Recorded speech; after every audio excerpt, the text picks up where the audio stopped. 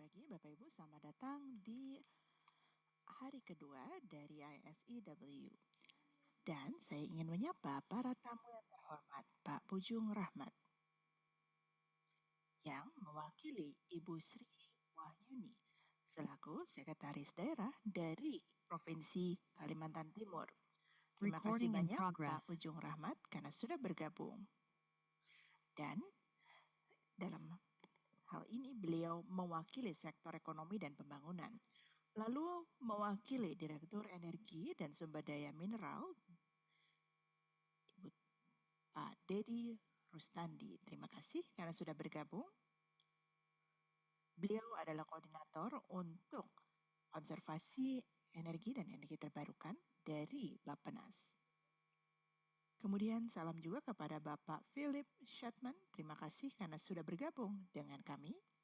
Beliau adalah Commission Manager dari ISEWGR. Dan tentunya salam juga kepada Ibu Eloise Carol. Dan juga Program Manager for Forestry, Natural Resources, and Energy. Dan selamat datang juga kepada delegasi internasional dari proyek ISEWGR. Dan mudah-mudahan Bapak Ibu juga menikmati waktu hari ini. Dan mari kita memulai hari kedua dari ISEW Goes Regional. Jadi salam kepada mereka yang bergabung melalui YouTube maupun secara offline. Dengan semangat kolaborasi, saya Aulia, seorang dosen dari Departemen Lingkungan Hidup, akan secara resmi membuka acara hari ini. Indonesia Sustainable Energy Week Goes Regional 2025 is Kalimantan. Hari kedua di mana kita akan membahas tentang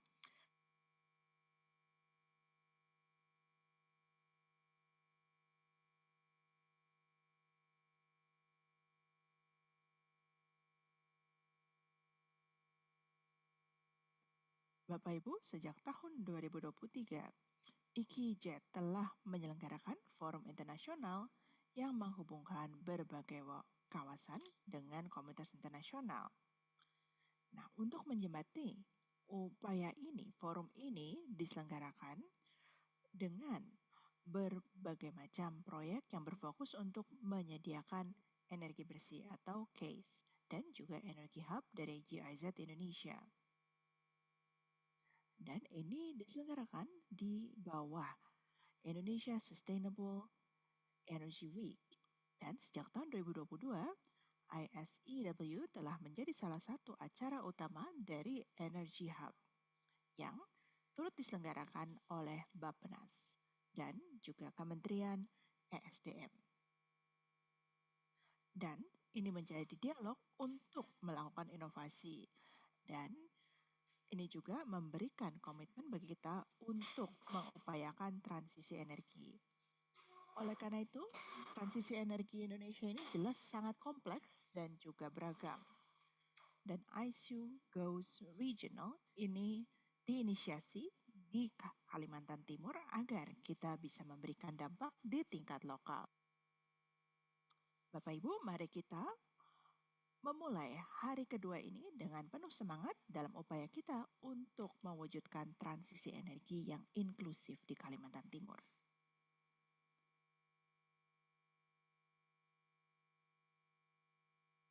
Bapak Ibu, kita akan sekarang menyimak kata sambutan yang akan diberikan oleh Bapak Dedi Rustandi, mewakili Bapak Togu Pardede selaku Direktur Energi dan Pertambangan dari Bappenas. Bapak Dedi Rustandi kami panggil ke panggung. Mari kita beri tepuk tangan yang meriah.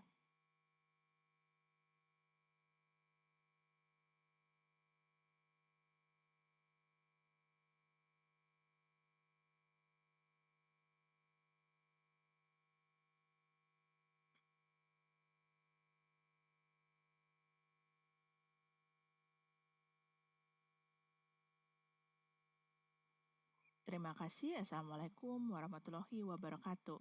Selamat pagi Bapak Ibu sekalian.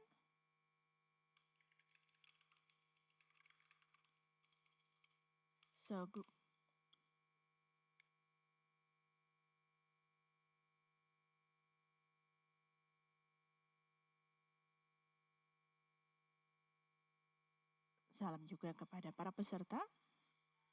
Nah, pertama-tama saya ingin menyampaikan permohonan maaf atas Direktur kita, Pak Togu,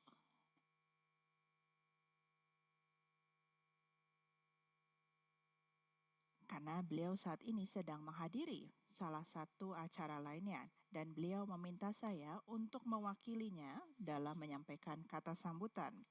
Saya juga ingin menyampaikan apresiasi kami yang sedalam-dalamnya kepada pemerintah Kalimantan Timur atas pengaturan yang sangat luar biasa dan fasilitasi yang telah mereka lakukan di acara ini. Begitu pula juga untuk GIZ Case dan IKI agar kita bisa menyelenggarakan acara ini. Dan sebetulnya saya juga telah mengikuti forum internasional yang sama seperti hari ini. Pada saat itu, ini dilakukan di Jerman. Dan saat itu kita juga membahas tentang kesiapan transisi energi di Eropa. Dari Indonesia, dari Bappenas, dari Kementerian Marves,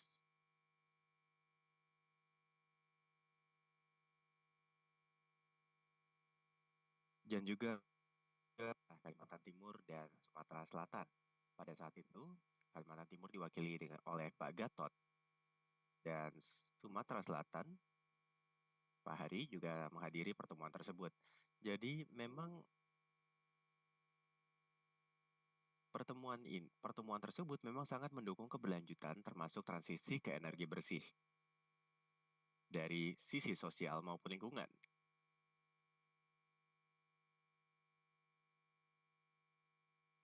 Kemarin, kami diminta untuk menyampaikan paparan untuk menjelaskan tentang kemajuan transisi energi bersih. Pada saat itu saya bicara tentang kemajuan dalam studi kasus di Sawah Lunto dan Kalimantan Timur.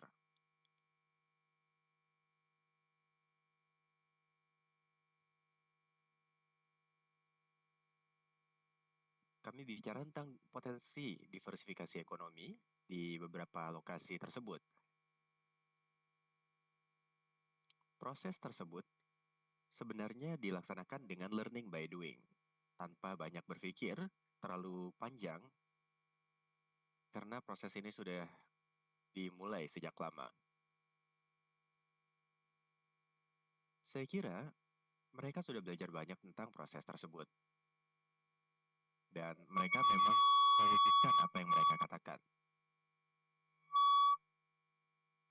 Namun, kuncinya di sini adalah adanya komitmen kuat dari pihak pemerintah. Dan atas kepemimpinan yang tulus, khususnya dari pemerintah kota dan pemerintah provinsi. Pelaksanaan ini bisa berjalan lancar dengan pihak-pihak kementerian dari pemerintah pusat dan juga sektor swasta, serta berbagai pihak terkait.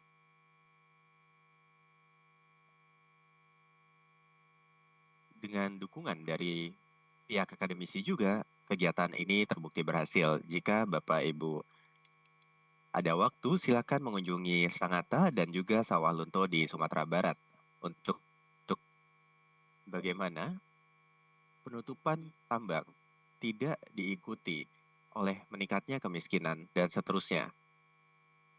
Jadi ini adalah contoh yang baik bagi kita. Indonesia adalah negara yang memiliki banyak sekali sumber batu bara dan ini tentunya menjadi tulang punggung dari sektor energi dan juga bagi perekonomian Indonesia. Dan tentunya kita juga sekarang harus mulai memikirkan tentang proses transisi energi yang berkeadilan. Berarti dalam hal ini kita sebaiknya tidak hanya ikut-ikutan tren global ataupun juga karena tekanan internasional. Dalam hal ini kita juga harus menyadari bahwa ini adalah manfaat yang akan kita peroleh untuk pembangunan Indonesia sendiri. Dan ini juga menunjukkan bagaimana Indonesia bahwa dalam hal ini Indonesia juga menjadi salah satu produsen minyak pertama di akhir tahun 70-an. Dan Indonesia pun juga kemudian menjadi importir minyak di awal tahun 2000-an. Oleh karena itu, ada transisi yang dipaksakan dan tentunya ada berbagai macam isu sosial dan ekonomi yang timbul sebagai konsekuensinya. Sebagai contoh, misalnya transisi dari kerosen ke LPG. Walaupun mungkin ini bisa dikategorikan sebagai transisi yang cukup sukses, masih ada berbagai macam PR juga dari sisi sosioekonomi. Program lain seperti misalnya bioenergi dan biofuel saat ini masih dalam tahap awal pengembangan. Oleh karena itu masih ada cukup banyak PR yang perlu kita selesaikan, khususnya terkait dengan masalah sosial dan juga distribusi dari energi. Jadi ini adalah salah satu contoh yang baik. Kenapa kita perlu memulai transisi energi ini? Walaupun masih ada banyak cadangan batu bara di Indonesia. Bapak Ibu, tentunya kita harus menanggapi inisiatif transisi energi berkeadilan ini dengan bijaksana. Banyak yang berasumsi bahwa transisi energi berkeadilan ini hanya berfokus pada pertambangan batu bara dan PLTU, padahal sebetulnya tidak demikian. Seperti yang disampaikan, melalui dukungan GIZ, kita mengupayakan pengembangan dari kerangka transisi energi yang berkeadilan. Dan kami menyadari bahwa transisi energi berkeadilan ini merupakan suatu proses di mana nantinya kita akan mengurangi pengoperasian dari PLTU, antara lain dengan diversifikasi ekonomi dan juga pemanfaatan EBT. Salah satu konsekuensinya dari diversifikasi ini tentunya adalah meningkatnya penetrasi EBT dan ini juga menjadi salah satu prasyarat untuk mewujudkan transisi energi yang berkeadilan. Tentunya bagi Indonesia sendiri juga harus bisa mencapai tingkat pertumbuhan yang tinggi agar nantinya bisa mencapai visi Indonesia emas. Dalam hal ini, batu bara juga tentunya berperan penting dalam pendapatan negara. Dan kedepannya Indonesia akan mengalihkan fokus agar tidak hanya berfokus pada industri yang bersifat ekstraktif semata, tapi justru mengembangkan ekonomi yang lebih produktif. Dengan demikian, mudah-mudahan kita dapat mengurangi ketergantungan pada batu bara. Indonesia juga telah mengembangkan berbagai macam kerangka dan juga infrastruktur yang akan meningkatkan penetrasi energi terbarukan. Tidak hanya tentunya di Pulau Jawa semata, tapi harapannya untuk nantinya mencakup seluruh Indonesia. Bapak Ibu, sebagai pesan terakhir, saya sungguh berharap bahwa forum ini nanti dapat menjadi sesi bagi kita untuk berbagi pengetahuan, di mana kita bisa tidak hanya membahas tentang proses-proses ini, tapi juga sungguh-sungguh membahas solusi nyata. Tentunya ini akan bervariasi tergantung kondisi di setiap negara. Tapi saya juga berharap bahwa kita bisa menikmati kota Samarinda. Dan kemarin kita juga sudah menikmati berbagai hal, tentunya seperti Pak Philip juga mungkin kita bisa menikmati seafood ya, yang juga telah diproduksi di mangrove. Jadi selamat berdiskusi Bapak Ibu. Dan mudah-mudahan diskusi hari ini berjalan dengan produktif. Jadi terima kasih banyak.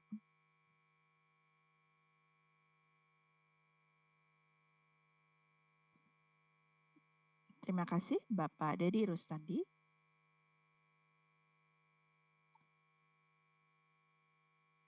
Terima kasih atas kata sambutannya. Sekarang kita akan mendengar dari Bapak Philip selaku perwakilan dari IKIJET GIZ Indonesia. Bapak Philip, kami undang ke panggung. Mari kita beri tepuk tangan yang meriah.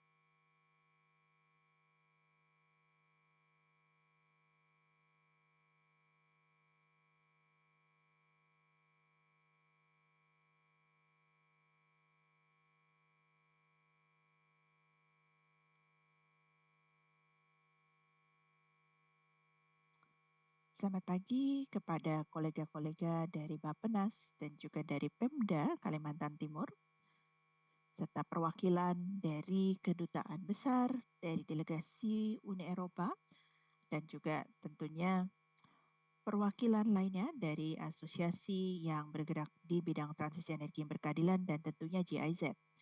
Selamat datang Bapak Ibu di hari kedua dari ISEWGR.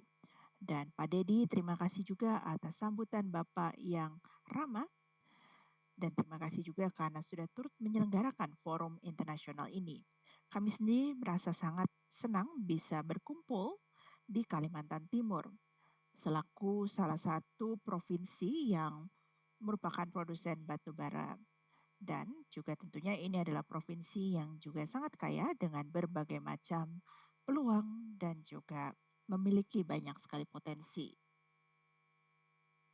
Transisi energi Indonesia seperti yang disampaikan kompleks dan juga tentunya sangat menantang. Dan yang pasti di sini ada berbagai tantangan dan tugas yang perlu kita selesaikan. Selain itu juga ada potensi yang luar biasa untuk modernisasi, inovasi, dan juga meningkatkan kualitas hidup. Sekarang saya akan menyampaikan dahulu bahwa betul kita harus mengakui peran penting batu bara di banyak negara, termasuk juga di negara asal saya yaitu Jerman. Misalnya, sektor ini menciptakan berbagai lapangan pekerjaan dan juga menjadi dasar bagi perekonomian dasar. Karena tanpa batu bara, maka akan sulit tentunya untuk meraih pembangunan. Dan batu bara sendiri tentunya juga pada saat itu dirasa merupakan alternatif yang baik. Tapi tentunya sejarah tidak berhenti di situ saja. Kita harus tetap menangani berbagai macam tantangan yang ada. Dan penghentian pengoperasian dari batu bara ini bukanlah ancaman, tapi ini merupakan suatu peluang bagi kita untuk melakukan modernisasi dan juga kemudian menciptakan masyarakat yang lebih bersih. Dan tentunya ada biaya yang ditimbulkan di sini, misalnya beban kesehatan yang berat, lalu kemudian masalah pernafasan yang mungkin ditimbulkan, serta juga tingkat kematian anak-anak dan lansia yang tinggi. Karena memang tidak dapat dipungkiri bahwa sektor ini juga turut mencemari lingkungan. Jadi ada banyak biaya tersembunyi lainnya. Tapi berita baiknya, untuk pertama kalinya dalam sejarah, kita bisa memanfaatkan berbagai macam hal positif dengan antara lain alternatif energi bersih. Sebagai contoh, sekarang biaya energi terbarukan juga sudah semakin ekonomis. Dan Bapak Ibu mungkin juga sudah pernah membaca salah satu forecast energi terbarukan yang telah disiapkan dan diharapkan nantinya kapasitas terpasang di Eropa, Tiongkok, dan Jepang dapat meningkat secara signifikan. Selain itu, kita juga telah menyaksikan adanya revolusi. Sebagai contoh misalnya, melalui penurunan harga dari lithium cell yang telah terjadi selama 10 tahun terakhir. Dan ini benar-benar menjadi game changer. Karena sekarang baterai menjadi semakin terjangkau dalam mendukung proses transisi energi. Oleh karena itu, pemanfaatan jaringan dapat meningkat menjadi 4 kali lipat. Karena seringkali seperti yang kita ketahui, jaringan listrik masih menjadi salah satu hambatan utama. Oleh karena itu, upaya ini jelas sangat dibutuhkan. Dan terkadang underestimate what can happen in 10. Yet it holds an enormous potential. Ya, kita underestimate apa yang dapat dicapai dalam waktu 10 tahun. Yang pasti kita harus mengupayakan modernisasi agar kita dapat meningkatkan kualitas hidup. Apabila kita berkaca pada sejarah, pesannya adalah bahwa negara-negara yang menunggu terlalu lama pada akhirnya akan tertinggal. Prinsip yang sama juga berlaku dalam sektor batubara. Kita harus bersifat proaktif, Bapak Ibu. Dan dalam hal inilah, inisiatif seperti inisiatif kita akan berperan penting. Misalnya melalui inisiatif pembiayaan bersama, yang dalam hal ini juga melibatkan berbagai negara, perusahaan, peneliti, dan juga masyarakat sipil dari komunitas batubara dan juga komunitas lainnya untuk mendorong agenda ini. Dan juga tentunya sembari menangkap berbagai macam dimensi ini, kita dapat meningkatkan dialog dan juga kerjasama, sembari juga mengingatkan setiap kawasan bahwa mereka tidak sendirian dalam menghadapi tantangan ini. Masing-masing dari mereka dapat memetik pelajaran dari berbagai macam tool yang sudah dikembangkan. Dan jangan sampai kita juga lupa, yang pasti kita sekarang juga ada di saat yang sama. Dan batubara pun juga sekarang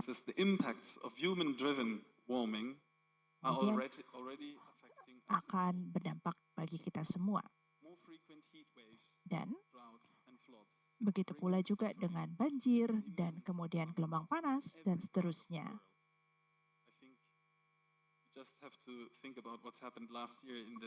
Dan mungkin Bapak Ibu juga menyadari bahwa ini merupakan pengingat bagi kita bahwa dampak iklim dalam hal ini tidak mempedulikan berbagai macam batasan negara. Dan oleh karena itu ini menjadi salah satu kewajiban bagi kita saat ini karena waktu semakin terbatas. Dan ini juga mengingat the potential for innovation and leadership is often strongest. Coal regions, with their workforces, infrastructure, and deep experience in energy production, are often well positioned to lead the next chapter of sustainable development. The same regions that once powered industrial revolutions can now power a clean one. And this is precisely where decision makers at the subnational government level and the initiatives to diversify the regional economy have a powerful role to play. That's why I'm delighted that today's conference is placing a special focus on that very role of local governments in supporting renewable energy investments and on the topic of economic diversification of coal regions. With the lessons learned from other regions and the tools and support available through international cooperation, coal regions can transform challenges into opportunities. The transition is a chance to leap forward. Coal regions can build stronger and more resilient economies, creating better jobs, cleaner air, and healthier communities. Dear colleagues and partners, distinguished guests, I would like to thank our Indonesian colleagues from Bappenas, the provincial government of East Kalimantan, APEDA, our sister project CASE, and the Indonesia Energy Hub for co-hosting this year's edition of the International Forum for Coal Regions in Transition. Finally, I would like to thank the team who made this event possible. Dear colleagues, thank you very much for the great preparation and your efforts, which made all of this possible and this third International Forum for Coal Regions in Transition happen. I look forward to an exciting conference. Thank you. Thank you so much for the really good remarks, Mr. Philip. Yes. So the next session will be group photo session. Since we didn't have a chance to take a photo on the first day due to time constraints, today we'll take one first while most of the participants are still present. For the photo session, participants are kindly asked to stand up.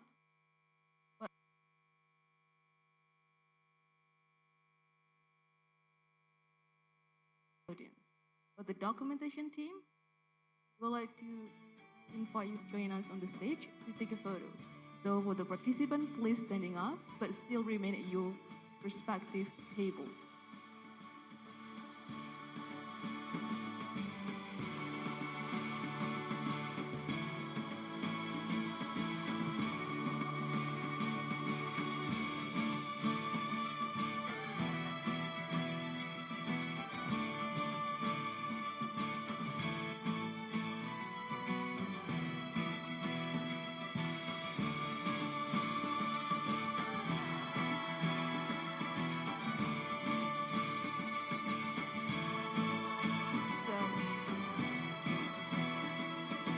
So we can get closer at the center spot, please.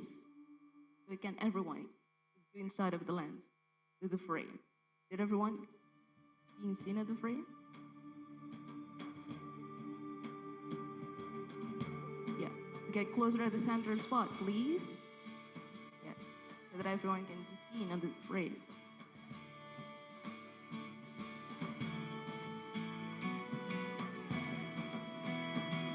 Please get closer again. The closer you get, the warm it will feel. Please. At the center spot, Yeah. For the gentlemen at the corner, you're not going to be seen at the frame. Please get closer to the center spot.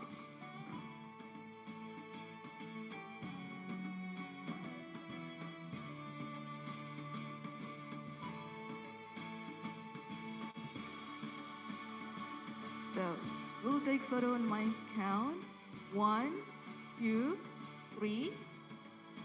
One more with a wider smile. 1, 2, 3. The third one, you can raise your hand. Okay. With a really, really, really wider smile. 1, 2. Thank you so much. You may be seated again.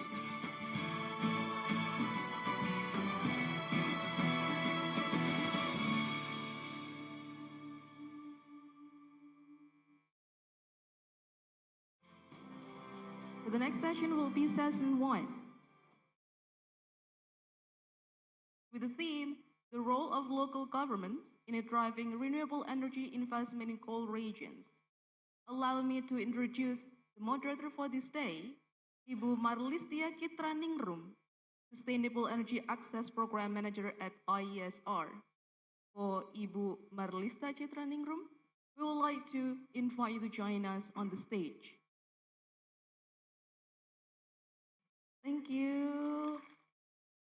She will lead all the 5 sessions today, so please be really familiar with her face.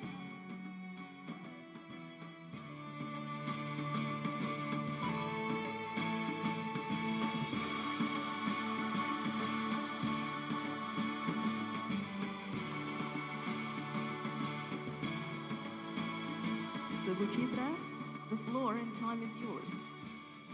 Okay, thank you very much and good morning everyone. Welcome to the main discussion series of the Indonesia Sustainable Energy Week Goals Regional 2025 here in Samarinda. My name is Marlistia Citraningrum. You can call me Citra.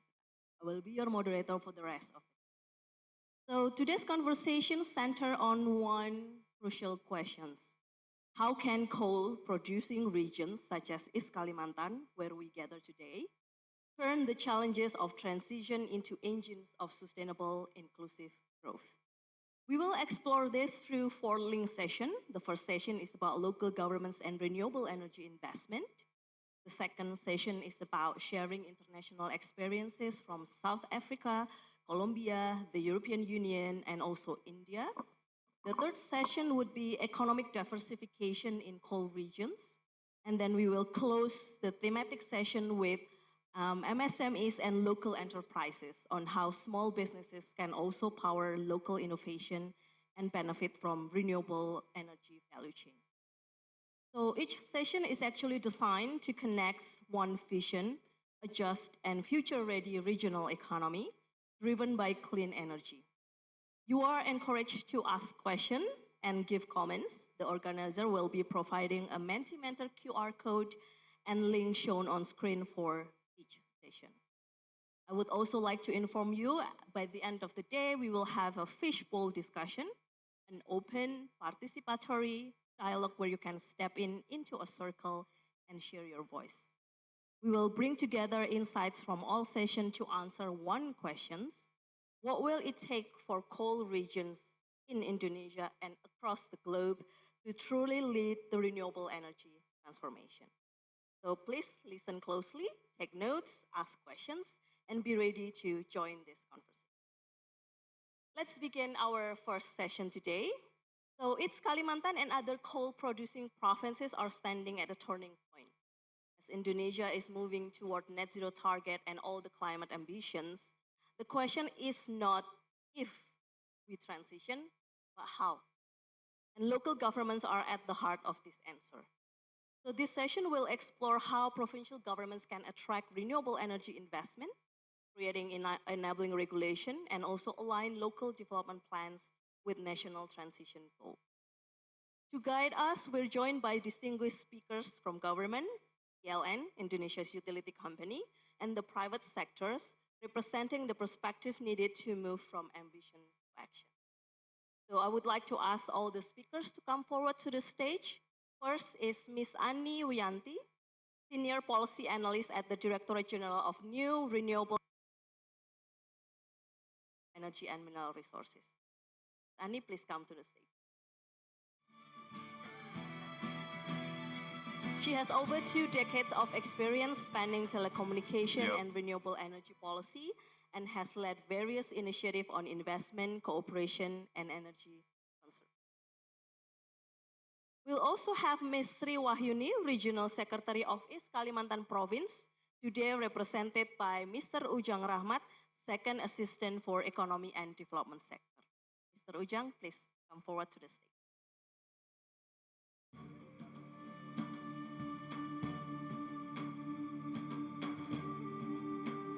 Our third speaker would be Mr. Hendra Irawan, a seasoned leader in PLN with extensive experience managing regional cooperation across Indonesia and currently serves as manager of PLN UP3 Samarinda.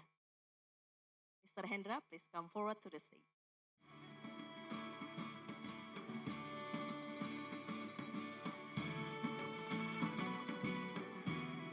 And then we will have representative from private sector, Mr. Rizal Fernandi, founder and CEO of Borneo Energy Harapan, with over 25 years of experience in the energy sector spanning PV, oil and gas, and maintenance engineering. Mr. Rizal Fernandi, please come forward to the stage.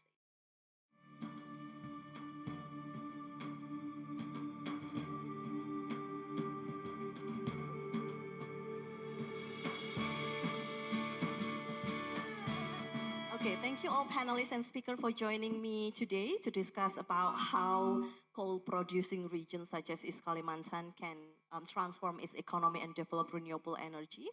We will hear several presentations from the speaker, each for about 10 minutes, and we will start from Ms. Ani.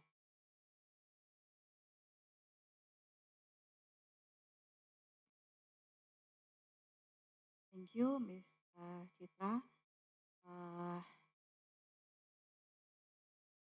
Excuse me if I want to present in bahasa.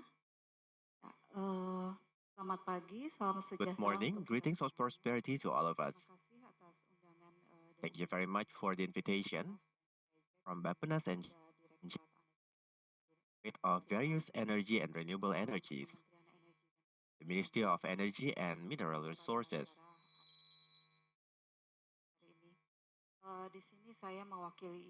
I'm here representing our director of the various energy and renewable energies to deliver a presentation regarding the support and acceleration of policies to develop the solar PV in the subnational level. Next, please. Sebagaimana kita ketahui bahwa Bapak Presiden Prabowo, as we all know, President Prabowo is strongly committed to conduct energy sufficiency in Indonesia, which has been enshrined in the Astacita or 8 Noble Goals, which is to strengthen the security and safety of the country and support the nation's independence through food self-sufficiency, energy, water, and creative economy.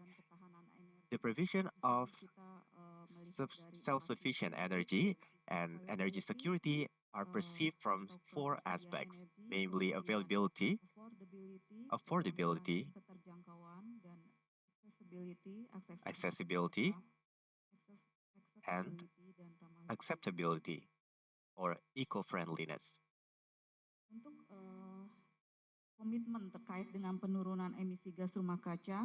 Regarding the commitment to reduce the GHG emissions, the government of Indonesia is committed to reducing up to 380 million tons of CO2 by 2030, 358 million tons of CO2 by 2030 through various efforts to develop renewable energies, energy efficiency, clean energy generation, low carbon fuel, and mines reclamation. Dalam upaya percepatan pengembangan to accelerate the development of new and renewable energies in Indonesia, the government has launched several regulations to accelerate the renewable energies. The most recent of which are the Government Regulation Number 40 of 2025 regarding the national energy policies. By 2060, we expect to have 70 to 72% of our energy mix coming from the renewable energies. The next one is the Presidential Regulation Number 112 of 2022 regarding the acceleration of the development of renewable energies to generate electricity. The third one is the Minister of Energy and Mineral Resources Regulations Number 2 of 2024 regarding rooftop solar PV that is linked or connected to the business license holder grid to provide electricity for public interest. The fourth one is the regulation on local product utilization for electricity infrastructures, which has been enshrined in the Ministerial Regulation Number 11 of 2024. There is also the Ministerial Regulation Number 5 of 2025 regarding the guidelines for electricity purchase from renewable energy generators or power plants. Most recent one is the Minister of Energy and Mineral Resources Regulations Number 10 of 2025 regarding the roadmap of the electricity sector energy transition. With regard to the local government's involvement in the usage of new and renewable energies, this matter is governed by the Minister of Energy Regulation Number 12 of 2018. To support the acceleration of renewable energy development, the government is currently developing the draft bill on new and renewable energies, draft revision of the Presidential Regulation Number 112, and draft government or presidential regulation on governance and organizational structure of the implementation and development of nuclear power plants, and also draft Minister of Energy's regulation regarding hybrid power plants using the mini-grid off-grid systems. The last one is the draft Minister of Energy's regulation on solar PV parallel operation. Indonesia dalam menuju net zero emission. To move towards the net zero emission, Indonesia is strongly committed to achieving this target by 2060 or hopefully faster. Starting from 2025, the GHG emission will increase until 2030 and it will steadily decline until 2060 to 129 metric ton CO2 equivalent. To achieve these targets, the strategies we are going to apply are, first, developing the new and renewable energies, both on-grid and off-grid, and CCS and CCUS technologies, sourcing to new energy sources, such as nuclear, hydrogen, and ammonia, electrification in various sectors, implementation of energy efficiency, and new coal power plants moratorium. Next, please. Untuk pengembangan pembangkit tenaga listrik, pemerintah telah To develop the new power plants, the government has issued a new roadmap, or RUKN, which targets that by 2060, we should have developed 143 gigawatt net capacity, 42% of which must come from the VRE, and the 58% must come from non-VRE. As we can see here, the largest composition of this energy mix will come from renewable energies, the biggest of which would be solar, 109 gigawatts, and then wind and hydro.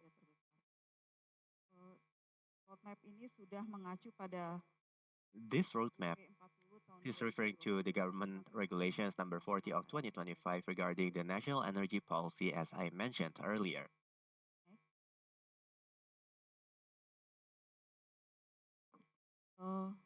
Dari RUKN tadi sudah diturunkan kembali dalam bentuk The RUKN, or the National Electricity Plan, is derived into the general policies on electricity generation that is implemented by PLN for 2025 until 2034.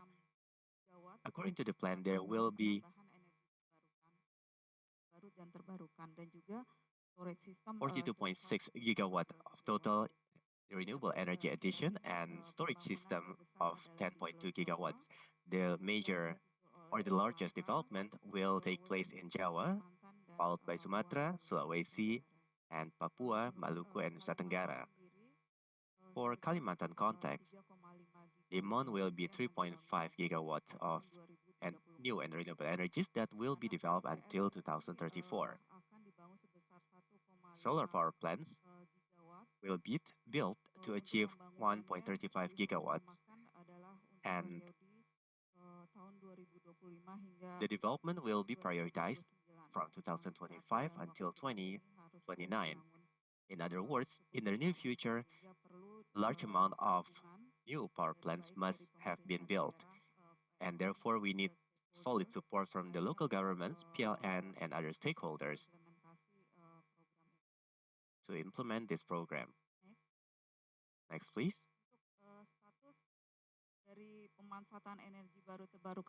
The status of the current national new and renewable energy utilization is as follows.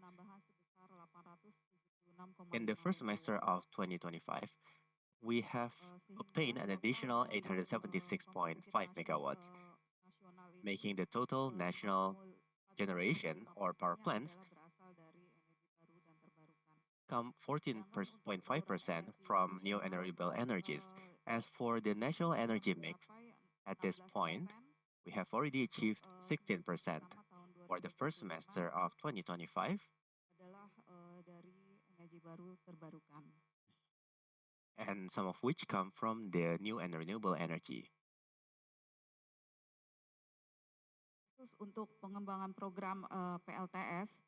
With regard to the development of the solar power plants, the government has come up with 3 key programs. The solar energy has to be developed further, especially with the support of the steadily declining cost. And this is a big opportunity for us to develop the solar power plants. There are 3 major programs here. The first one is the rooftop solar PV.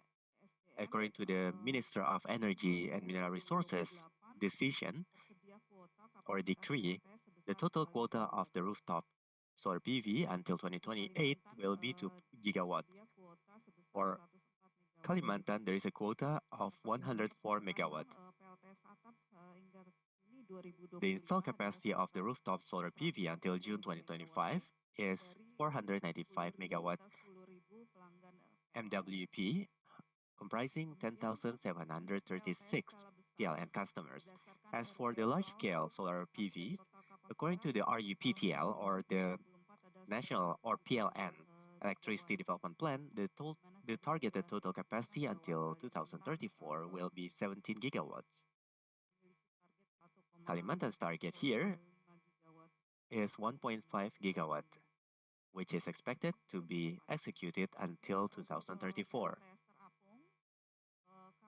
For floating solar PVs, our data suggests that there are 293 locations that have the potentials to be the locations for the floating solar PV, mounting 89.37 gigawatts. We have a lot of potentials in the public works dams or reservoirs, amounting 14.7 gigawatts, comprising 257 locations. And the potentials on lake areas comprise 74.67 megawatts, comprising 36 locations. Currently, pre-construction process is ongoing, comprising 210 megawatts in the floating solar power plants in Saguling, Singkarat, and Karangkates. The already constructed one is the one in Cirata, generating 145 megawatts. Other than the three major programs, the solar PV development has been also conducted through the de-dieselization program by the PLN, as well as with the funding of the National Budget and Special Allocation Fund, especially to provide the electricities for the off-grid areas. As for the mines, we haven't conducted any data collection in details regarding the potentials. We believe that there are many more potential locations that can serve as reclamation areas to develop the solar PV, both the floating ones and also ground-mounted ones that can be implemented in the mine reclamation areas. Kemudian untuk pengembangan PLTS di Indonesia, kami to develop the solar PVs in Indonesia further, we look forward to the support from the local government. The local governments, according to the law number 30 of 2007, Article 18 on the local governments are expected to develop a plan for their respective locations' energy development. An energy plan that supports the energy transition plan is critical to support the development of the new and renewable energies, especially through the solar PVs. There are currently 33 provinces that have issued their local regulation on the energy plan, including East Kalimantan. One province is currently revising their local energy plan or RUET, which is Papua, and one province is also still developing their RUET or local energy plan, namely the Southwest Papua, while the other provinces we haven't identified their current status of the RUET.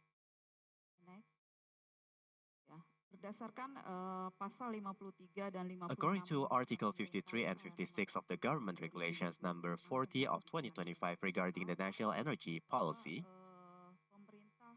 the national and local governments might provide support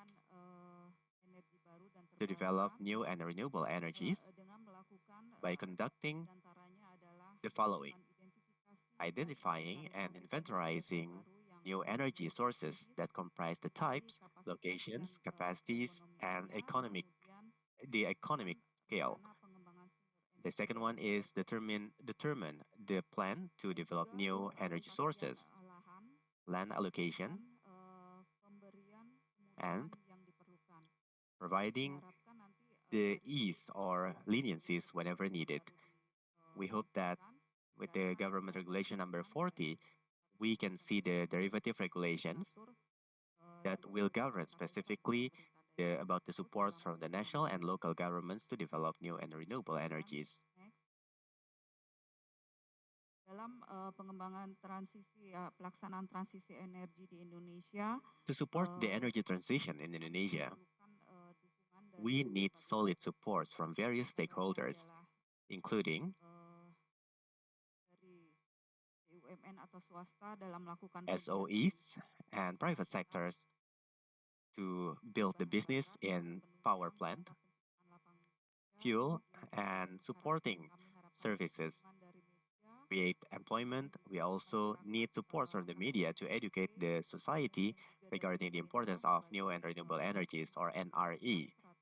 We need also to get support from the government to develop the policies, regulations, national standards, monitoring and oversight, and facilitators. We need the support from the academics to create innovations in NRE sector that can be immediately used by the communities. Lastly, we need support from the communities and NGOs that serve as the balancer and partners to the government by providing advocacies and facilitation for the communities. With the support of these stakeholders, we hope that the energy transition in Indonesia can run smoothly and optimally. That would be all from me. My apologies for any shortcomings. Thank you and peace be upon all of you. Okay, thank you very much, Ms. Ani Wianti from the Ministry of Energy and Mineral Resources. I think I will just take the 4 areas in which a local government can participate in accelerating energy transition. And I hope it would be answered by Mr. Ujang from East Kalimantan. First is about identification of renewable energy potential, integrating it into the local energy plan and also the execution. And then land acquisition, which is part of the challenges faced by a lot of private investors. And the last one is ease in doing business, be that incentive or other regulations that might spur growth of renewable energy within the region. So I would like to ask Mr. Ujang Rahmat to explain about East Kalimantan's effort for accelerating energy transition. Thank you very much, Ibu Citra. Assalamualaikum warahmatullahi wabarakatuh. Peace be upon all of you. All of you, all delegates from many countries is coming to East Kalimantan.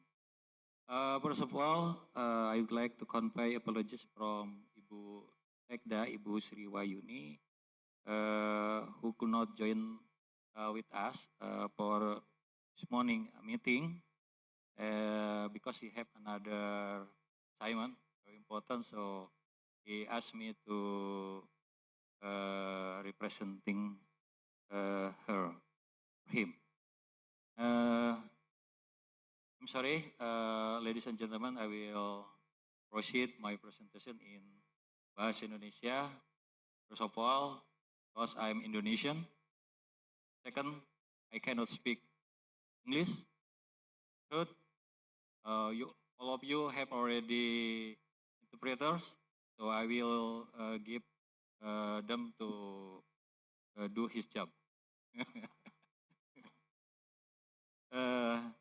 Terima kasih, Bapak dan Ibu.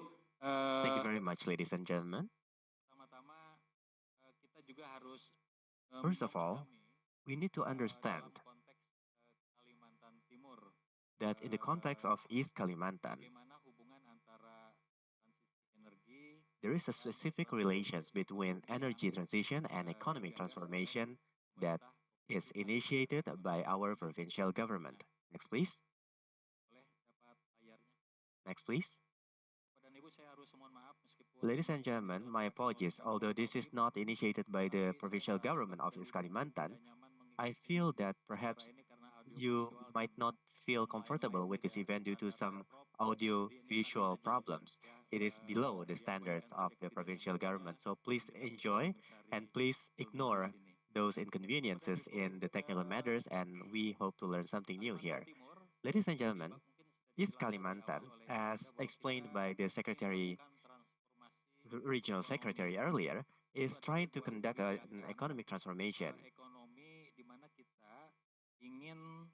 We are trying to achieve this through a policy that aims to stop our reliance on the non-renewable energies or extractive economy and economic development that stresses on the development of added values, creative economy and digital economy toward high quality economies to improve the life quality of the people of East Kalimantan inclusively by balancing the economic aspect, social, cultural, and environmental dimensions.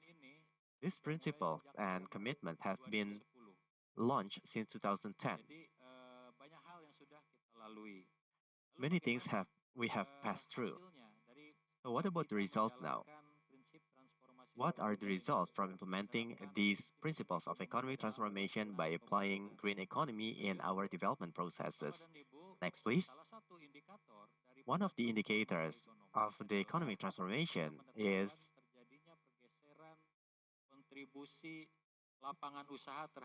determining the contribution of the switch of the contribution of the employment or sectors. We want to conduct a switch from the extractive economy, especially from the coal, to other sources of economies. So what are the results after we have been doing this since 2010? At the end of this process, I will show you the data series later on. It turns out that our measures to show economic transformation have resulted in several yields. In 2022, we can see that the economic structure of East Kalimantan is dominated at the amount of 53% by the mines, both coal and oil and gas. However, in 2024, it declined to 38%. And until the first semester of 2025, the figure declined further to 34.11. So here we are witnessing the switch of economic structures from extractive industry to processing industry. This is our collective aspiration that we want to push forward further because we believe that coal, no matter how much we have, it will end someday. Next, we can see also here that the sources of the growth change as well. In 2022,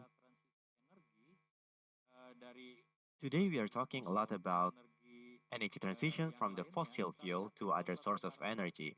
And we can see now what is the situation of the coal mines. As you can see, the economic growth in 2023 was 6.22%. Who or which was the drivers? Mines constituted 2.41%. In 2024, it constituted 3.12%. However, this is rather worrying. Until the first semester of 2025, the coal contributed negatively by 0.17%.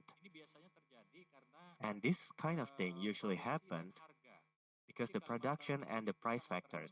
East Kalimantan is very famous for our fluctuative economic growth following the price of the international commodities, including gold and CPO.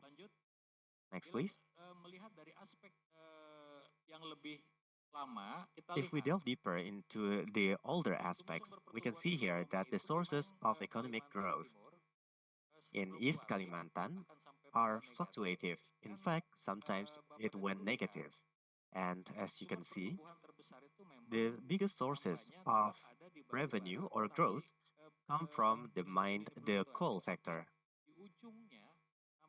Although fluctuative it might be, but at the end the roles of coal will keep declining. And it is done by design. This is what we want. Or perhaps it's caused by the conditions. The condition of the coal price, weather, and so forth. But this is what we want to achieve in the future. As you can see on this slide, this shows the average economic growth by sector from 2019 until 2024. So where is the coal here? The average is only 2.54%. Number 4 from below. That is B, standing for coal, very small. And therefore, the East Kalimantan provincial government's policy aims to ensure that we encourage the development of new sources of economies other than coal. And it shows some results so far. We are doing this by design and also because of the pressure of the situation. All the data that I have shown you in the beginning are our designs. But of course, everything must be supported by the proper investment.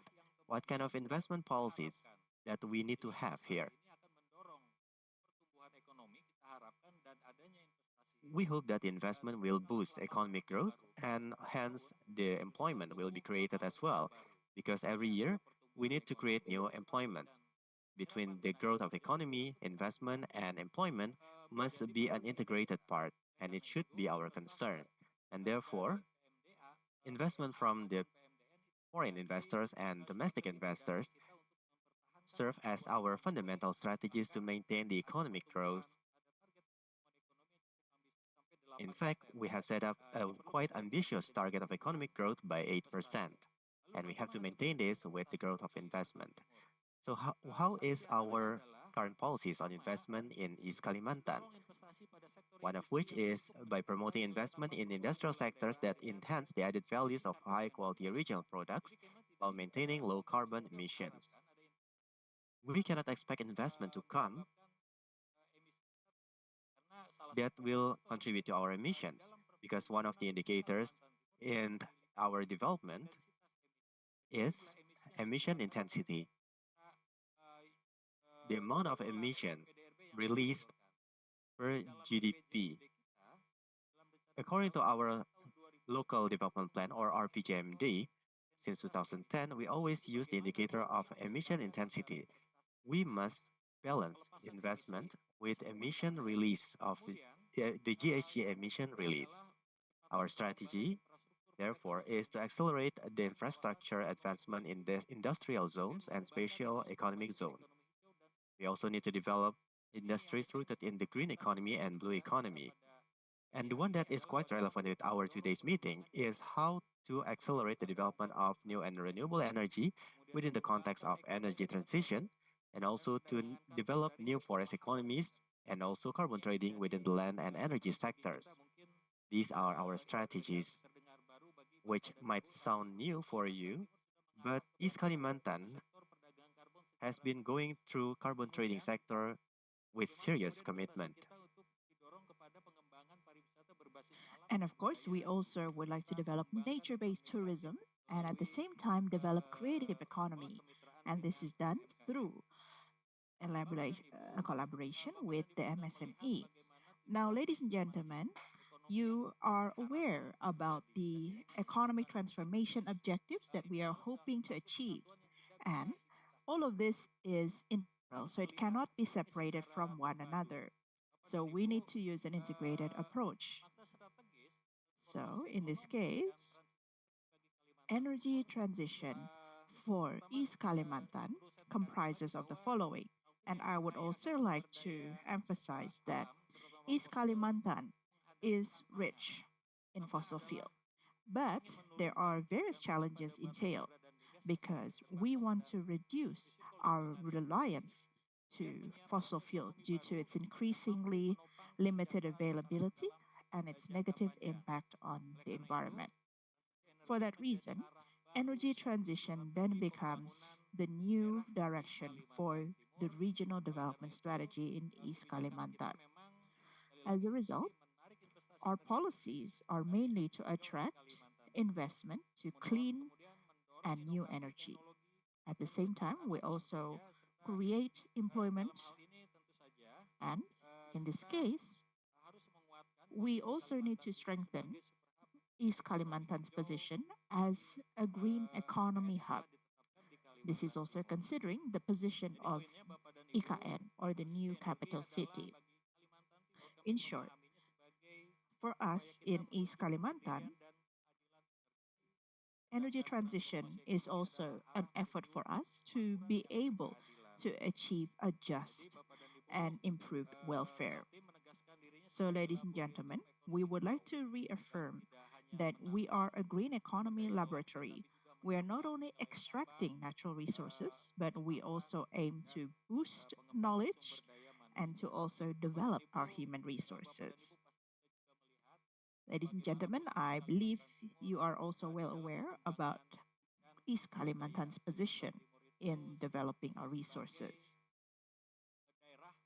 In short, approximately 40 to 50% of the national coal production is coming from East Kalimantan. Of course, we do not want this to actually then become a disadvantage for East Kalimantan. So, as part of our economic transformation, we also embark on the energy transition journey because we do not want to be left behind. When we are running out of coal, we want to ensure that we are fully equipped and ready as well. As a result, energy transition and economic transformation is like two sides of a coin. It needs to be done simultaneously. And within the context of energy mix, we also would like to ensure that the new and renewable energy can slowly but surely replace energy sources that are mainly fossil based. Now, ladies and gentlemen, within the context of energy transition, there are a number of key priorities. For example, how can we utilize more hydro, more solar, and how can we, let's say, convert diesel power plants to more electricity based and so on. In short, POME is also another potential utilization, and it's actually quite a significant amount as well. So this is one of the things that we have noted down as well. Pak Ujang, apologies, you have 2 more minutes. Ladies and gentlemen, there are three key potentials with regards to the development of new and renewable energy in East Kalimantan. The first one, as I mentioned, is to do with the hydropower plants, and I believe we have heard about this from Ibu Wandi. This is then followed closely by solar power. Can we go to the next slide? Next slide, please. Next slide. So, ladies and gentlemen, in addition to solar power, we also have biomass. So, the palm oil plantations in East Kalimantan amount to approximately 1.5 million hectares. Now, out of that 1.5 million hectares, our latest data shows that we have 111 palm oil mills, and their capacity to date is amounting to more than 6,000 tons TBS per hour. So, what I would like to emphasize here is how can we utilize the biomass generated from these palm oil mills as new and renewable energy? Just to give you an example, from the 111 palm oil mills, we have at least 15 million tons of POME, palm oil mill effluent. And this can certainly be converted into methane to then later on be used for electricity generation, bio-CNG, and so on. Of course, this requires investment, and in this case, the government of East Kalimantan is also carrying out efforts to ensure that these investments are well targeted to value added sectors, especially those that are geared toward new and renewable energy. Our duty in this case is to ensure that we can also provide protection for these investments. So we also are responsible to ensure that our investors feel safe to place their investments. This can be through the provision of land, assisting when social conflicts arise, and so on. So these are some of the things that I can share with you in this occasion. From the provincial government of East Kalimantan. Okay, it is encouraging to see that East Kalimantan is transforming from coal-dependent economy towards a more sustainable one. And because I saw on the statistics previously shown that there is a shift from mining towards processing. And it also means that processing industry needs more energy as well. So I would like to continue the conversation to PLN, to Mr. Hendra Irawan, to explain more how East Kalimantan is planning to have more renewables integrated into the system, and of course, especially to power the economy. Thank you, Ms. Citra. Good afternoon, ladies and gentlemen. Thank you for joining us today. It is a pleasure for us, PLN, plan renewable plan development in East Kalimantan, including the project that will transform former coal mining areas into a center of clean and sustainable energy.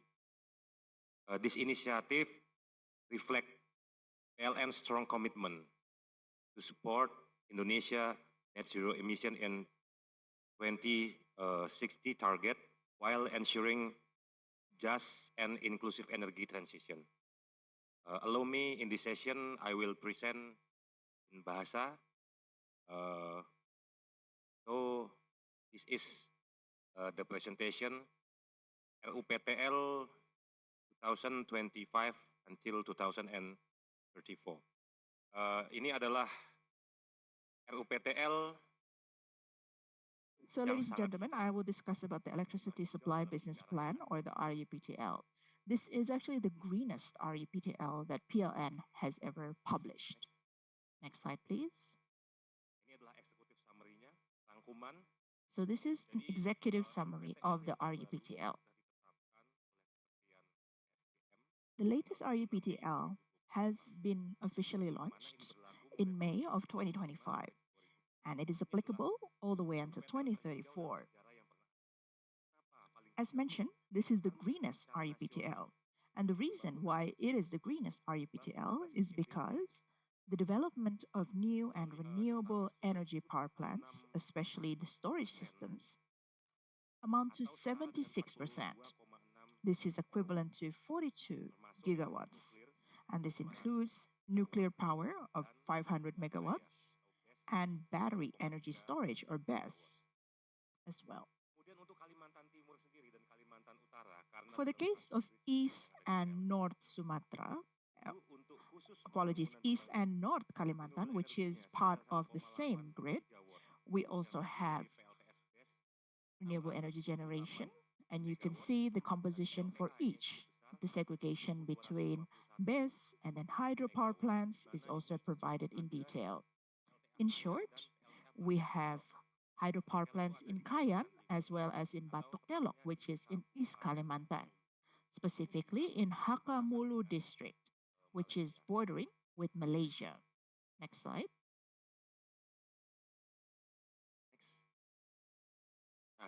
Visi ini tentunya searah dengan. So this is certainly in line with the directives from our president. Indonesia is certainly rich with new and renewable energy sources. This includes geothermal, coal, even water, and we also have cost-effective technology to serve the purposes. So if we reflect on the directives of our president, we need to be able to achieve energy independence. Now, why is this RUPTL deemed to be the greenest RUPTL? Maybe you're wondering. Well, there are 5 principles, ladies and gentlemen. The first one is energy security. The second is environmental sustainability. And then next is the reliance or reliability of the electricity system. And likewise is economic resilience as well as fiscal sustainability. So these are the 5 principles. Now, in order to develop new and renewable energy power plants, we need approximately 171 billion in capex. The 131 billion in capex is then used to develop new and renewable energy power plants. And the renewable energy baseload is 32 gigawatts. The third thermal baseload is also provided here. Likewise for wind, solar cell, and for BESS as well, you can see the details. ini adalah komposisinya. Komposisinya itu kalau kita lihat So these are the dari compositions. 9,5 gigawatt Out of the itu yang adalah 69.5 produksi dari gigawatts, EBT ya. the largest Baik dari portion kalau is kita still lihat itu coming from new and renewable produksi energy. kemudian For example, surya, bioenergy, angin, sampai ke urium, nuklir gitu. geothermal, Sedangkan untuk batu and bara also sendiri itu hanya nuclear. menyumbang 6,3 For coal, gigawatt. it only contributes approximately 6.3 gigawatts actually, which is only 10% of the total generation if we refer to this REPTL. Langsung ke slide selanjutnya. Next slide. Bagaimana dengan kapasitinya? Secara kapasiti Now, what about the di tahun capacity? 2024 ke 2034 Well, from 2024 till itu terjadi 2034, peningkatan EBT kurang lebih there 2,5 is kali an lipat. uptake of Dari approximately konsumsi 2.5 times secara nasional for itu our meningkat new and menjadi renewable 32,3%. energy. Peningkatan yang So this is sangat luar certainly biasa a dalam drastic komposisi. increase compared to the previous composition. Mungkin langsung ke peta. Can we show the slide with the map? Ini adalah gambaran So, ladies and EBT gentlemen, yang this ada shows the distribution of khususnya di new Pulau and renewable Kalimantan. energy Kita lihat in Indonesia and biru-biru ini specifically adalah in potensi Kalimantan Island. apa namanya What is energi shown in blue air here atau hydro. represents Kemudian hydropower, yang hijau-hijau itu and then bioenergi. the green here Dan is yang merah itu adalah bioenergy. pusat bebannya. The red here Kalau is kita lihat actually itu pusat bebannya the ada di load IKN, centers, and Samarinda, dan it's Balikpapan. mainly concentrated in Lalu apa IKN, tantangan kita? Samarinda, and Tantangannya adalah Balikpapan. So, what exactly then mismatch. is our Mismatch itu challenge? artinya adalah The challenge potensi lies in the pembangkitnya ada di lokasi mismatch, terpencil, where sedangkan the pusat bebannya ada di potential of the bagaimana generation menyalurkan is actually in a dari remote pembangkit area. itu So, how ke do we hilir. ensure that there is transmission lines and distribution lines between the two? Nah, untuk bisa menyalurkan itu, maka PLN Now, in order to ensure that we have good distribution, tantangannya adalah PLN membangun has grid set fund a atau kalau vision, kita namakan grid.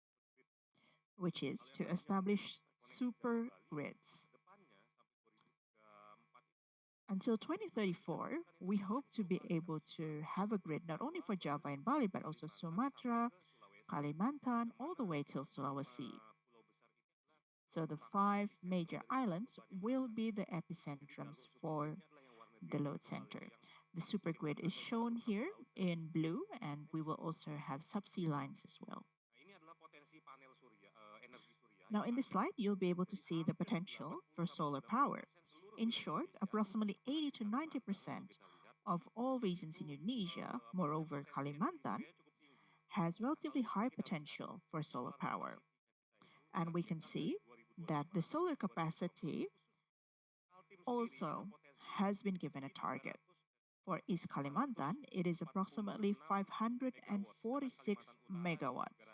And for North Kalimantan, it's 306 megawatts. In short, this is proof that East Kalimantan has abundant potential. Nah, kemudian saat ini regulasi Now, yang at the ada moment, yang if we sudah jalan reflect on the itu masalah existing PPS regulations, terbagi menjadi 3 klaster. solar power plant Pertama adalah installations klaster are PPS. divided into 3 Tantangannya adalah clusters. The keterbatasan first one is rooftop solar power. karena The challenge for kapasitasnya this ya category menyesuaikan is, of ukuran dari course, atap the availability yang of ada. the roof Namun saat itself ini sudah and bisa diakses the di roof PLN. area. PLN memiliki aplikasi PLN mobile actually has an app seluruh customer called PLN PLN Mobile. In short, melakukan all of the PLN apa namanya customers are menyambungkan then LS able to connect kuotanya their dibuka setahun per rooftop bulan. solar Jadi tahun ini PVs, dibuka di bulan Januari and dan the Februari. quota for this is Kemudian usually yang open kedua twice a adalah year yang menjadi in tantangan June kita and in bagaimana July. memanfaatkan Another lahan challenge for us bekas is tambang how untuk can bisa we dimanfaatkan use sebagai the fasilitas ex-mining photovoltaik. areas Nah, inilah yang saat ini for regulasi memang sedang ground-mounted digodok oleh solar PV. pemerintah The dari government Perizinan, is currently dari preparing the perencanaan regulations for pembangunan this, di including PPL-nya gitu. the permitting Sehingga nanti bisa processes, kedepannya and then disinkronkan we dengan hope sistem that in the super grid dari future PLN. this can be synchronized with Kemudian yang terakhir, PLN nah ini yang Super menarik, Grid ini adalah initiative as well. LS terapung Oh, this is yang very mana interesting. ini This is saat ini ada floating beberapa solar proyek yang sedang PV, dikembangkan di and we Kalimantan have Timur. a number of Nah, ini projects yang that we are bekerja sama currently dengan developing in BUMN East Kalimantan. untuk This is done through melakukan collaboration implementasi. with the Ministry of Nah, Public Works lokasi mana saja in the nanti para locations mitra where nanti the dams are akan located. next. And don't worry, because we'll explain about locations in detail Ini in the di next Kalimantan slides. Timur bagaimana bauran So energinya yang this ada. shows an Lihat memang illustration saat ini of komposisi pembangkit the kita itu energy mix in East dari batu Kalimantan. bara atau PLTU itu masih mendominasi atau Indeed, 3,30% coal-fired power ya plants kalau kita are bauran still energinya. giving a Kemudian contribution of dominasi 63%, yang so it's kedua still adalah very gas. dominant. Nah, di sini It is then closely followed by gas. So we have great potential in Tanjung Batu, Bunyo Island, Tarakan, and they all give a great contribution of approximately 25%. Nevertheless, we also have started development of BESS solar PVs, and this is being operated in IKN, or the new capital city. So this has become our pilot project, and we will carry out further developments to cover the outer islands as well. For example, Maratua Island, which is bordering with the Philippines, is currently in the pilot stages for the BESS system. If that's successful, we can replicate this to other regions in East Kalimantan. Now, what about our roadmap here for the next years?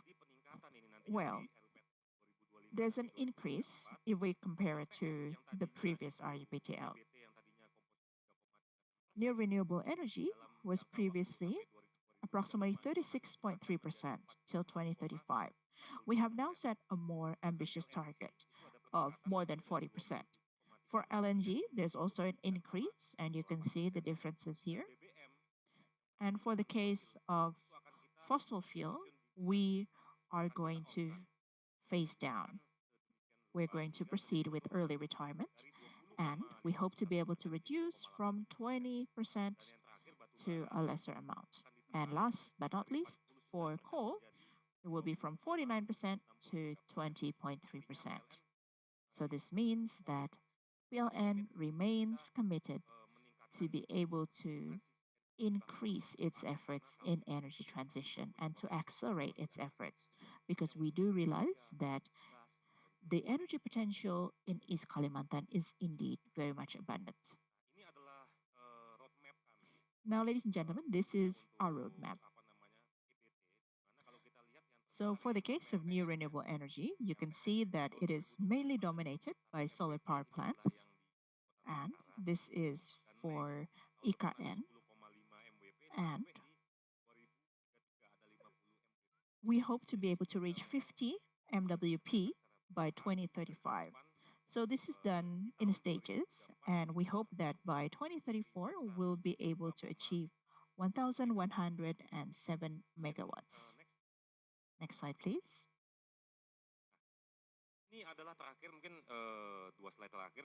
I think these are my two final slides. This is a list of potential solar PVs that we can build on dams. So in East Kalimantan, we have identified a total of 7 locations. And we believe that this is very much potential. And this is in Merancang. I think it's one of the districts here. And in short, there's a potential of 117 MWP. And then there's another location near Samarinda, Manggar in Balikpapan, and Marangkayu. I think there's an ongoing project here as well, right, Pak Ujang? So in total, this amounts to 400 megawatts. Nevertheless, beyond what's on this list, we still have other potential as well, especially from the ex-mining areas. So we can utilize those areas for floating solar PV. But once again, the challenge here is how can we connect these solar power plants into the existing PLN grid? Because as mentioned, there is quite a distance between the load center and the generators. And that's why we need to have transmission lines as well. Now, I believe this is my final slide. Can we go to my final slide? The one on the manpower.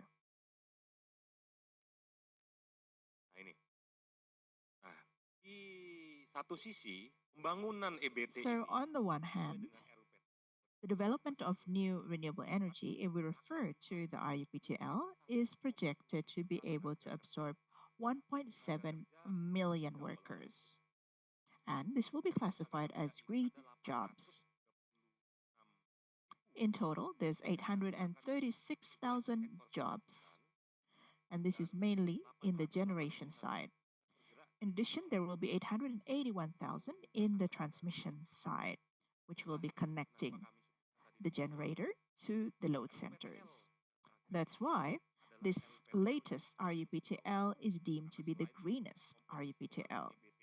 In addition to the composition of near renewable energy, it also provides a lot of green jobs as well. And I think this will be our topic for discussion tomorrow. In short, this is a display of our commitment to the provincial government as well, because we are also committed to providing jobs for the community. So that's all from my side, ladies and gentlemen, and back to the moderator. Thank you very much, Pak Hendra Irawan.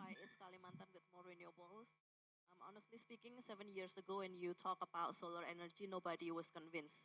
Not even PLNs wanted to talk about it. And now you see that they're pretty much making solar energy as part of the backbone for electricity system. And that's why we also invite Mr. Rezal Fernandi, our latest speaker, to talk about his businesses doing a lot of solar installation in East Kalimantan. Rizal, time is yours. Thank you very much, Pak Citra. Ladies and gentlemen, Assalamualaikum warahmatullahi wabarakatuh. Good morning, guten Tag. Yeah, we get already some insight from ministry and then local government and PLN. Now I want to talk about a little bit about my perspective from the local company doing the solar PV business. Next. As we see that in East Kalimantan we have abundant renewable energy resource. Next. Yeah, this is I take the data from ISEWGR from Mbak Citra team. We compare with within this Kalimantan. We compare within the East Kalimantan, South Kalimantan, North Kalimantan, and Central Kalimantan and West Kalimantan. As Pak Ujang mentioned before, that we have the biomass potential, but also we in East Kalimantan the second biggest is the solar PV, around 1.1 gigawatt. It is a big amount of the energy resource. So if we see the next, please. Of course, this resources come from we have that lot of land potential, and then as we located in the equator, we have a high solar irradiance, and we can see also from the support from the objective of government to promote the renewable energy, and then in industrial also, many industrial, especially for the coal mining, they transform from their power generation from the generator. Now by using the PV and the BESS, economically is more attractive from them. And also from us, in Kalimantan, we have like a geographical location. Next. As I mentioned before that from industrial perspective, by installing the solar PV, of course, they can have the energy saving. Now, many developers offer for this contract with the industry, which can give rate of the electricity lower than PLN. Now maybe can offer the industry 10 until 15% lower than PLN. And also, as mentioned with Hendra before, it is also a job opportunity for us, and also for the industry, it will be more independence in energy source from them. Next. Of course, beside of the economical, of course, we can get the environmental benefit, lower emission, and then better air quality, and also we can contribute to the net zero target from the government. Now, from us as EPC company, what we expect from the government support. Next, please. Okay, of course, regulation and policy support, as mentioned before, even from the ministry and the local government also give their support to us. But also we need financial and financial incentive from the government, especially from us, from the local company. Our company has experience installing solar PV until 5 megawatt. And then this also compared to others EPC in Java, of course, we are not as bigger of them. Let's say from the Java, maybe they can experience also install until 50 megawatt or more. But us as a local company, maybe we can experience for until 5 megawatt. And then let me explain about what is the challenge and barrier for us to be able to grow up and support for the local government target and government target. Next. One of the main challenge from us from the local company is for the labor skill. As mentioned by Pak Hendra before, actually for the green job, we have many opportunities. 1.7 million labor is a huge amount. But now if we're talking about the capability from the local team, from the local talent, sometimes it's not easy. This is the main challenge from us now. As for the local company, we try to recruit more and more from the local. We have like engagement and cooperation with the local university. As from Balikpapan, we have Institute Teknologi Balikpapan. We make MOU with them, some of the on-job training, and then after that research, and also for the lecture. So almost every years, every semester, we accept for the on-job training, 3 until 4 people. So it is for us also to get like a talent scouting. So like from us, we get 5 engineers was graduated from the Institute Teknologi Kalimantan working with us before now. And also we promote them not only in terms of the technical skill, also for the management skill. Like our latest project in Samarinda, we installed 1.1 megawatt top, and it is led by young engineer, 25 years, 2 years experience, can lead installation almost only 3 months. So it's proof that even the local talent can give them the good support, good coaching, can find the good team. And also, sometimes from us, the challenge also for the regulatory. Because sometimes, like from the solar PV rooftop, it's changed many times from 2018 until now. And also some regulation for us, especially for the residents, the regulation is not so attractive now for the residents because there is no more incentive for 65% payback from the PLN. Now, if we send the excess electricity to PLN, it will be like sedekah. Okay, and then maybe the next, like Pak Hendra said before, this grid readiness. When we want to transform from a big IPP, maybe from the one location to others, the location in the economical area, it will be a challenge now. But for the captive user, there is no so related from this grid readiness because all the electricity will be consumed by them itself. Of course, this is for high initial investment, and also now for the manufacturer. But for the PV manufacturer, I think Indonesia is going good direction now. We have many factory in Java and Batam. And then now I want to little bit go to the local government. This is what I get information from the ESDM province. That actually in Kalimantan, especially for the East Kalimantan, we have a lot of solar PV have been installed, even done by government, by private sectors, on the IPP. The IPP is only one in the Nusantara capital. Next. Can you back? Okay, for this government, Kalimantan, Kalimantan government, before we have one developer already do the survey that we can install 2 megawatt in the government's building rooftop. But unfortunately, this implementation only to 5 governments building, only 200 kilowatt from the initial planning until 2 megawatt. It's also a challenge.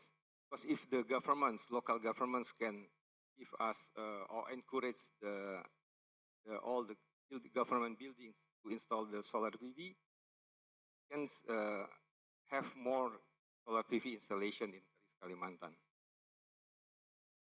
And next. Okay, this is just which we compare for others area in Kalimantan. As I mentioned before, we have in the IKN 50 megawatt peak with the 14.2 megawatt hours battery base. And then this is one of the biggest one for the university in West Kalimantan. We have 1.5 megawatt. And then next, please. As for the coal mining, I think it's now more and more coal industry install the solar PV because it will be more cheaper for them compared if they run the generator with the diesel fuel. I think the biggest one now is still in the Bontang with the ITM. They installed 3 megawatt peak, the 3 megawatt hours gas, and then also in the Brau area from the Brau coal and Adaro also, Adaro in the South Kalimantan. They already installed small one, 200, but they have a plan to install, I think, 3 megawatt floating. Next.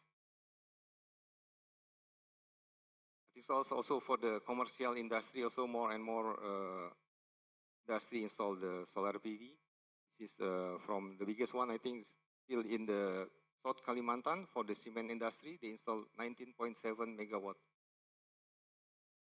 Okay, that's all from me. Thank you very much. Okay, thank you very much, Mr. Rizal Fernandi from the Borneo Energy Harapan. For the interest of time, I will not open any Q&A discussion. I'm sorry, you can converse later during lunch. But I will summarize all the conversation right now. Is that we have seen a lot of good plans, which is on paper might be very, very amazing. The big questions now is how to execute those plans and to collaborate together. Because there are several challenges that needs to be resolved. First, regulation only will not be sufficient enough to attract investment. It needs a consistent regulation, incentives, and also how PLN is going to answer to the grid readiness one. There's more renewable energy coming to the system. It also means that the grid must be ready. Second thing is about how to empower local companies to also participate in the energy transition. Mr. Rizal highlighted that skilled labor might be an issue, but it can be resolved.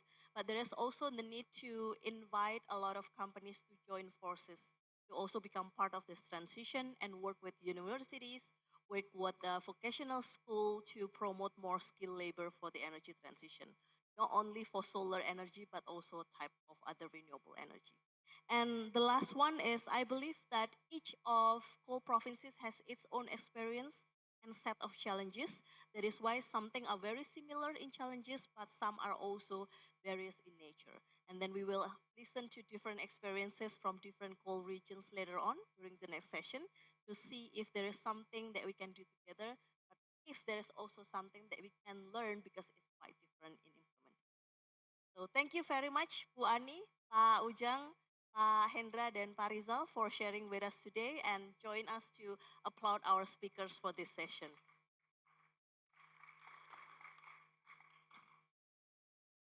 Is there any appreciation from the committee?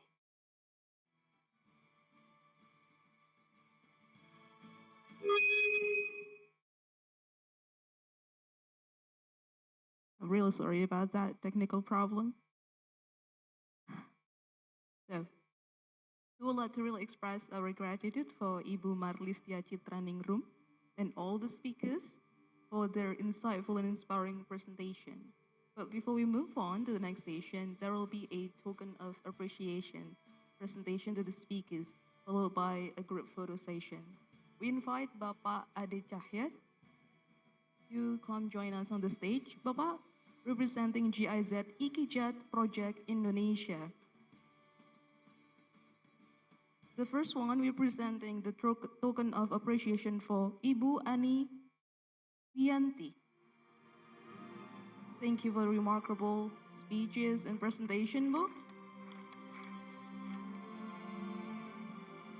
The second one, our token of appreciation will be present to Bapak Ujang Rahmat as an assistant of our Secretary East Kalimantan Province in Economic and Development Sector.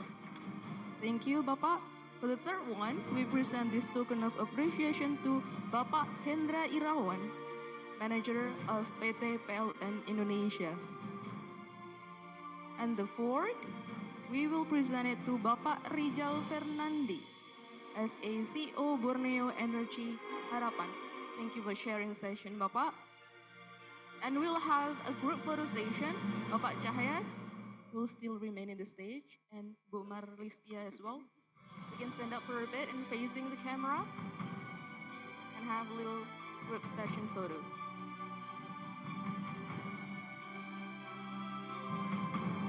Get a bit closer, please. 1, 2, 3. One more. 1, 2, 3. Okay, thank you. All the speakers now can come down onto the stage. Ibu Marlistia, because she is still the moderator for the second session, so she'll remain on the stage.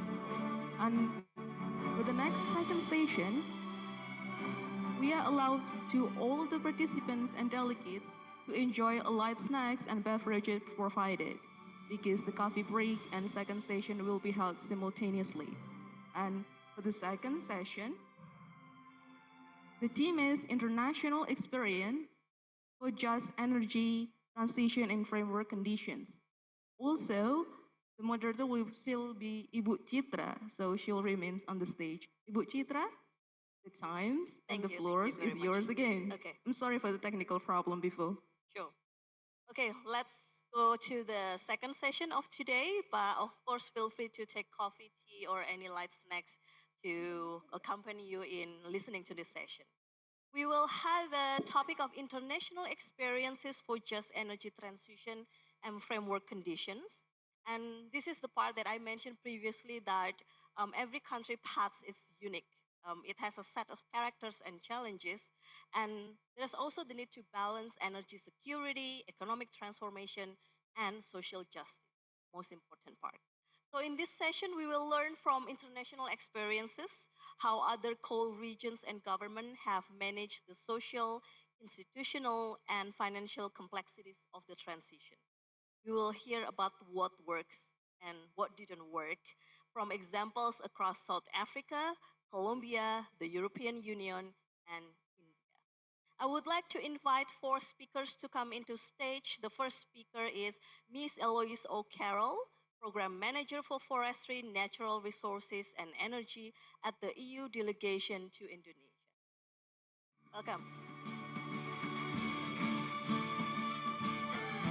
She leads work on the Just Energy Transition Partnership, or JETP, and industrial decarbonization.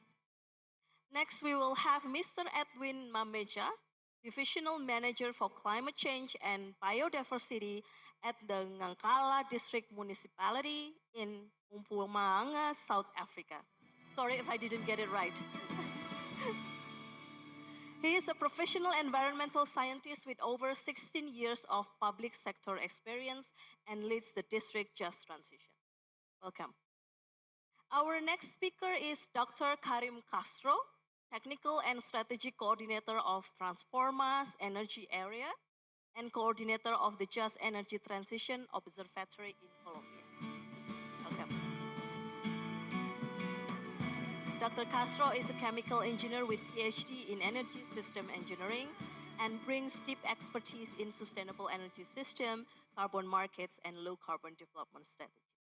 And then we will have Mr. Sharat Singh, State Coordinator from the Coal Controller Organization, India, who manage the application of just transition principles in the closure and repurposing of coal mines in India. Mr. Singh, please come to the stage.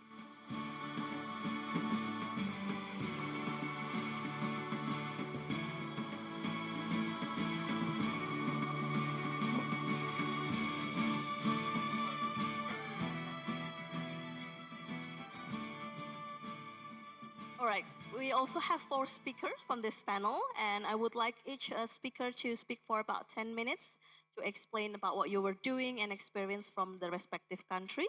And then we will have a question and answer from audience, but I will also ask several questions afterwards. We will start with Ms. Eloise O. Carroll.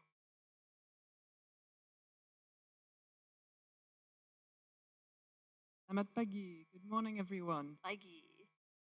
Thank you for being here today. This morning, I will share some insights on the EU experience on the just transition that we are also undergoing ourselves. Just to set the scene, the EU, the European Union, is a supranational entity. It's a political and economic entity of 27 member states. There's about 450 million citizens, inhabitants on the EU continent. And we represent a size about twice of Indonesia, just to give you some perspective. In terms of population, Indonesia is about 280 million inhabitants. So whilst the continents are 17,000 kilometers away, there are some synergies in our energy transition. So allow me to share a couple of insights from this experience. Next slide. So the EU is the first continent in the world to set in law, in our European climate law, net zero targets by 2050. It's important to note that the EU shares its competence with the member states in terms of environmental decision-making processes. But there is only one EU climate framework, which then transpires at the national member state. So the EU nationally determined contribution sets the scene for each member state to then develop its own climate policy framework to achieve its common goal of net zero by 2050. And this strong regulatory framework really sets the scene to enable the just transition and to set ambitious climate and energy policy on the continent. So we have the 2050 net zero target. We have an interim target of reducing emissions by 55% in 2030 relative to a 1990 baseline.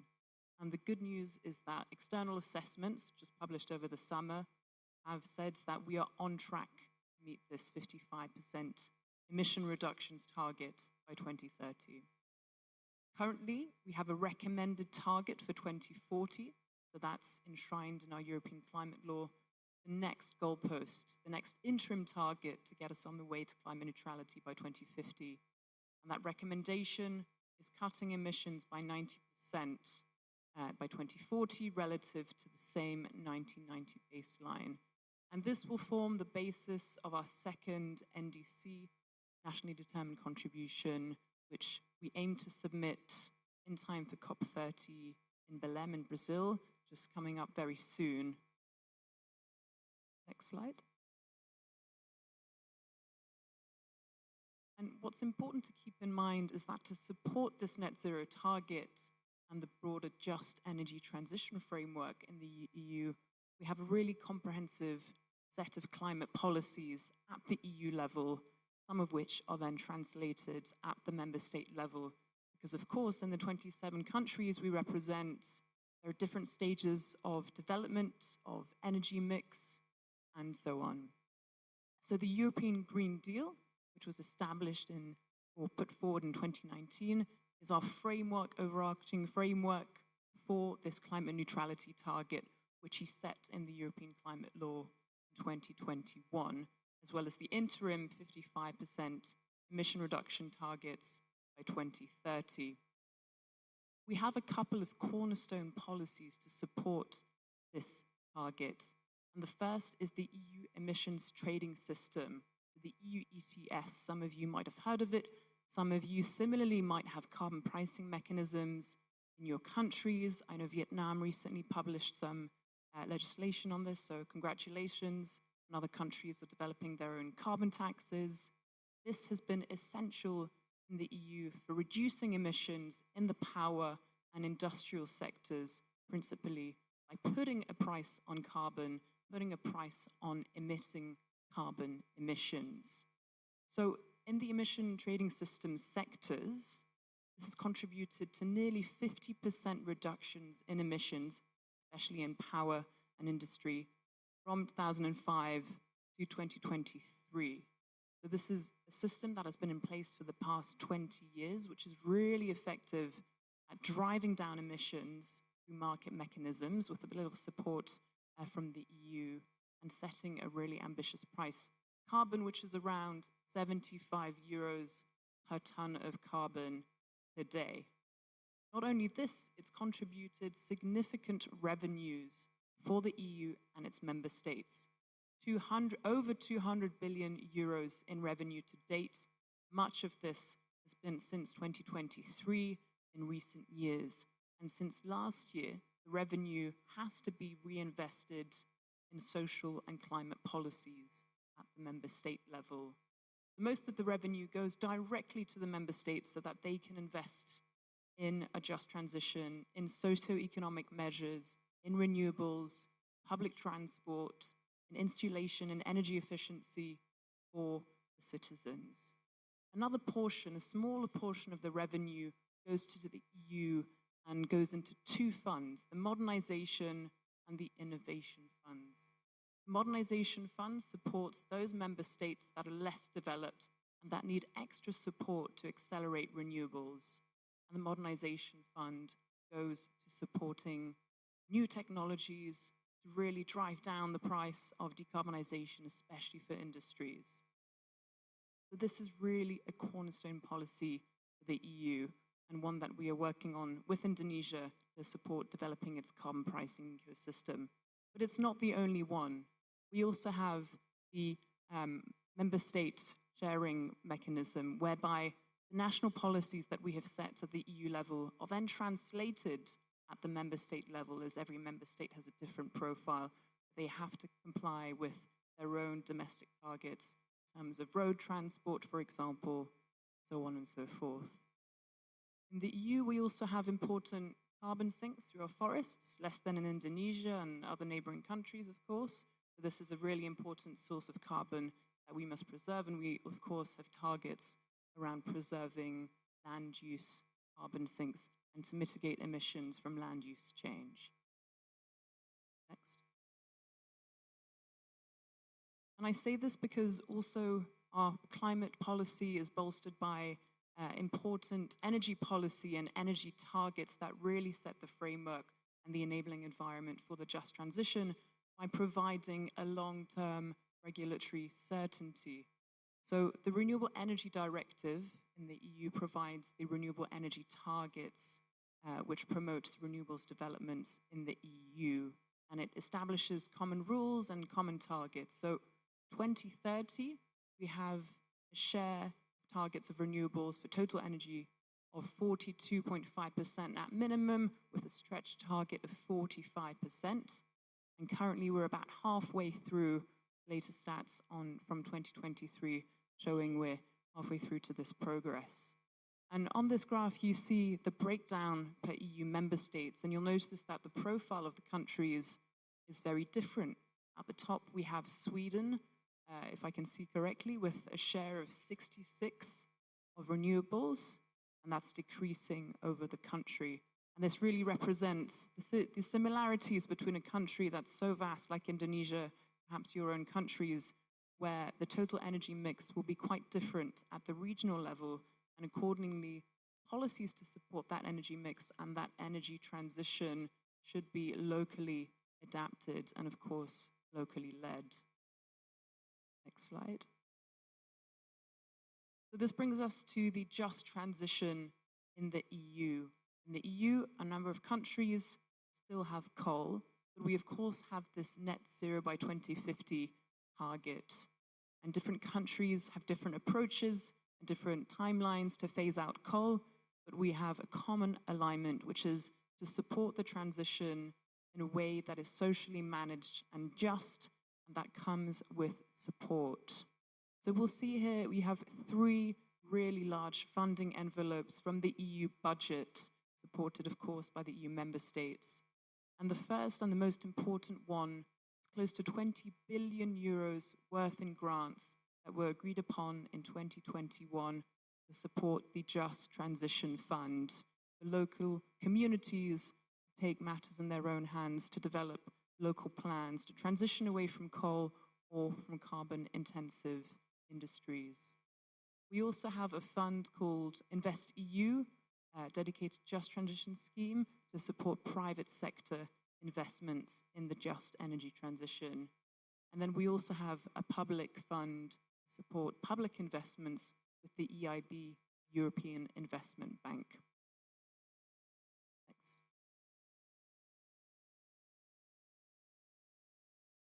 Zooming in on the Just Transition Fund, it's one of our flagship funds in the Just Transition framework in the EU level, and it's the most important pillar of the Just Transition mechanism.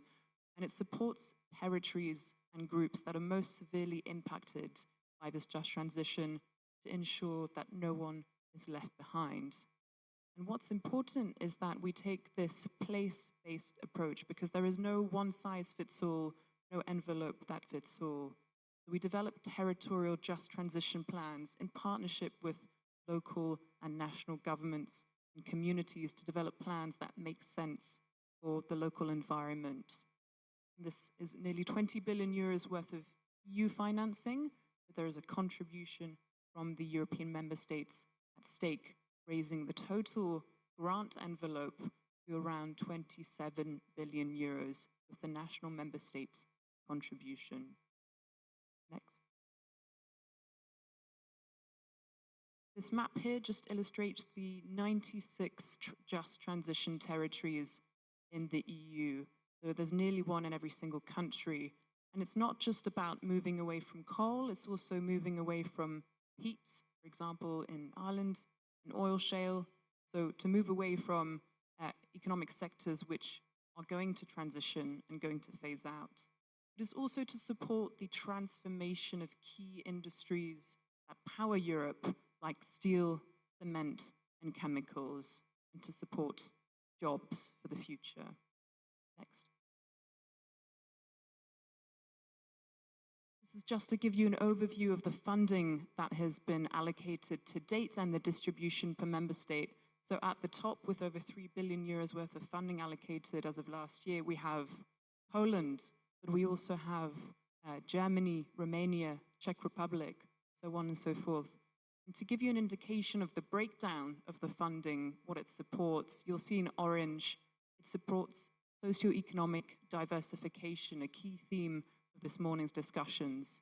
It also supports clean energy, as renewables are the obvious other side of the coin to the just transition, as well as skills, jobs and education, research and development, and regeneration of sites, and much more. So we have a diversified and comprehensive approach to supporting the transition. Next. You could wrap it up in 1 minute. Last slide. Just to give you a couple of concrete examples, and you can find all of this online and much more. It's not just about moving away from coal and reskilling people, it's much more. So there's a case in Poland where we look at jobs after coal, so reskilling and upskilling the new industries. In Sweden, we look at future industries like green hydrogen for heavy industry decarbonization and looking at testing centers for research and development to produce green hydrogen using electrolyzers. In Croatia, there was the development of a gaming center, another future industry. Just recently in Estonia, there's been a massive battery startup innovation hub, which has been launched by European Commission President von der Leyen, as well as in Slovakia, for example, where they're utilizing geothermal energy for district heating to replace coal. There are many, many examples that you can see in the European context which can serve as some inspiration. But what's key is to really manage this transition, have everyone involved, and for this to be really bottom up, locally led, but with top down support. Thank you. Thank you, Ms. Eloise O'Carroll from the EU delegation to Indonesia.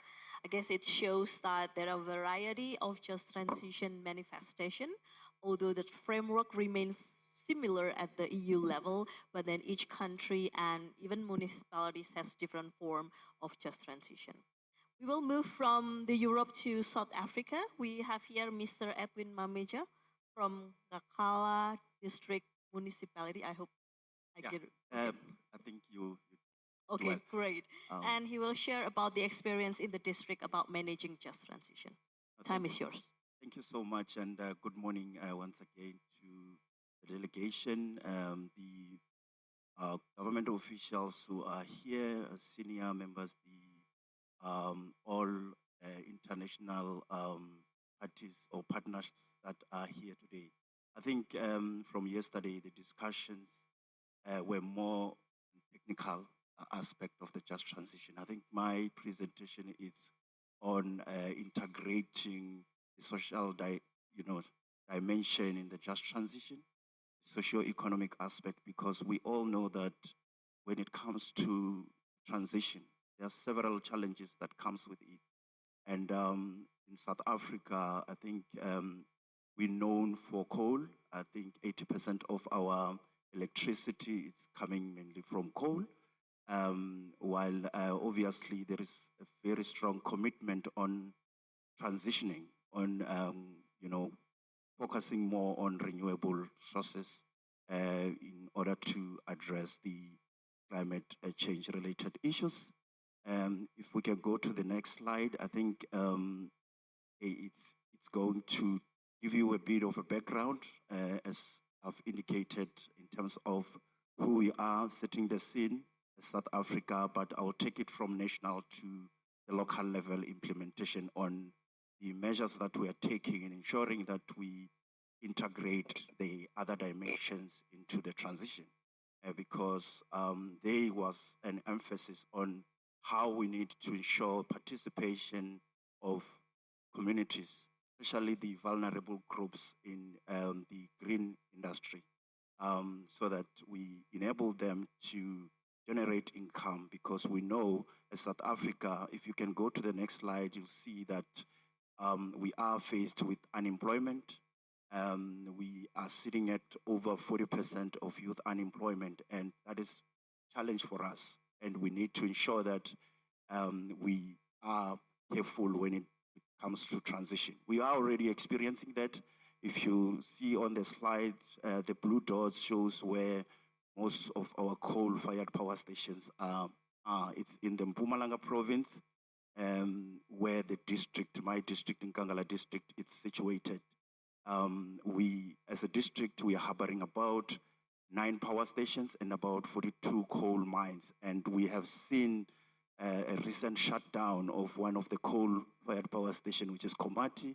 And that is mainly due to aging of infrastructure. And we are seeing that others are coming to a halt because of aging infrastructure. So obviously the issues around just transition are inevitable.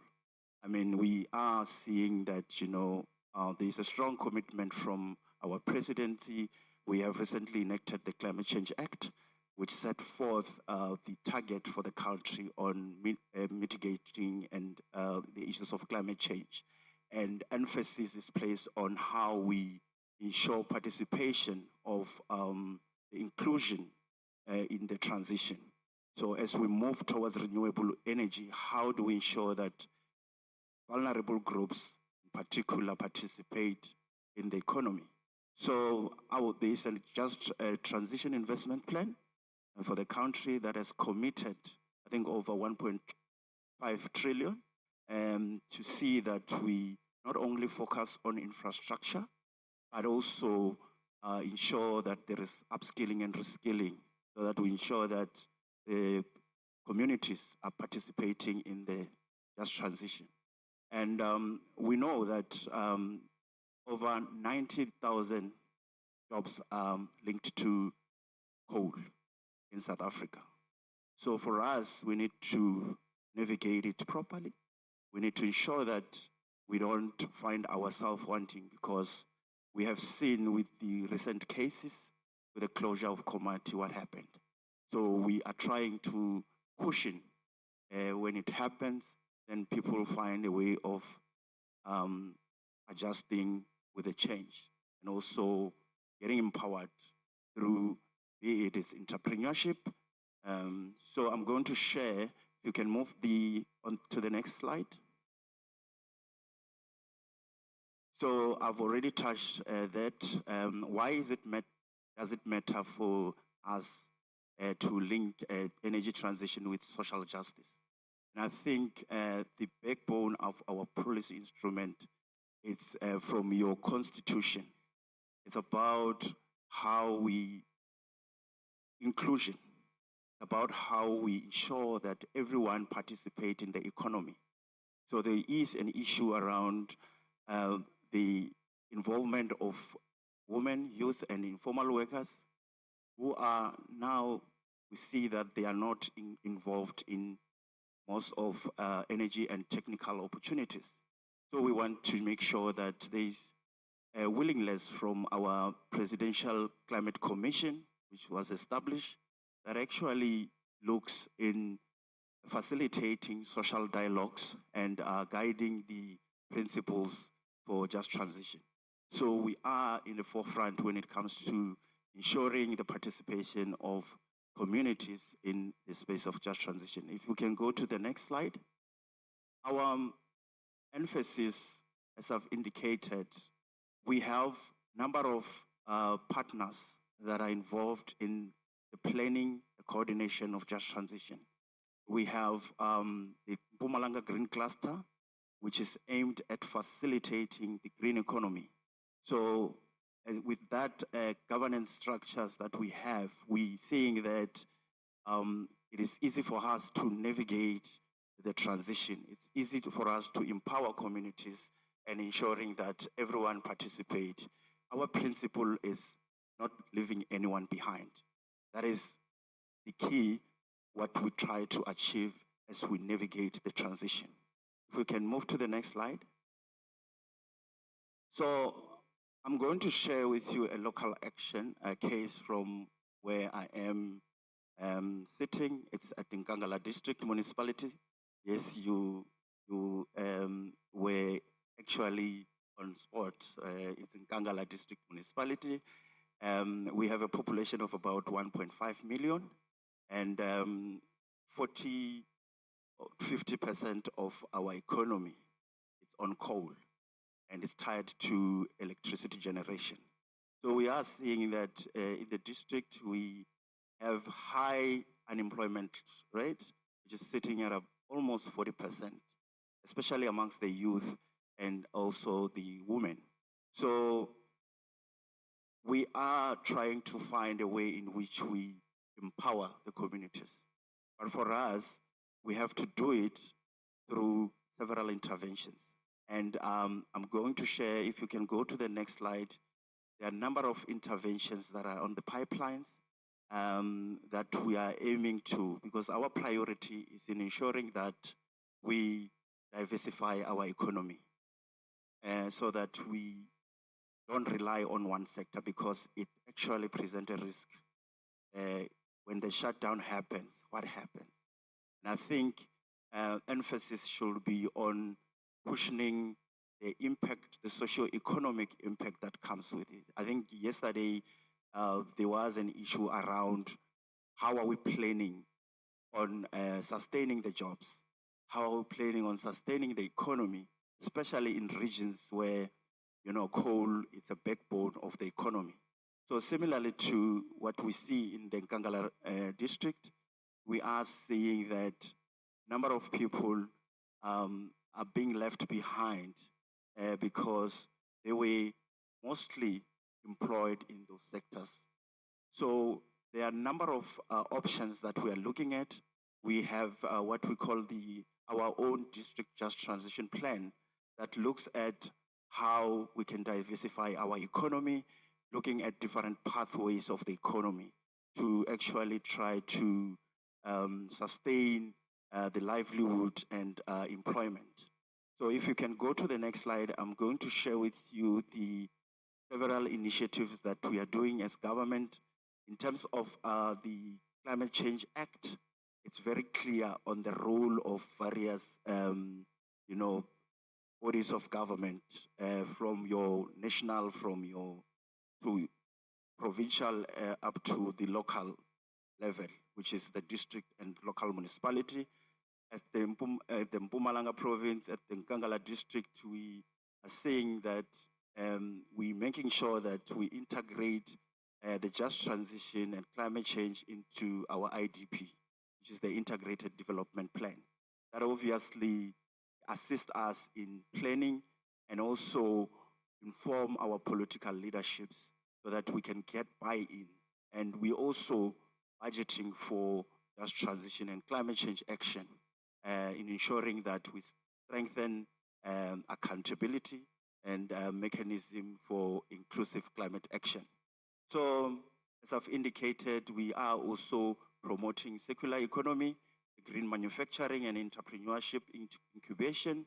We have established partnerships with a number of players, including the GIZ and the Just SA NBI, to ensure that we develop bankable business plans and lobby some funds that are going to assist us. And already we have started with that partnership where we have identified some of the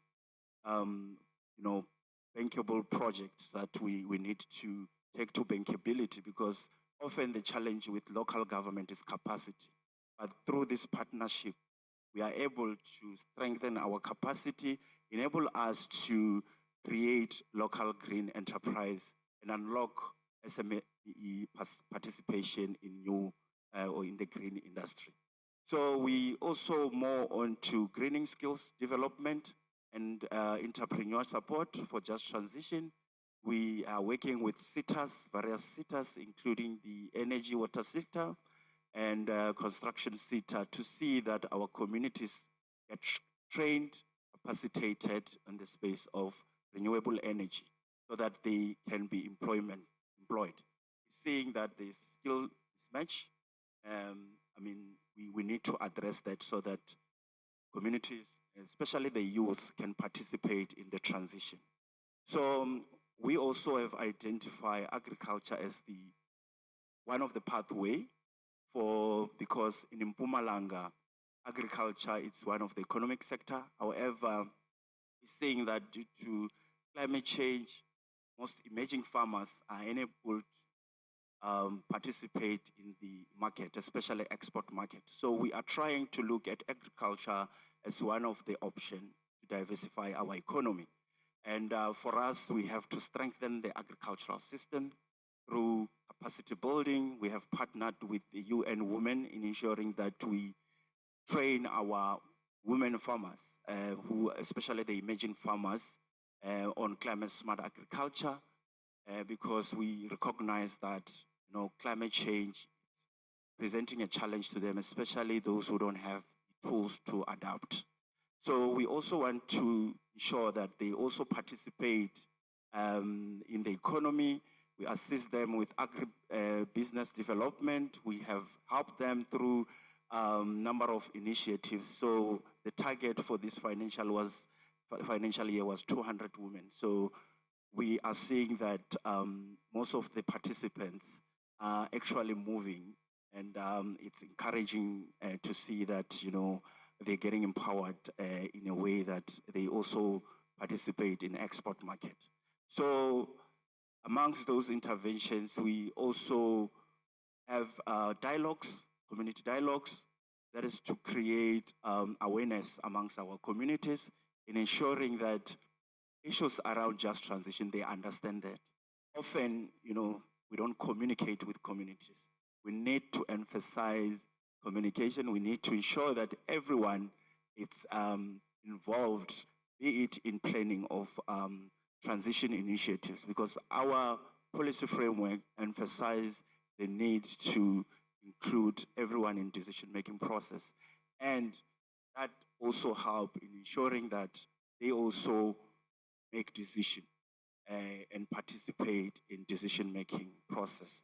So we also have other partners that are operating in the district. We like Indalo Inclusive, who doing your green entrepreneurship, incubation programs where we take the youth, especially train them and mentor them on green industry, especially the circular economy, in ensuring that they also participate in the space, be it's your waste to energy projects. We have seen, I think, recently, a number of youth, young people who have demonstrated commitment by actually starting their own business in the space, the green space, including your recycling, agriculture.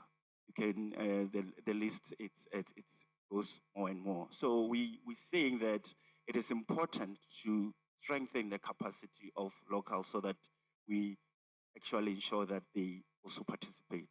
So if we can move to the next slide, I think. If you could wrap it up in 1 minute. Yes, thank you so much. I think this is the last slide.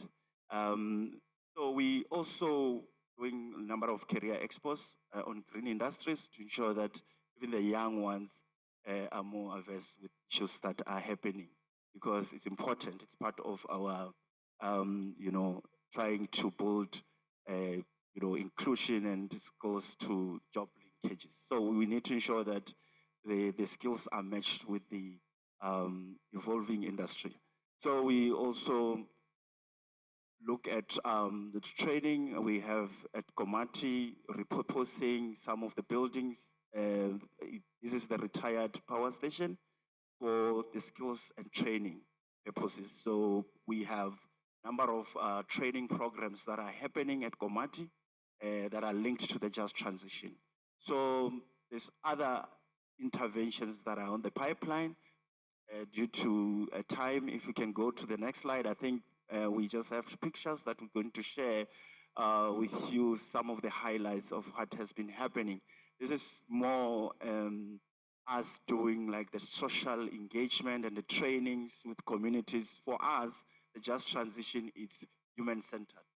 And I think that stems from our constitution, which recognizes the importance of transformation and also the gender. We need to ensure the participation of women. We need to ensure that their voice are heard in planning, and also they are empowered economically when it comes to the issues around employment and also the knowledge, because knowledge is important. I mean, I think that positions them well and better. We are, as the district, committed. We are a catalyst of transition in ensuring that we at local government are playing a role, because it's important.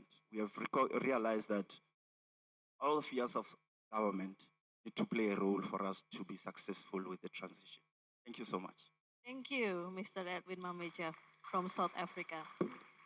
I'm feeling like a bad cop here. I would really want to listen all these amazing stories. I can sit for hours listening to it. And thank you for bringing these pictures together, because I think we have seen quite a lot of graphics, statistics from yesterday, but happy to see smiling faces over there.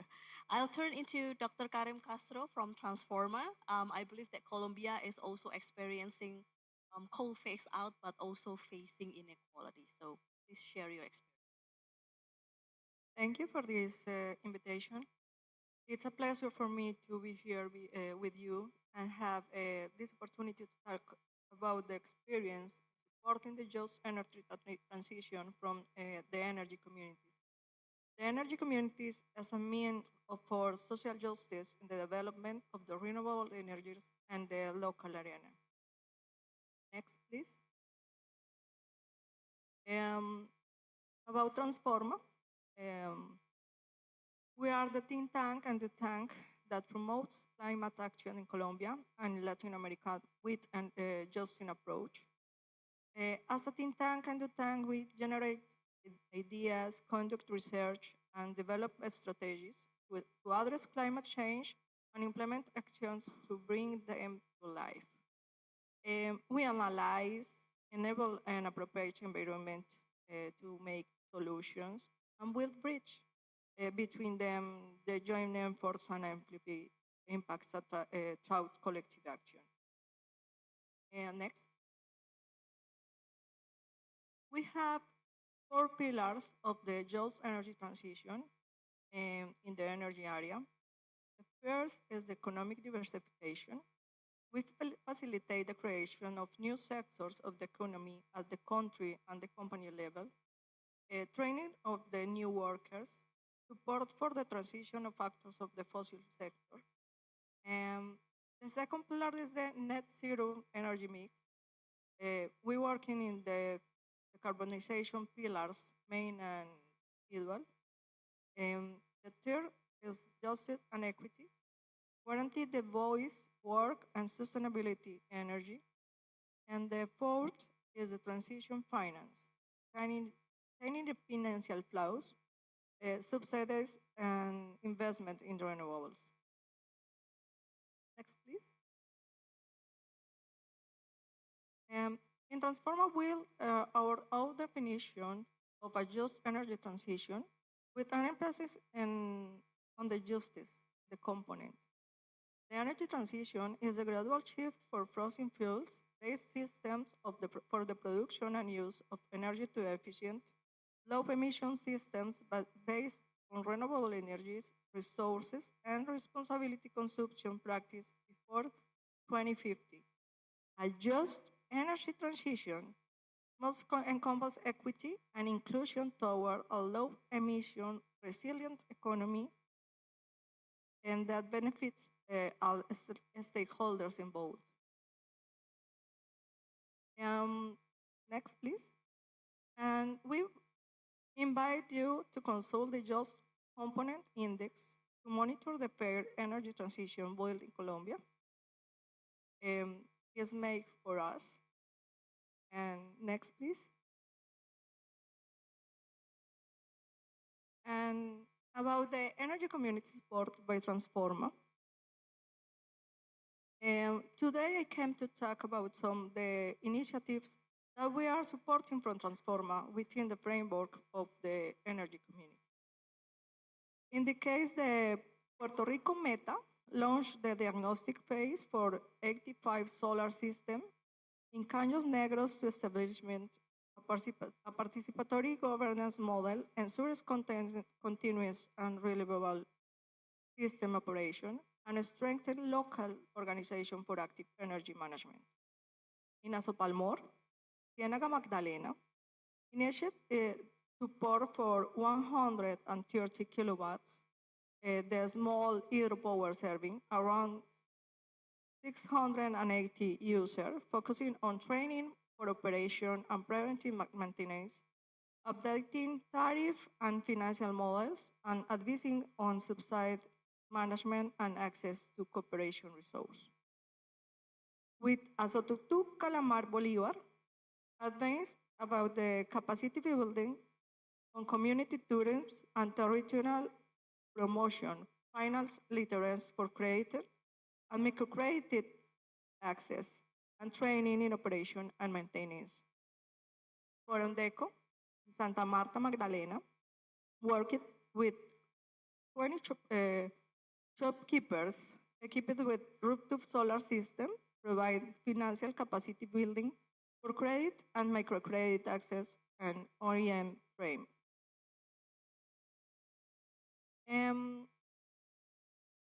Energy communities, next please. Energy communities in Colombia play a key role in supporting a just energy transition and boosting local development. This is especially true for energy communities that come together to support a specific project, use renewable energy for that purpose, and help boost the local economy. The lessons learned with that project was conduct diagnostic assessment to create a strong foundation for trailer support and project design, build the trust with the community organizations, Aso Palmor, Aso Tutuc, Undeco, Puerto Rico. That's for enable inclusive participation and co-design of activity.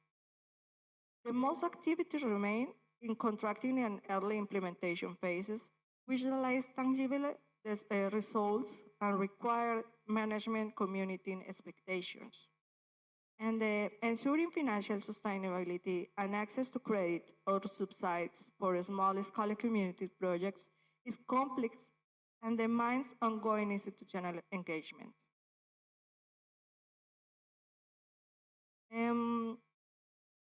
This project gives a chance to team up with other organizations and offer support more quickly and effectively. We have a project, the Energy Communities, support by IKIJET and Transforma. This is the case with the Cabritos community of the Wayuanit group in the Guajira, Riohacha.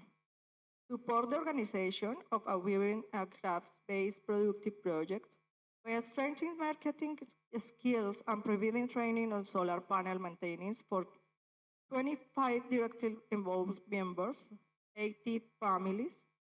In addition, we'll just is in conducting the basic study mobilization resource for the first phase of the solar installation. We are preparing to complement this work by development with the grid connection study and supporting continuity of the project so that the community can eventually connect to the grid and sell surplus energy. That is our experience, a little experience with the communities. But thank you. Thank you very much, Dr. Castro.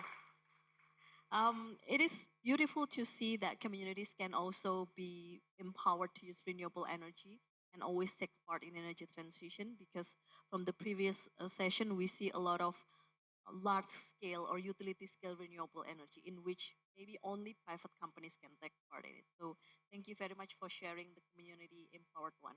We'll discuss it later. Okay. Okay, and then we'll go to Mr. Ranvijay Kumar Singh. I hope I get it correct now. Yeah, it's correct. Apologies for that. He will share about India's experience doing a lot on coal transition. And because you have quite a lot of experience as well, the country to develop renewables, I hope you also share about this. Please. Yeah. Right, please. So, good morning, everyone. I'm going to present about the mine closure and repurposing, which we can say also it's just transition from mine to some other sector which will be more fitted for that region, not up to limited to the renewable energy only. It may be agriculture, it may be horticulture, it may be tourism or anything else which will be only fit in that region. Okay, so everyone know about when mine is active, coal, energy, job and business, may be direct or indirect, but when it's closed, it's leave behind degraded land, loss of job, loss of business, that which we are talking about leave society behind. So the main motive or main aim is that we should not have to leave anyone behind. So when it will be closed, it will be give a high impact on the society. So the main question is that what we do and will do after the mine will be closed. So there is mine closure and repurposing. So as you can just backslide. So why the mine closure is important? We are just going to start from the inspection. So why it is important? As can you see from the picture itself, no one want to leave left side of the picture. Everyone want right side of this picture to be leave. Okay, so it's protect environment, livelihood, and everything. Next slide, please. So the mine closure having objective is that restoration of the land back to its original condition. might not be possible that back something in its original position, because when it's break, it should not come up to the same. It will be maybe different, maybe somewhat less, maybe better than that. So the objective is restoration of the land back to its original condition up to maximum extent possible. The main component of the mine closure is two. There is two: progressive and the final closure. Progressive, when we start the mining, from that day itself we can do the closure activities. And final, when we stop the production, then we can do the closure activities like filling up of sand and what is required for the safety purpose and the other. But you might be seen, you have seen this dotted line, that repurposing. This is not the component of the mine closure, but we are just including this as a component for the mine closure. So it will be include all of the three. So earlier it was not there. Gradually we are bringing something, the guidelines, and we make it correct, or we develop this gradually, how it can go far away from this. Next slide, please. So if I can go in the background, there is no guidelines, nothing is there before 2009. No one think about how, why we have to close and well, we have to close the mines. Everyone thinking about the generation. For revenue purpose, they are working. But in 2009, someone think about it is not good for the human society. It is having high potential of the risks. So someone bring the guidelines 2009. After that, it will be gradually improve in 13, then 19, then 20, and in 20 itself, it become the integral part of the mine plan. When the mine has to be start, they have to approve the plan, and the same time they have to approve the mine closure plan. So earlier there was no concept before 2009. It's applicable only for the operative mines, not for the closed mines. So there are so many mines which has been closed before 2009. It's about 88 in India, which is closed before 2009. So there is no rule regulation for the mines. So again, that one guidelines has come, they have to prepare for the final mine closure or temporary mine closure. Temporary mine closure is for that mines who having the reserve, but they are presently not operating. So similarly, when we are talking about the repurposing, land is related to the government. Okay, after the mining, they have to back the land to the government. So how they can do the repurposing? So another changes has come in 2022. The coal bearing land may be reused and repurposed for the society. Next, please. So these are the mechanism. Might be some private players are also working in the mining. Might be they will not close. So to ensure this, we having an escrow account which will take the money for that purpose only. So the party involved with this mining owner and bank and the coal company, that we are looking that mine owner should have to properly close the mines. Next, please. So these are the reimbursement purpose of the mine closure. When the people and the project proponent will do the closure work, they have to verify with the third party and they have to submit, and will be discussed on the technical committee and refund will be there. Next, please. So in 2025, new guidelines has come. Before that, we are just focusing on the technical and biological reclamation. There is no provision for the repurposing and sustenance plans. There is no proper mapping of the landscape, land contour, because generally what we are thinking, we are just filling the land and we are doing the plantation and we are thinking we have closed the mines. But it's not like that. Might be that structure, that region is for something different. Maybe we have to leave for the social purpose, maybe for the animals, like that. So even that we having doing for the community, but that is not proper planning, that is not proper, even it is not mandate the mine closure. Next, please. Next slide, please. Okay. So why should be the ideal mine closure? We have think about that. What should be? Next. So the aim is to address the environment, social, economic, and focusing on the embracing lives. So I'll go in next slide and I'll tell you what the lives. Lives is the mine closure, how we have to be take this approach to close the mines. So that include repurposing plan and sustenance plan. That will be the integral part of the mine closure plan. It goes beyond the technical and biological reclamation. Next please.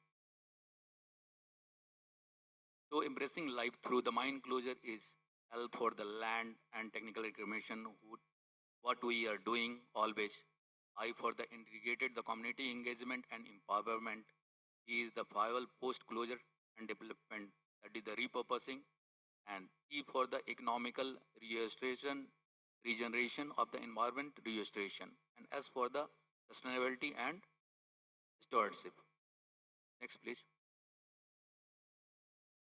So after 2005, lots of changes has came in the guidelines. Goes beyond the mere technical and biological reclamation, aims toward the environment and the social economical concern, focusing on embracing lives, include the repurposing plan. They may be use the infrastructure and the people. We have to rescale, scale up the people, and we have to engage somewhere else. Next, please. So we are talking about the community engagement. A lot of person is talking, but maximum chance and maximum people don't know. That should be the bottom to top approach. But I don't know. But everyone is using top to bottom approach. We are just thinking about okay, community need this, and we have to provide this. But it should be from bottom to top. Let them ask the community what they need, what they required. Okay, so we have to notify the community, self-help group, NGO about the mine closure from the beginning itself. These are the mines that have to be closed. We can ask their idea, so co-create the pool of the idea for sustainable development concept, collaboration with the community and NGO, and it's not limited up to this. We have to assess the outcome also. Next, please. So recently we have developed a framework for the community engagement, that is reclaim. It is related to the mine closure. Reclaim means we are just making the land as earlier. But here reclaim means reach out. You have to understand the community, envision, E for envision, their dreams, and define their futures. E for co-design, L for localize to adapt, A for act to implement, and I for integrate them, and M for maintain. We have to maintain this continuously. Next, please. So repurposing means transforming of a mine site to the sustainable post-mining use that benefit the environment, economic, and community. It may be ecotourism, it may be renewable energy, it may be agriculture, it may be anything. So we have to develop mono-economic to multi-dimensional economic. Next, please. So these are the four pillars of the repurposing and transformation, environment rehabilitation, economic tarification, and community development. Next, please. So these are some changes what we make. We have just fixed the amount. 25% of the total mine closure cost must be used for the community development and livelihood. And if the coal company will not going to do this, there will be the penalty of 20%. Okay. In addition to this, when they have to close, they have the fund 10% of the total mine closure for just transition. Next, please. So thinking beyond a mine closure. So we have to identify a theme for the mine closure. What should we have to do? Might be we are in the circle, we are able to see ourselves. We are not able to go beyond the limit. So we have to think beyond the limit. We have to go out of the box. So we have some examples in the Indian, and even that we have some global examples. So I am going through that one. Please, next slide.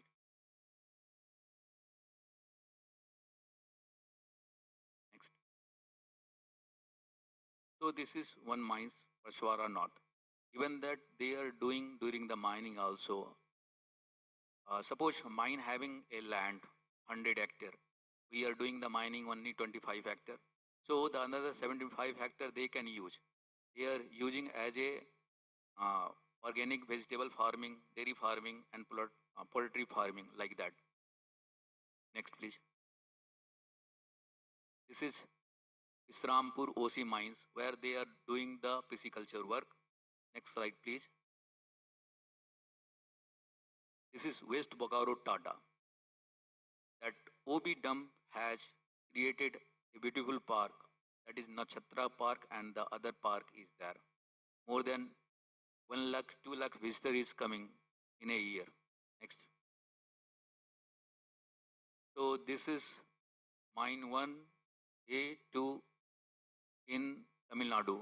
There is problem of the drinking water. In mine water, they are converting and giving the drinking water to the metro sector, and lots of water is used for the irrigation purpose. Next, please. So this is Kapurdi in the Rajasthan. That is the desert. Here the farming is very difficult. They are training the people and farmers to do the aggregation in that type. Means they select that type of crops so that they have more productivity in that region. Next, please. So these are some good examples of repurposing in outside of the India. Sorry, could you wrap it up in 1 minute, please? Only 4 or 5 slides is there, so I'm just going to show the examples. Okay, that's all. thank you very much.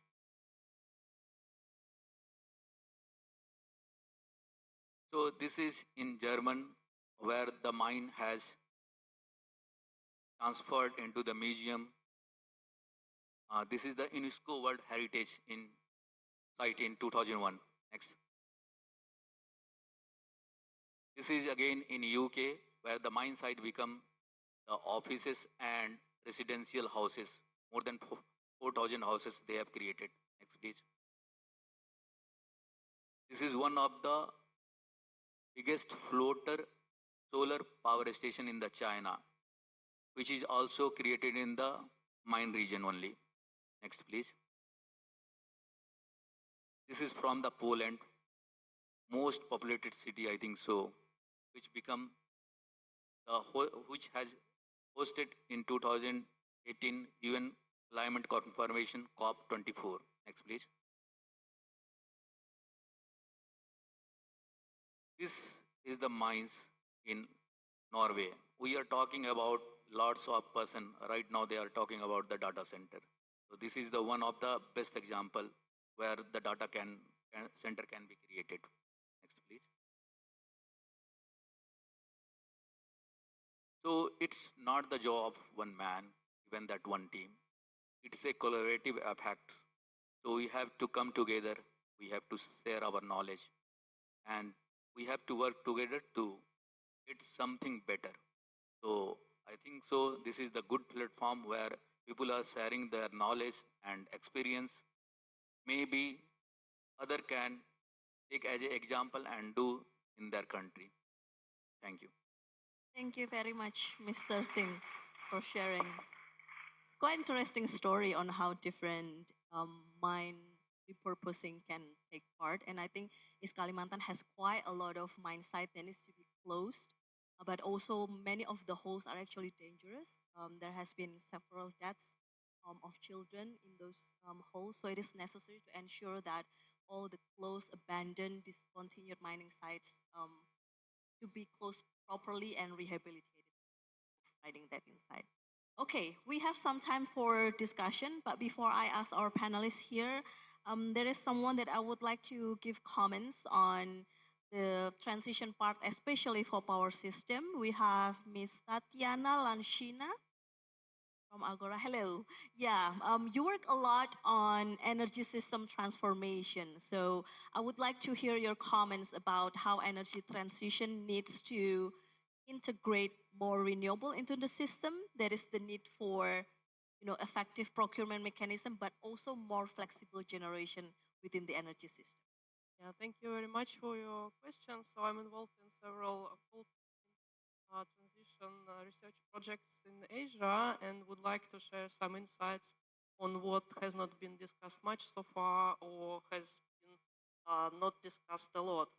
So Indonesia now has a dual challenge. On the one hand, it should increase significantly the share of renewables and especially variable renewables like solar and wind.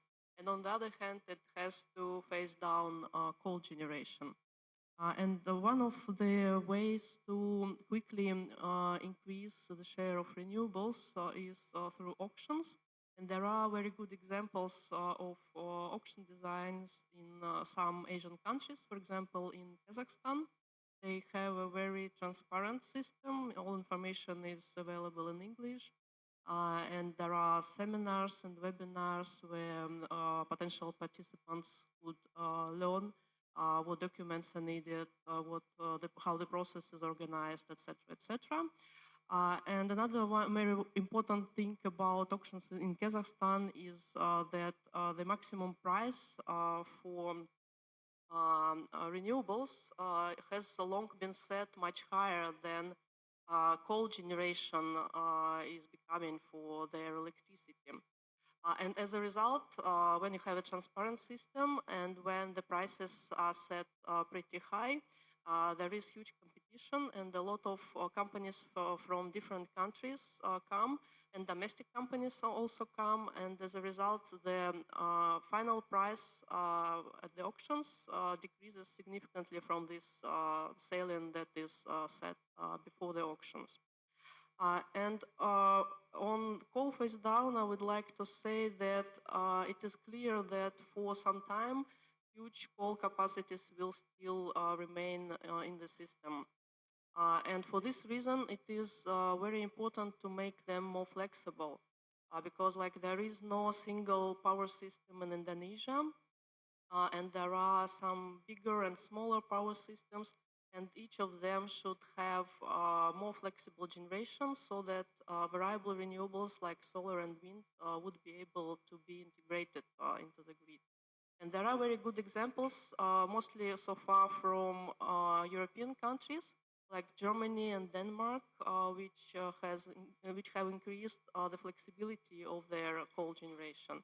And in Asia, this topic is also very important at the moment, and it is discussed in many countries how to increase the flexibility of coal power plants. Thank you very much.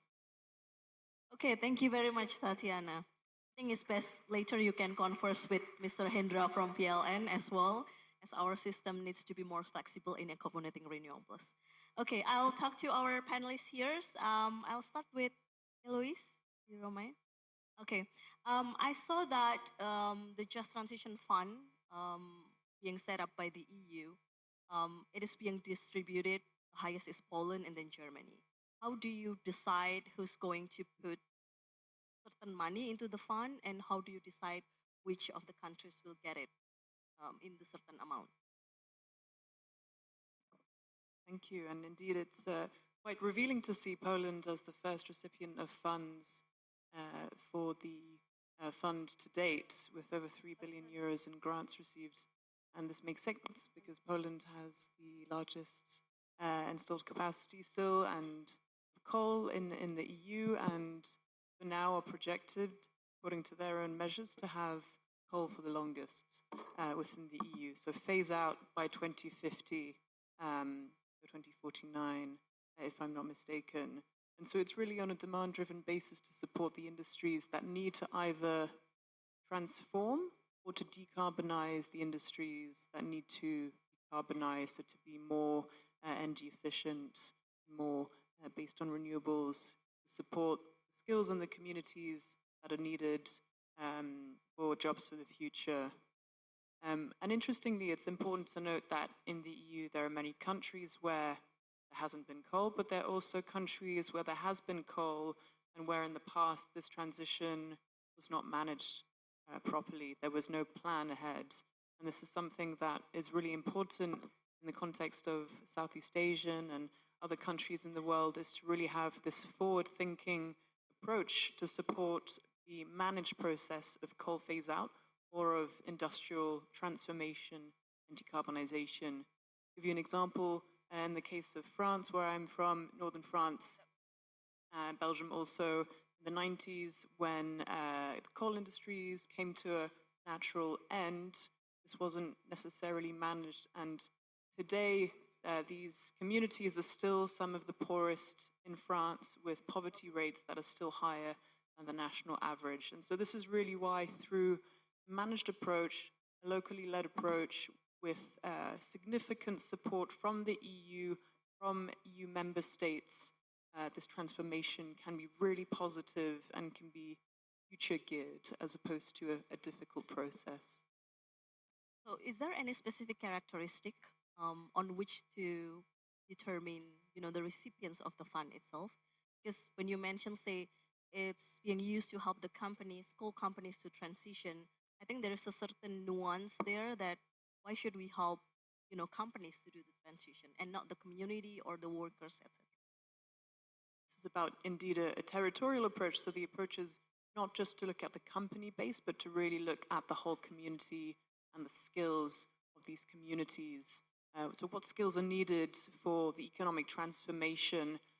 What employment gaps exist? How can we employ those who worked in the coal mine or in the steel factory and reskill them, upskill them for new jobs in the future? But also, how can we attract investment, public and private, to these areas to avoid this economic deprivation, which I mentioned, which still persists in certain parts of the EU, of Europe, where the transition in the past, decades ago, wasn't managed because this was a process that wasn't well thought out at the time. So it's not about just supporting one entity, it's really about supporting a place. And for this, the regional buy-in, the regional government, the support of the member states, so of the national government, and everyone involved, the community and the workers, first and foremost, is really important. Thank you very much. Because you mentioned regional government, I'll turn into Edwin, if I may call you that. You're a government official, correct? And usually the government, sorry to say, avoid a long process for inclusivity and comprehensive participation because it will take a long time and a lot of effort to do transition. So how do you see those paradigms within the managed transition in your district?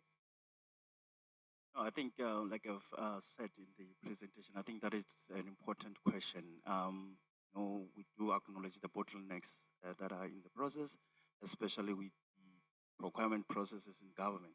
But the reason why we had to mainstream climate action into our IDP at a district level, it actually assists us also in attracting funding. I also initially, funding when it comes to climate change, it was seen as not a function.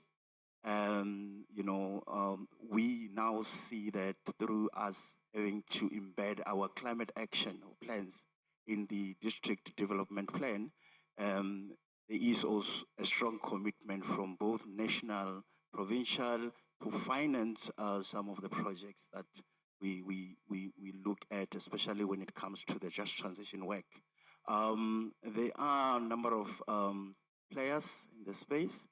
Indeed, there are a lot of issues that we need to take cognizance of, especially when you think of the capacity of officials within local government. I think that is something that we are now focused on in trying to capacitate officials so that they are able to drive the climate action and just transition work at local government. So through the partnerships with your GIZ, your IKI, we see that capacity building is now a priority amongst the officials. So we also, at a district level, we need to work closely with our local municipalities because in that district where I am, we have 6 local municipalities.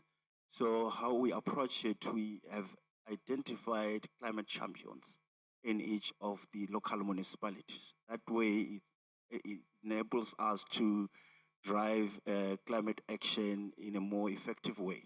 Because if you have people who are dedicated for that function, it makes it easy. We talk advocacy as one of the key aspects when it comes to just transition. We need to localize action.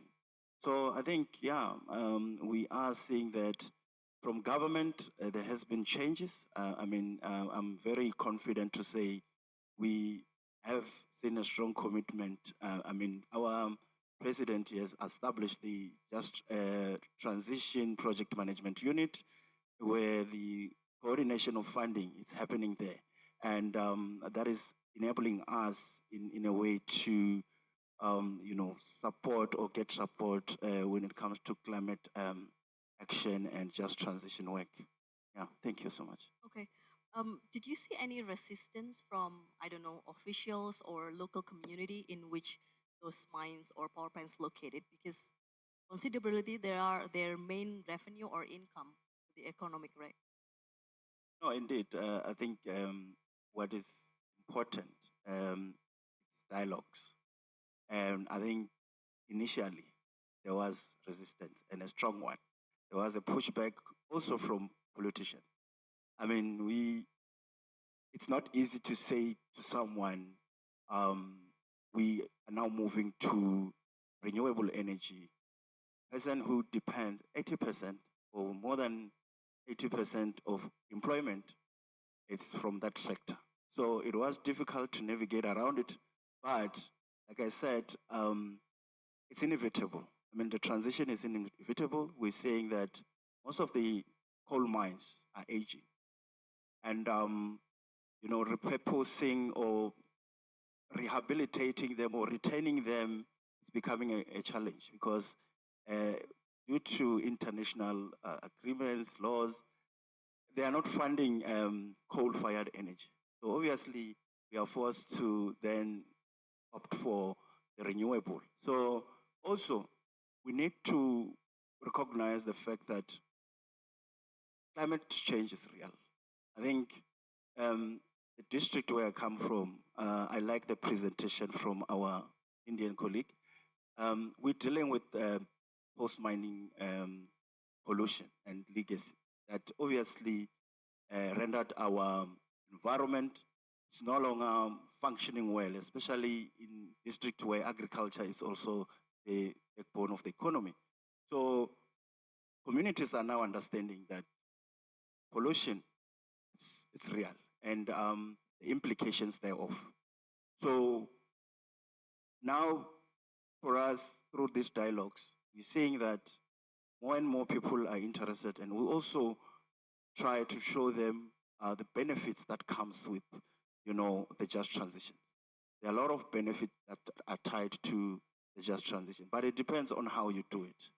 Hence, we're more on ensuring inclusivity through our initiatives, and also ensuring that communities form part of decision-making process.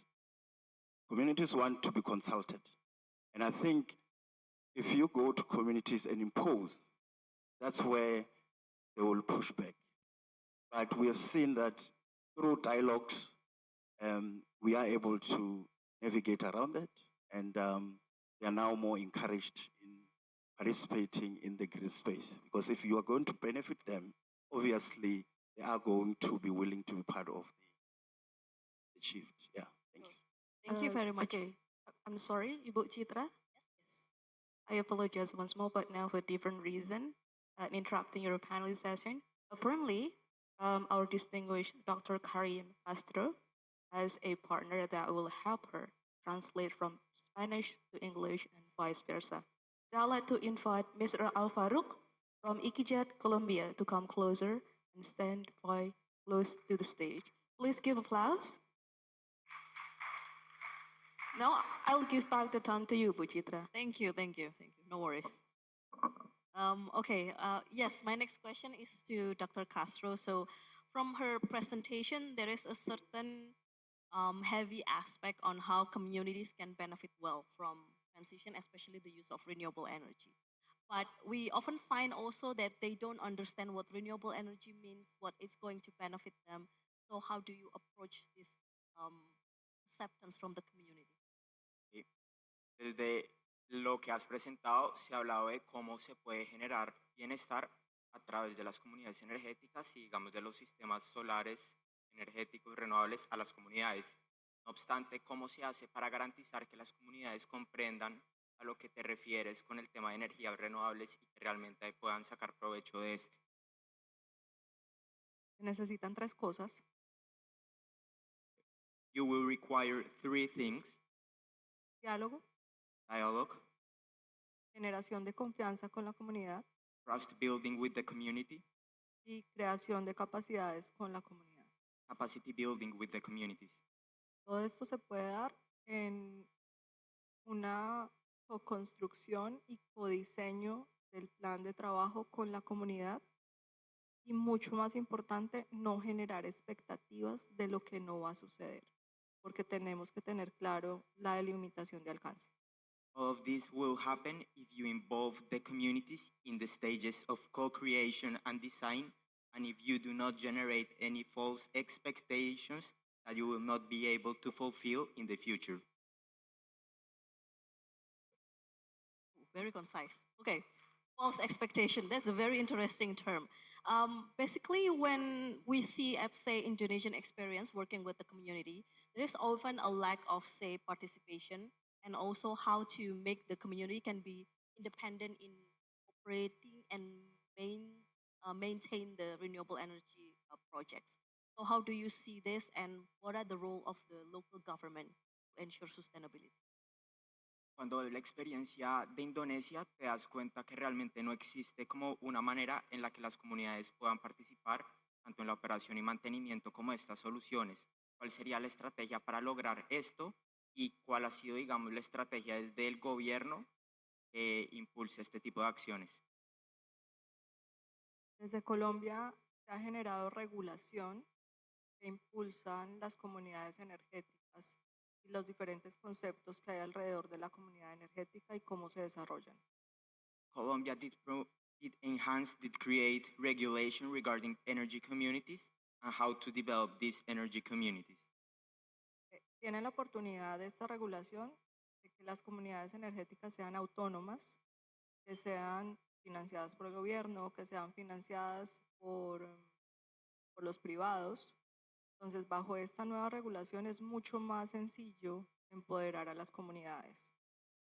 It allows the communities to be autonomous, self-managed, and it also provides opportunities to be financed either by government or by private sector, which gives them more opportunities to develop themselves.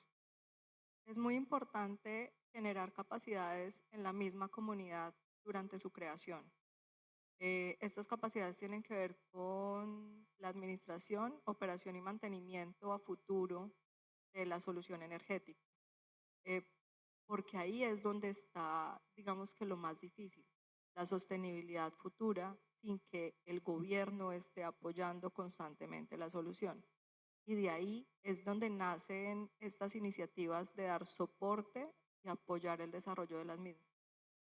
Ever since you start developing an energy community, it's really important to provide capacity building regarding administration, operation, and maintenance of these solutions, because they will need to be able to operate these communities without the support of the government in the future. That will be the game changer that will really make these communities successful in the future. Okay, thank you very much. One more question. I saw many of the renewable energy use is solar energy. Is there any type of renewable energy that is applicable, say micro hydro or biogas for the community? A partir de la experiencia que viste, De hecho, uno de los proyectos que mostramos ahí, que se llama Azopalmor, es con una comunidad energética con hidroeléctrica, con una pequeña central hidroeléctrica de 130 kilovatios. La comunidad energética, por definición, no tiene que ser solo energía solar. Puede ser cualquier tipo de energético el que esté involucrado en la solución. Lo que estamos haciendo énfasis acá es que el energético ayude al desarrollo de la comunidad en términos financieros y pueda estructurar también un proyecto alrededor del plan de vida. From the experiences Karim just showed, one of those works with small hydropower as energy source. Not all of them have to be from solar PV, and the regulation says so. That as soon as it's with renewable energy, it's fine. And also, it's really important to promote a life plan for the people so they know what they're going to do in their future with this energy solution. Thank you very much. Thank you, Dr. Karam and Alvaro. Very nice. Okay, I'll ask Mr. Singh on the coal mines and the regulation and fund that has been set up by the Indian government. I see that there's a carrot approach to. It's not given by the central government. Right. It's developed and policy has been made by the central government. So project proponent had to deposit that fund in the escrow amount, which has to be regulated by the central government. Even though mining company will be go away, the central government having the sufficient fund to close the mines and do the repurposing or something like that. Okay. And I also see that there is a penalty if you didn't do the coal mines. Yeah, recently we have bring this provision in the new guidelines, as might be the people are always thinking for the profit. They will not do for the community. So this is, we can say like that, we having lots of rule regulation, but a few people will be follow this rule regulation. Either it's a rule of road, or it's a school rule, or it's a college rule, anything. Very few people are following this.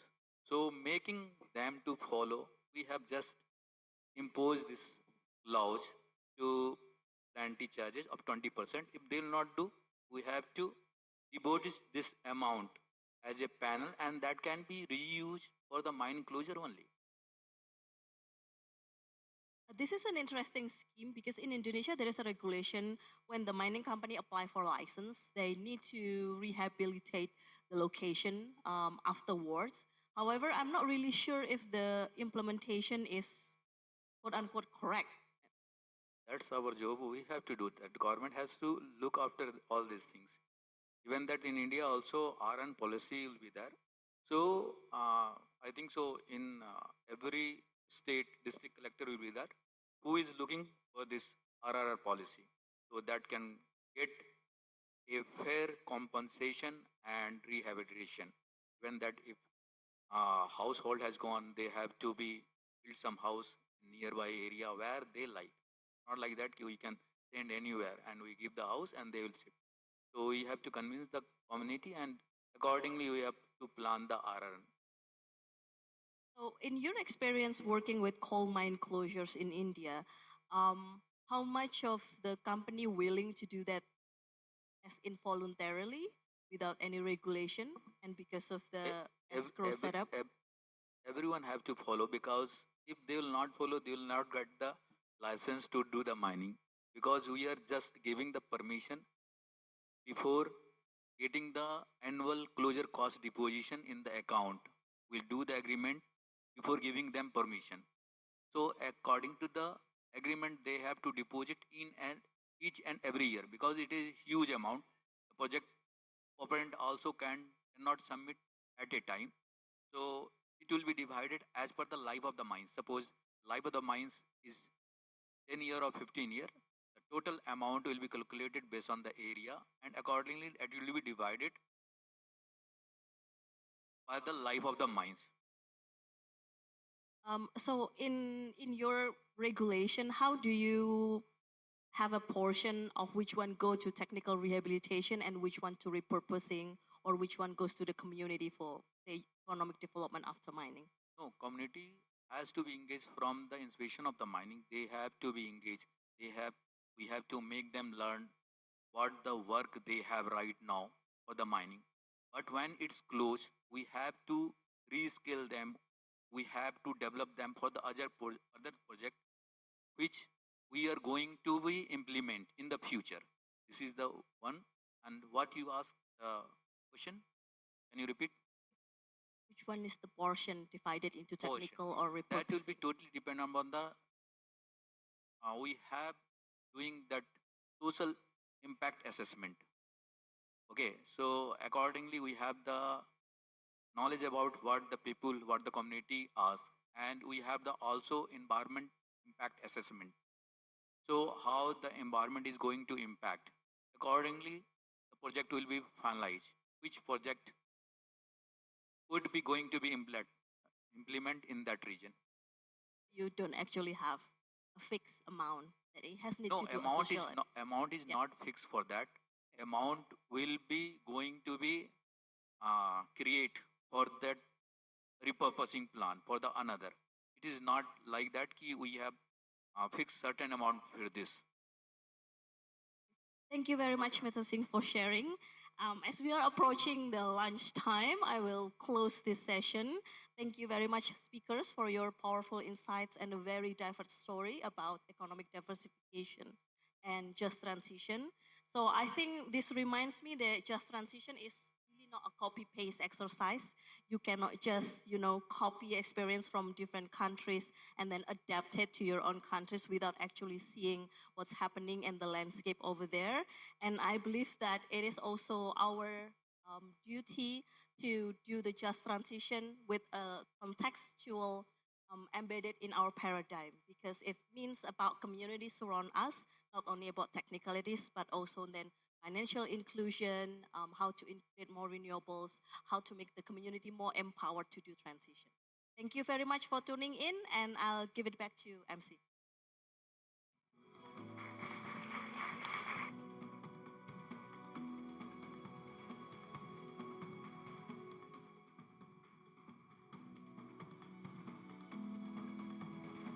Okay. Now it's on already, the mic. Thank you so much for all speakers and the moderator today. It is so insightful, and we have a lot of discussion and new information today. And then, before we move on to the next session, there will be a token of appreciation presentation to the speakers, followed by group photo session. We would like to invite Bapak Dedi Rustandi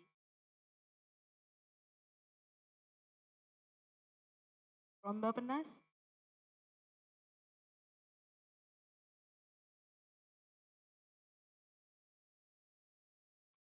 Wait, thank you, Bapak. Dedi Rustandi from Bappenas will give the token of appreciation to our speakers today.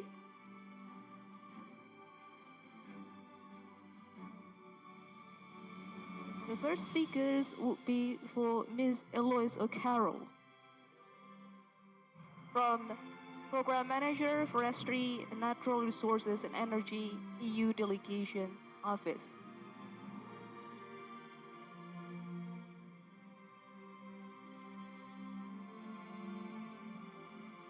The second token of appreciation will be presented to second speakers, Mr. Edwin Mametja, a Divisional Head, Climate Change and Biodiversity from South Africa.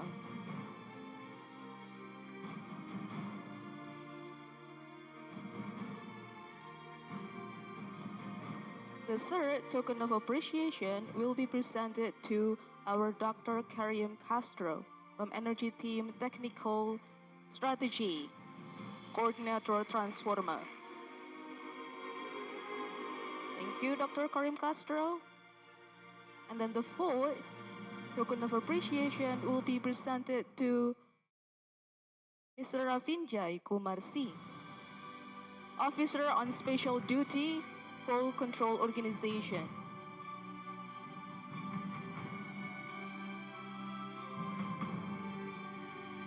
Thank you. There will be like a group photo station, so please, Pak Dedi, you can squeeze in between the speakers at the middle.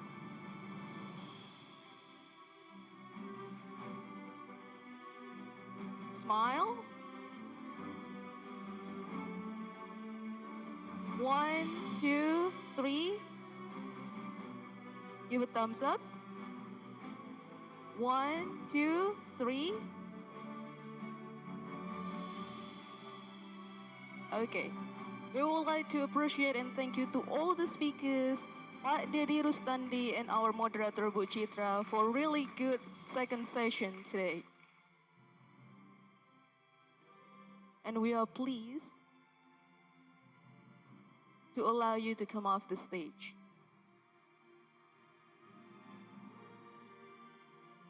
So, ladies and gentlemen, we'll now have a lunch break session. Lunch buffet is ready at the foyer of this ballroom, and we'll resume our next session at 13:30 a.m. Central Indonesia time. Thank you and enjoy your lunch break.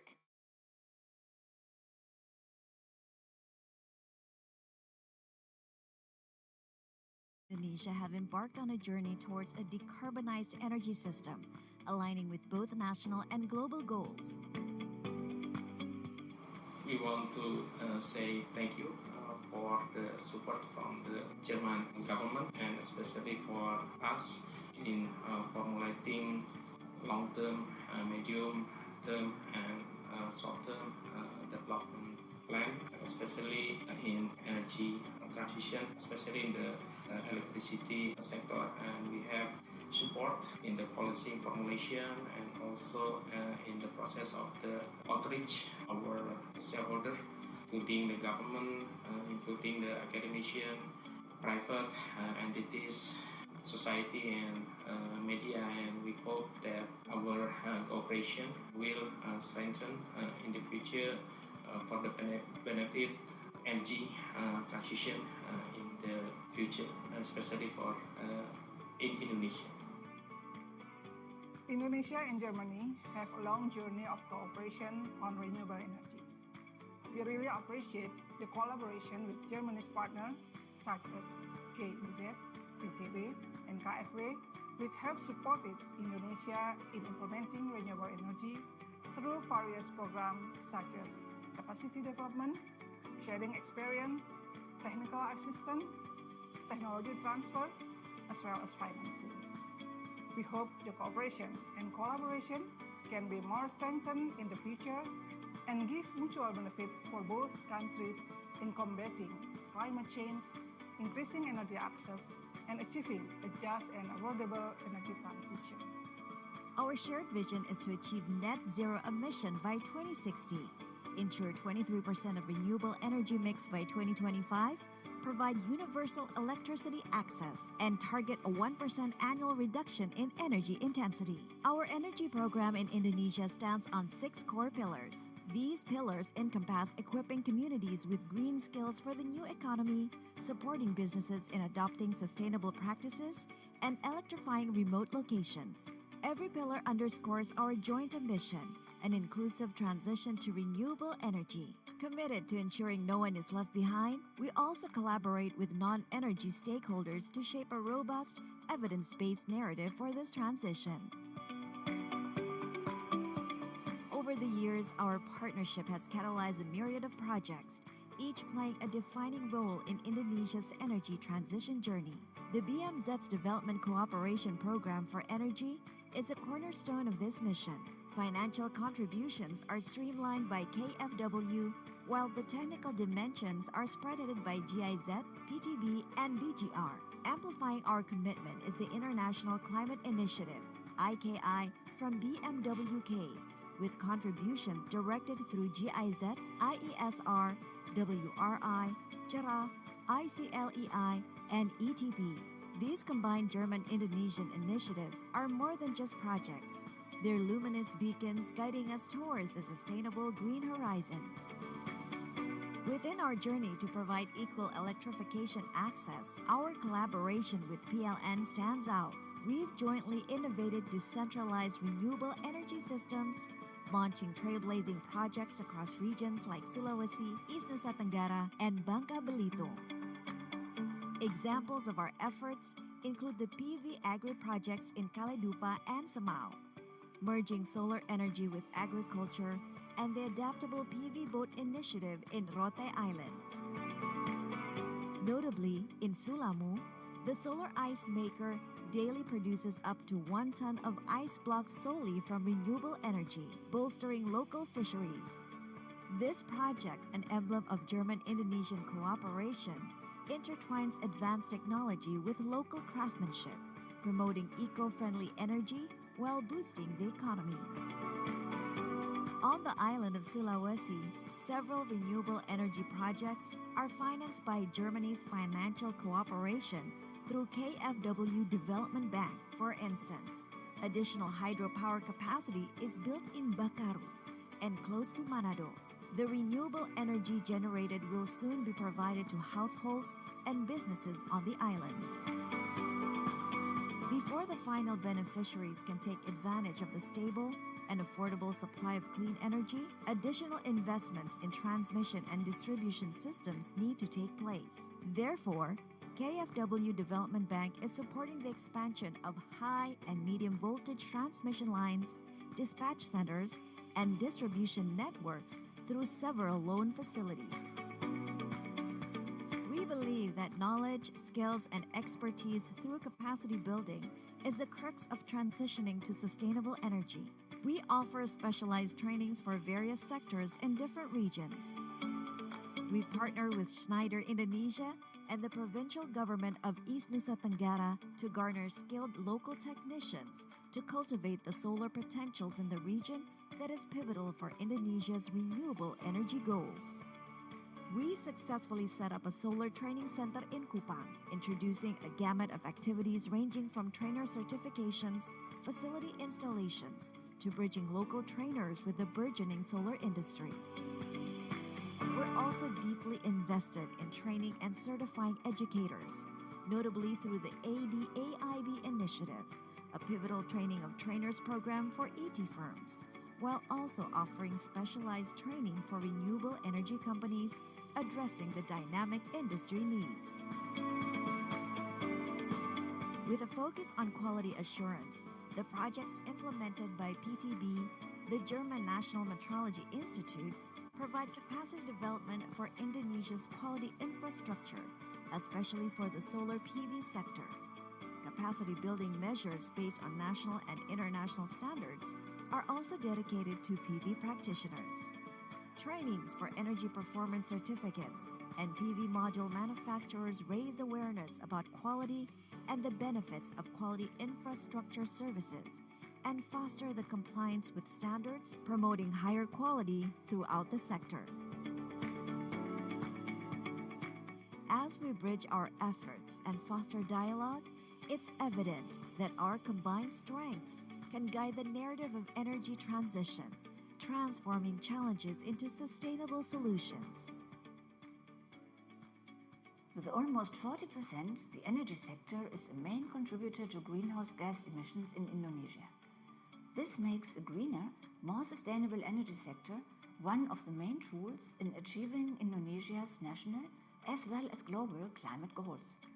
Germany has been supporting Indonesia in its energy transformation for many years and will continue to do so. Just recently, in the margins of the G20 summit in Bali, we, together with GIZ Plus partners, concluded the so-called Just Energy Transition Partnership. Together with the Indonesian government, we will jointly strive to improve energy grids, raise energy efficiency, and speed up the deployment of renewable energies throughout Indonesia, while taking into account a socially just transformation in coal regions. Together with our partners from GIZ, KfW, and the private sector, Germany will contribute a substantial portfolio to projects to help Indonesia to go net zero as soon as possible. Reflecting upon our 3 decades journeys, our pledge is unyielding a greener, sustainable future. Together, we stand united towards a decarbonized energy system.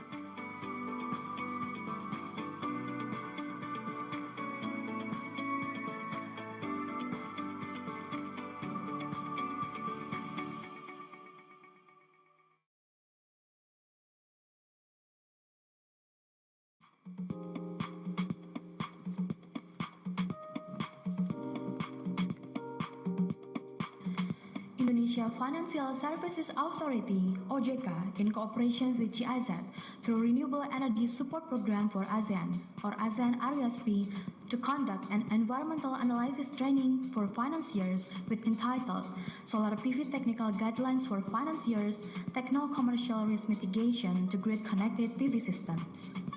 This training is part of the ongoing implementation of the Sustainable Financial Roadmap 2015 until 2019 as an effort to increase the financing portfolio of the environment-friendly strategic economics of the financial institutions. Pembangunan ekonomi di Indonesia sudah saatnya mengacu pada prinsip-prinsip yang tercantum dalam Rencana Pembangunan Jangka Menengah, yaitu Pro-Growth, Pro-Job, Pro-Jobs, Pro-Poor, dan Pro-Environment. Dalam jangka panjang, OJK memiliki target peningkatan portofolio pembiayaan nasional yang akan diarahkan pada sektor-sektor ekonomi strategis, yaitu sektor pertanian, infrastruktur, industri pengolahan, sektor UMKM, yaitu usaha menengah, kecil, dan mikro, serta sektor-sektor energi terbarukan. The training was attended by 22 banks and financial institutions in Indonesia. BCA, as one of the largest private banks in Indonesia, has several portfolios in the field of renewable energy. There is biomass located in Medan, Jambi, and Kalimantan, and also mini hydro located in Java and Lombok. Untuk solar PV sendiri, BCA saat ini belum memiliki portfolio di solar PV. Mungkin tantangannya adalah biaya investasi yang cukup besar, belum banyaknya tenaga ahli atau investor yang paham bagaimana sih IRR dari solar PV, kemudian bagaimana kepastian pembelian dan bagaimana keadaan alam di Indonesia untuk bisa mendukung power plant solar PV di Indonesia. According to Mr. Agus Gijarto, Corporate and Commercial Credit Review Department, ICBC, there are several points that can attract banks or financiers to get involved in solar PV construction financing in Indonesia.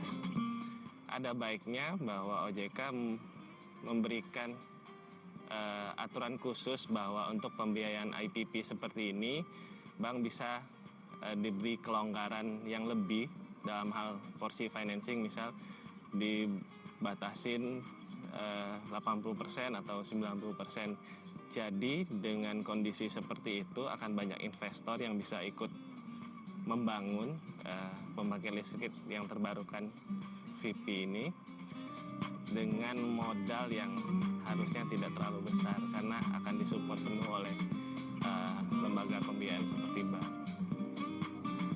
As the speaker on this training, Iban Vandrol, as the Renewable Energy Project Lead of Mott MacDonald Asia Pacific, expresses his opinion on the future trends of solar PV financing by 2020.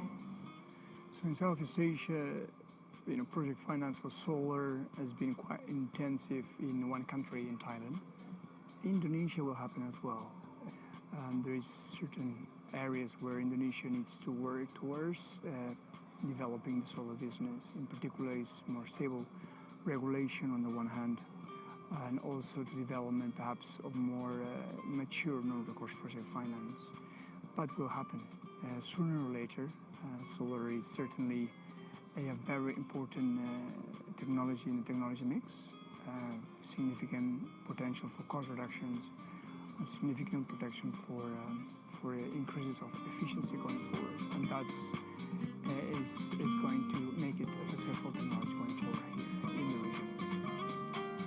As the evaluation of this training, it is expected that it could provide insight to the participants in order to apply analytical techniques of new and renewable energy projects, in particular on environment-friendly energy and solar PV systems. Moreover, it is also expected that the participants are able to provide feasibility study to their clients, perform project finance analyzing, and increase their portfolio volume in strategic economic sectors in order to boost the development in Indonesia through the involvement in renewable energy project financing.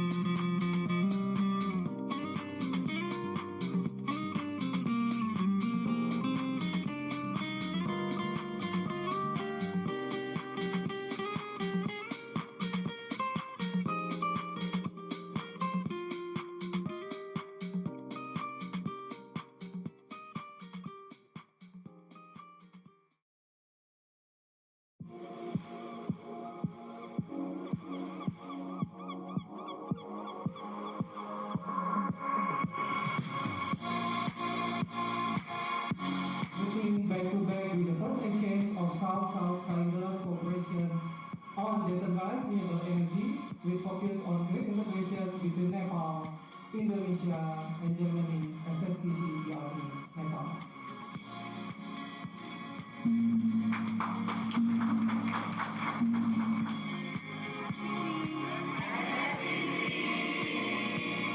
SSTC, DRE, Nepal, Indonesia, Germany is a very good cooperation that we have started as a joint initiative.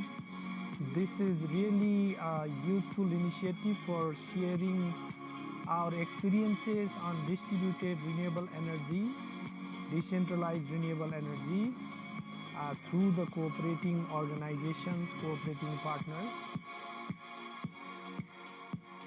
First of all, I would like to thank Government of Indonesia, GIZ, for arranging this event here in Indonesia, Bali. We all Nepali delegates are very much delighted to be here in Bali.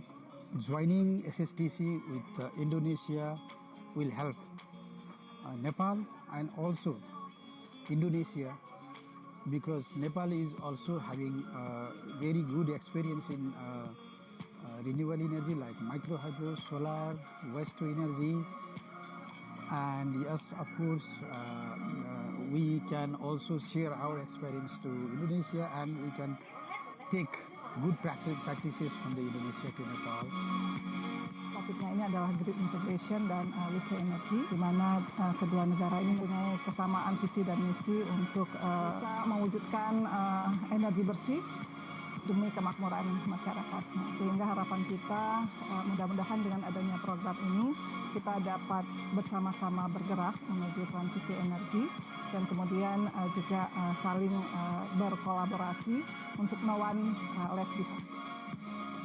Kementerian Sekretariat Negara menyampaikan apresiasi yang luar biasa atas terlaksananya SSTC Nepal hari ini yang merupakan kick-off pertama dan juga dilanjutkan oleh exchange of DRA. Harapan untuk SSTC Nepal ini tidak berhenti hanya pada micro hydro, mini grids, dan tema-tema related ke renewable energy yang saat ini dibahas, tapi bisa berekspansi ke tema yang lebih besar lagi yang kemudian melibatkan juga multi approach, multi years, dan multi programs.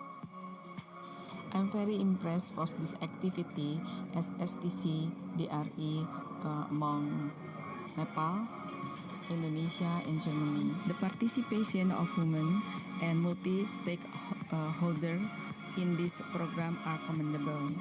I hope this activity will be starting the further collaboration and cooperation between Nepal and Indonesia to create more concrete and sustainable program in the area of renewable energy.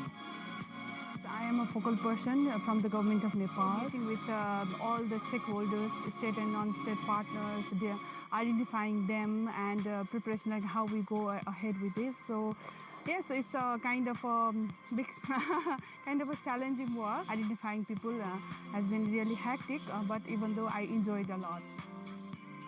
Untuk female tandem, kita berharap kedua negara bisa saling bersinergi, kemudian apa yang bisa kita kembangkan bersama sehingga mereka mempunyai peran yang lebih baik di dalam energi terbarukan khususnya untuk wilayah-wilayah pedesaan. Grid interconnection untuk microhydro terutama itu bisa dilakukan juga di Indonesia di beberapa lokasi karena potensi microhydro ini cukup banyak ya, ada ribuan lokasi yang belum terbangkitkan. Integration ini bisa diperbesar ya, maksudnya persentase daripada renewable energy di sistem itu bisa diperbesar. Tentunya kita perlu usaha bersama ya. Di satu sisi tentunya utilisasi atau pemanfaatan renewable energy itu perlu ditingkatkan, kemudian kesiapan sistem juga kita perlu. Pemerintah, pihak pengusaha ya dalam hal ini dari sisi peran sertanya termasuk masyarakat, kita bersama-sama berkolaborasi ya, bersinergi ya untuk kita bisa menyelesaikan permasalahan sampah. Ini luar biasa ini kerjasama kita dengan Nepal, Jerman ya, ini perlu ditingkatkan. sekali kerjasamanya dan juga terutama teknologinya ini, sehingga betul-betul Indonesia serius. The kick-off of SSTC, DRE, Nepal, Indonesia, and Germany was held in Bali, and this is because Bali is one of the important islands in Indonesia as a showcase of renewable energy development. Particularly about Nusa Penida Island, separated grids in the islands need to be interconnected to create an island grid that is stable enough to supply the energy to the community over there. Nepal, Indonesia, and Germany are sort of triangular cooperation. I'm expecting that there will be a tangible result of this cooperation or collaboration. And also I'm expecting that particularly for the Indonesian government can continue the cooperation in the long term, not just in the renewable energy sector but also in other sectors, which hopefully will bring benefits for both countries and betterment for global community.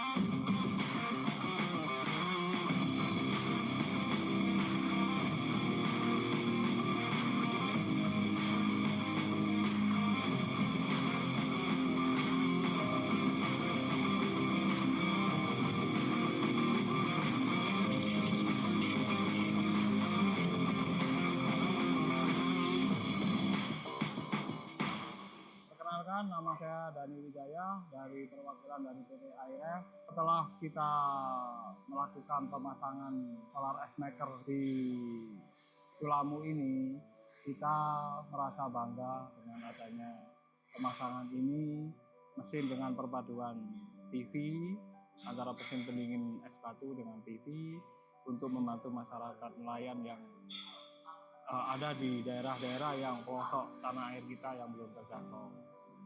Oleh karena itu, dari perwakilan IRF merasa bangga mesin kita bisa membantu para nelayan, para warga daerah pelosok dari tanah air kita, sehingga kita bisa membantu mereka untuk mensejahterakan masyarakat negara tercinta ini. Terima kasih. Halo semuanya, saya Bagus dari GIZ. Ini adalah mesin pembuat es bertenaga surya, yang mana semua tenaga surya secara dinamis mengubah energinya menjadi energi dingin, yang mana akan menghasilkan es batu. Dalam sistem ini kita menggunakan panel surya, kita menggunakan inverter, dan juga sedikit sekali baterai. Artinya semua energi yang dihasilkan oleh panel surya akan secara dinamis, akan menggerakkan kompresor melalui variable frequency drive, dan akhirnya es bisa terbentuk pada malam harinya. Harapannya sistem ini akan bisa diimplementasi di tempat lain, sistem ini bisa sustain, dan juga bisa memberikan manfaat untuk orang atau masyarakat yang lebih luas. Terima kasih.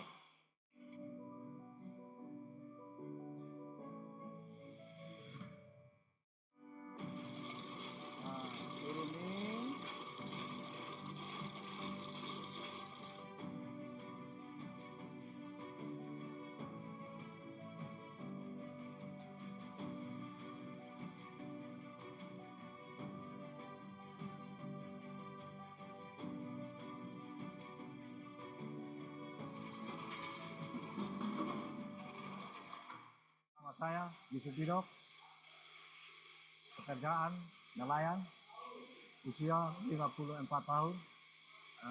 Setiap kali melaut dalam satu hari butuh 200 kilo, dan saya bersyukur karena kehadiran pabrik di Sulamus ini, kami nelayan tidak pergi mencari kemana-mana lagi.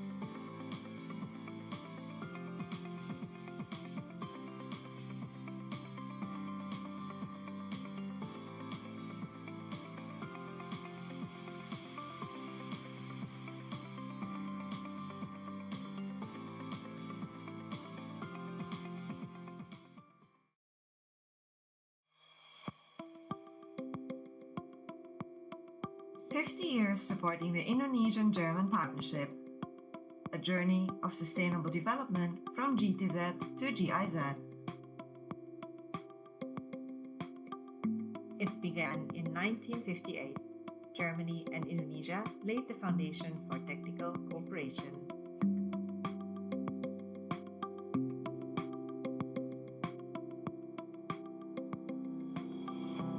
In 1975, GTZ opened its country office in Jakarta, marking the start of a long-standing commitment. One of the earliest milestones, the Pasaman Barat Area Development Program, launched around 1975. It transformed rural West Sumatra through integrated development planning. By the late 1980s, light reached remote villages. GTZ pioneered micro-hydro energy and empowered local technicians, igniting Indonesia's energy transition. From Kalimantan to Sumatra, GTZ worked with communities to protect forests, fight illegal logging, and preserve biodiversity. Vocational education was also reformed to meet the needs of modern industries. In 1998, decentralization became an important pillar of the cooperation. And in 2004, when the tsunami struck, Germany tasked GTZ to quickly respond, rebuilding Aceh and Nias and further aiding recovery in Yogyakarta and Padang after the earthquakes in the upcoming years.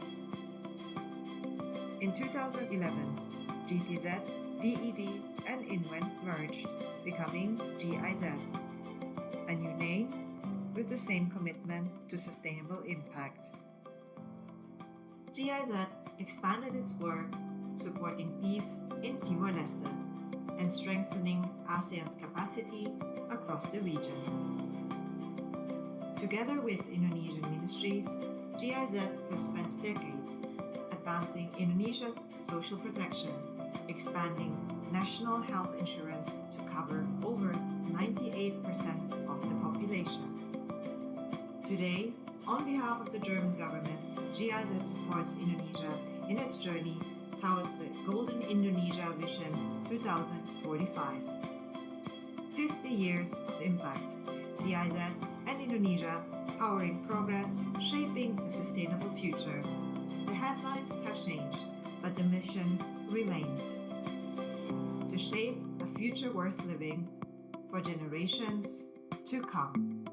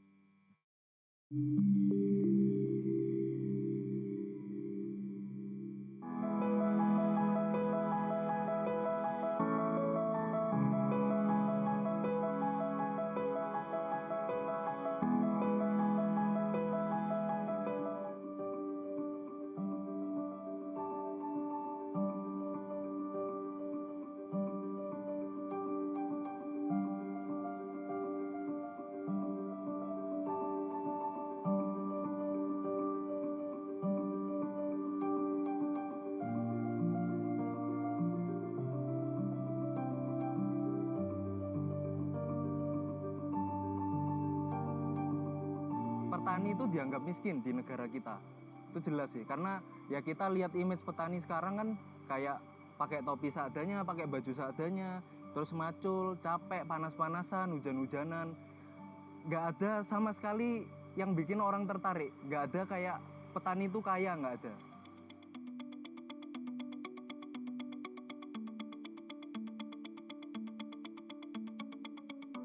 Nah, sebenarnya ada beberapa tantangan di dalam supply chain pangan dan industri pengolahan produk pertanian, di mana seringkali perusahaan ini tidak memahami di mana mereka harus memulai, solusi apa saja yang ada, dan kemudian berapa investasi yang harus mereka siapkan juga untuk melakukan transisi tersebut.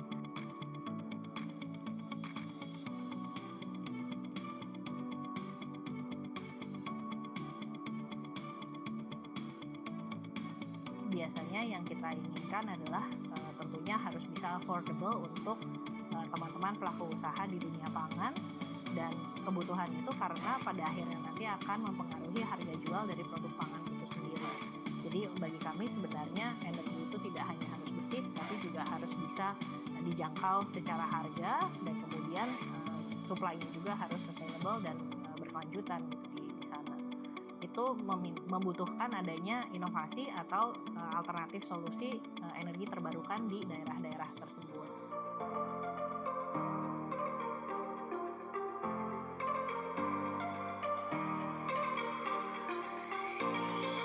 Precision agriculture itu mulai dari pemetaan, designing sebuah lahan pertanian, greenhouse, teknik pemupukan, pengolahan lahan, dan sensor-sensornya. Dengan precision irrigation kita bisa memproduksi bahan pangan dengan lebih produktif, lebih efisien, lebih banyak dan lebih murah. Seperti PT DSR, ya, yang saya banyak belajar dari PT ini, itu petani itu benar-benar petani yang sangat modern banget. Bahkan untuk mengontrol semua tanaman mereka, itu mereka pakai AI. Jadi petani itu nggak selamanya loh miskin. Bahkan petani juga bisa jadi pengusaha sukses.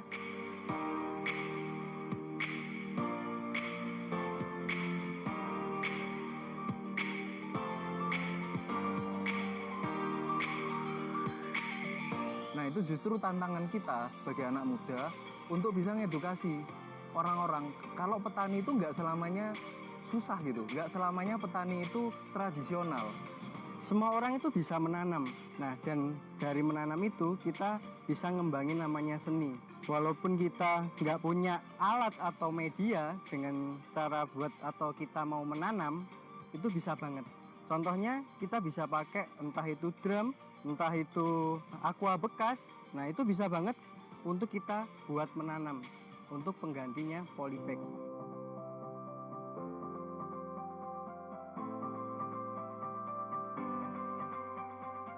Penggunaan energi bersih sebagai bagian dari transisi energi yang bisa menjamin dan meningkatkan keberlanjutan dari sektor lain non-energi ya. Ini misalnya penggunaan energi hijau itu tentu akan memberikan nilai tambah kepada komoditas hasil sektor pertanian misalnya, sehingga itu lebih diterima pasar internasional, lebih diterima negara lain, di mana negara-negara terutama negara barat itu sangat concern ya asal muasal produk itu, kemudian bagaimana energi itu digunakan untuk memproduksi komoditas menjadi bahan atau pangan yang jadi seperti itu. Kami dari CASE, Clean, Affordable, Secure Energy for Southeast Asia, suatu program di Asia Tenggara, dan di Indonesia kami bekerja sama erat dengan Direktorat Ketenagalistrikan, Telekomunikasi, dan Informatika Kementerian PPN Bappenas, sangat bersyukur bahwa kami mencoba mengupayakan adanya perubahan transisi energi berbasis bukti. Memang ada banyak hal yang terus perlu dibangun dalam konteks ketenagalistrikan. Tapi dalam perjalanannya kami melihat ada banyak model-model atau contoh-contoh yang muncul dari inisiatif yang ada di negara ini. Misalnya, kami berkolaborasi dengan Asosiasi Pengusaha Indonesia yang juga menunjukkan beberapa inisiatif yang ada dalam usaha-usaha yang mereka kembangkan untuk mendukung transisi energi. Dalam hal ini penggunaan energi baru terbarukan atau energi efisiensi dalam bisnis yang mereka jalankan. Salah satunya adalah bagaimana penggunaan energi baru terbarukan bisa menunjang isu ketahanan pangan. Ini menjadi hal yang menarik yang kami temukan dalam perjalanan CASE. Tentu saja penurunan emisi menjadi kunci dari perubahan-perubahan mendasar di sektor ketenagalistrikan untuk mencapai net zero emission. Tapi tidak lupa, bangsa ini adalah bangsa yang besar, oleh karena itu segala inisiatif yang muncul untuk mendukung hal itu perlu diapresiasi.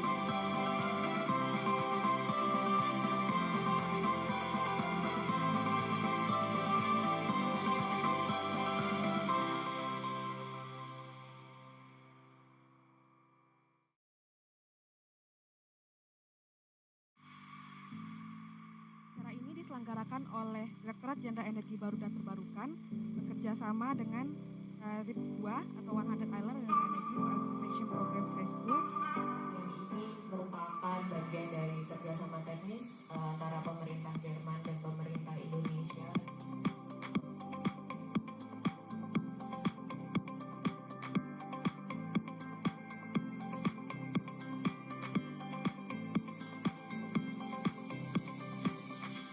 Sistem tenaga listrik itu seperti yang tergambar di dalam layar ini, mulai dari pembangkit, kemudian disalurkan ke transmisi, kemudian disalurkan lagi ke distribusi sampai pelanggan.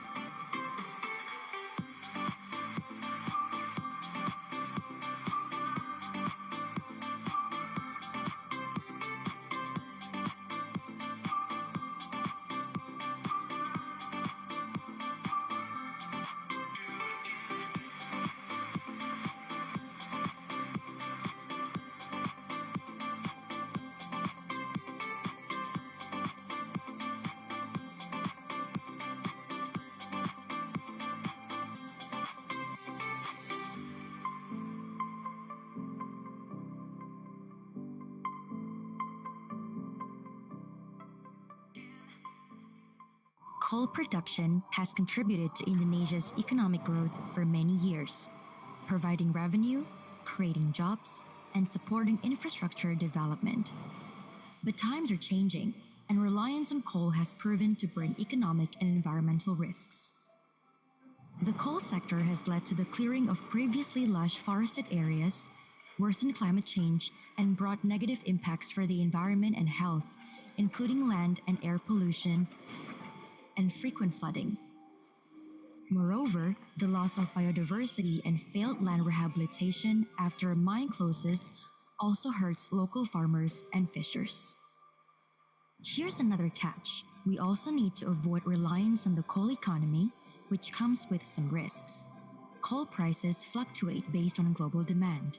Low prices often lead to pauses in production, resulting in layoffs, business closures, and unemployment.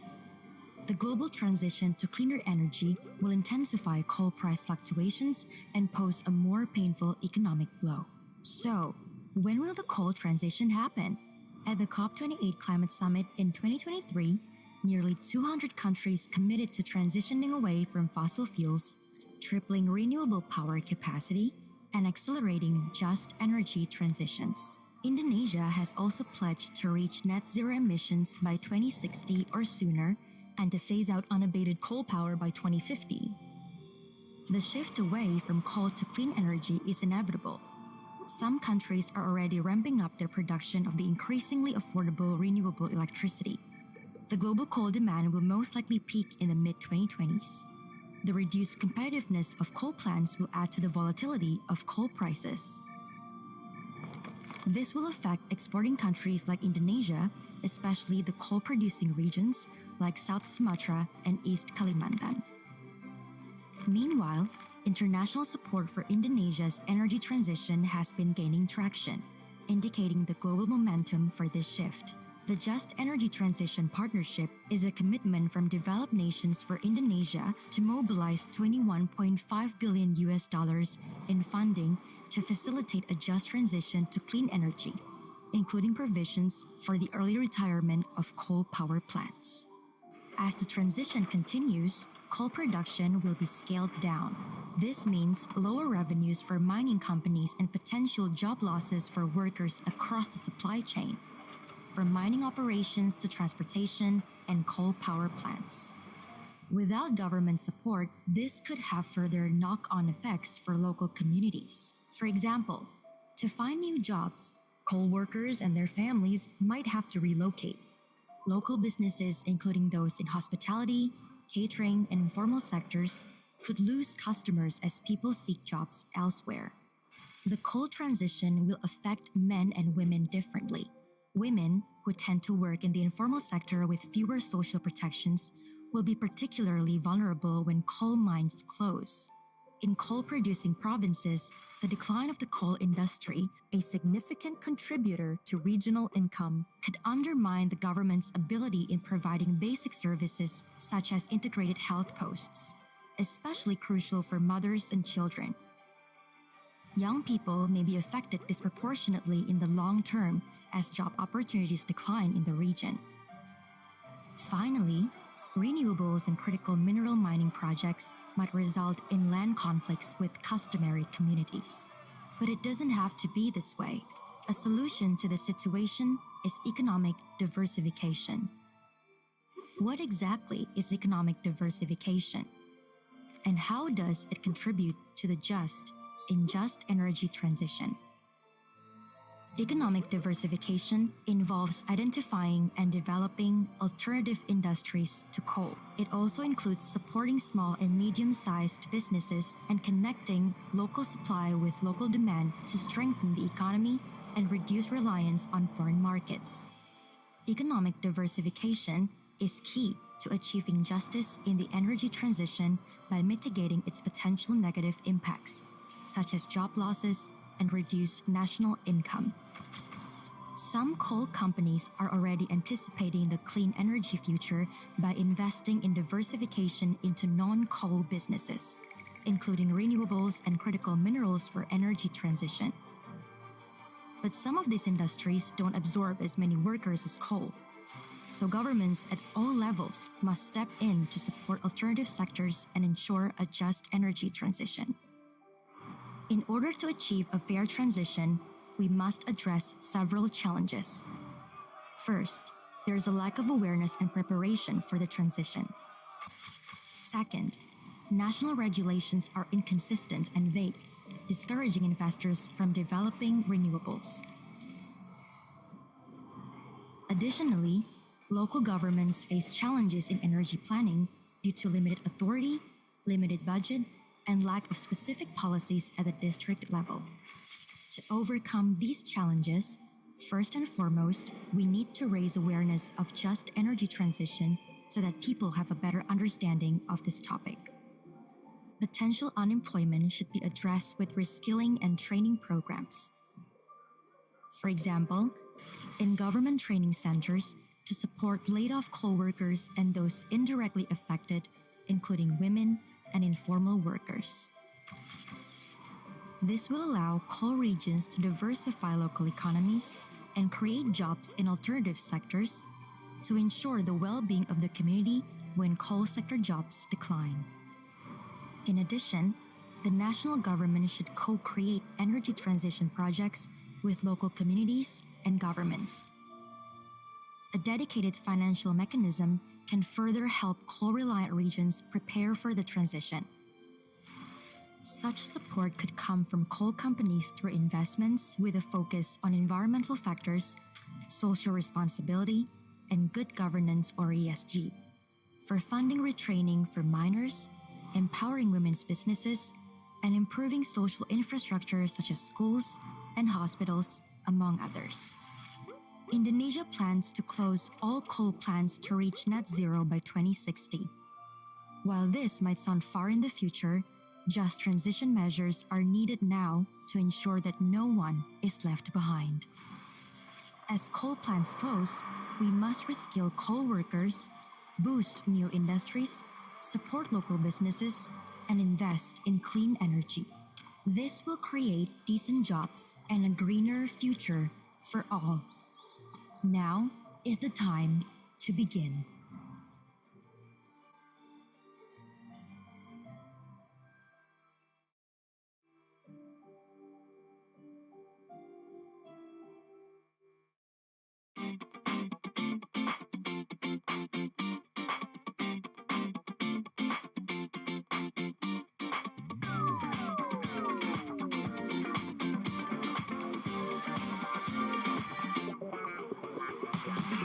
distinguished guests, ladies and gentlemen, a very good morning to you all and welcome to the launch of Solar Ice Maker Manufacturing Instruction. Can we have a big round of applause and bring some energy to the room?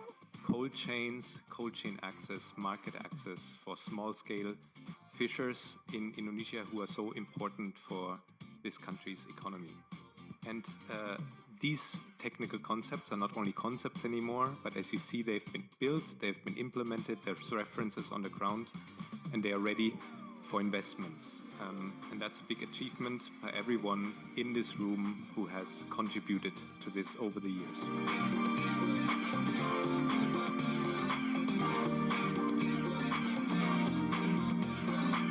Seperti kita ketahui bahwa energi atau renewable energy itu di Indonesia itu dikaitkan dengan most likely di Indonesia bagian timur itu untuk elektrifikasi, untuk penerangan dan sebagainya. Mengingat memang rasio elektrifikasi kita masih belum 100%.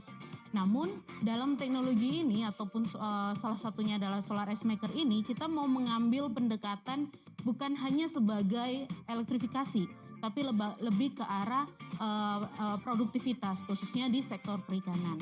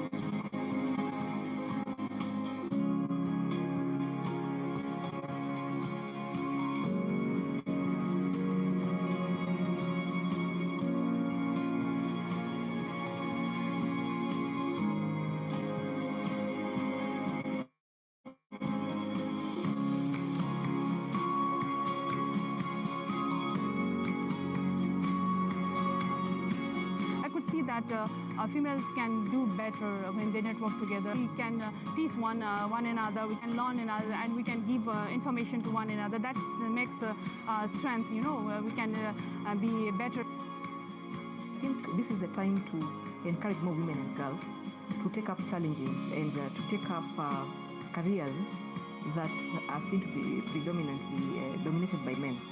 For me, my take is giving more women a chance, giving them opportunities, encouraging them, and making their workplace as comfortable as possible for them to be able to grow and power the nation, power the globe. Yeah. I think I'd want to see more women, changing the narrative of renewable energy sector. And like I said, when you empower a woman, you empower an entire community. The number of women represented here, it's quite impressive. From both ends, if you look at the Kenya side, if you look at Indonesia side, it's quite impressive. Meaning, we we are slowly getting to a place where we're saying the women are actually in the right field, doing the right things, and getting recognition for what they are doing. So for me, that's one thing that stands out. We've talked about gender mainstreaming in the energy sector. I think there are key takeaways that by the time we're living here, we should be able to have these conversations back home with our government counterparts here and be able to say what can we adapt, like what are the low-hanging fruits that should be adapted and possibly included in the policy, you know? And then the other things, how can we make sure that these are also trickled down into the organizations that we represent? When I'm having capacity building sessions with our members, these are some of the things that will actually bring up and even include them in our gender policies within our own organizations. And also just to make men understand and embrace these conversations and not just think that it's just about the woman, but it's about the support that you're giving to the whole ecosystem to be able to enable, to make energy accessible to everyone. We have to work together. We have to educate, especially the society, that this is a task for all of us. So if we want to accelerate, especially in renewable energy, in energy transition, we need to collaborate together. So it's not only the male's role, but also the women. So we have to work together and creating a safe space where we can accelerate in the development.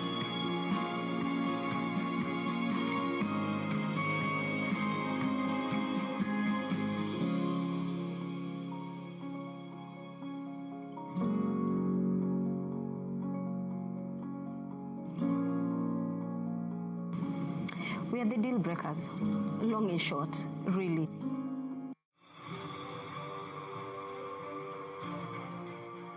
As a tropical country, Indonesia is blessed with an abundance of natural resources, ranging from conventional sources such as coal and gas to those which cannot be depleted, renewables like biomass, solar power, geothermal energy, hydropower, and power from the wind. Indonesia is in a unique situation to diversify its energy mix towards renewables, like few other countries.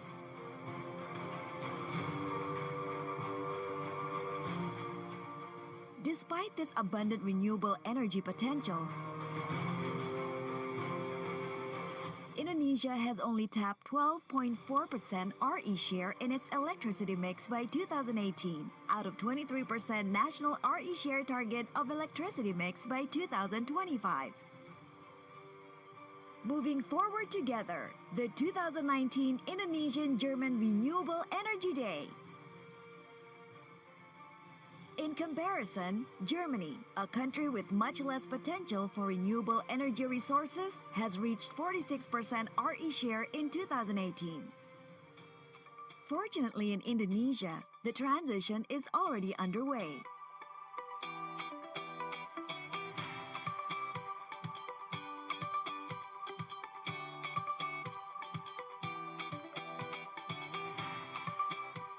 Palm oil mills produce crude palm oil, which is only 20% of the overall biomass processed in the mill. The rest of it remains as waste product. This surplus of biomass waste can be converted by the mill for electricity generation, as can be seen here in the first grid-connected biogas power plant in Belitung, operated by Ostindo Offwind New Energy. By unlocking the access to the utility grid, this electricity from biomass waste will make an important contribution to the 23% RE target of electricity mix by 2025.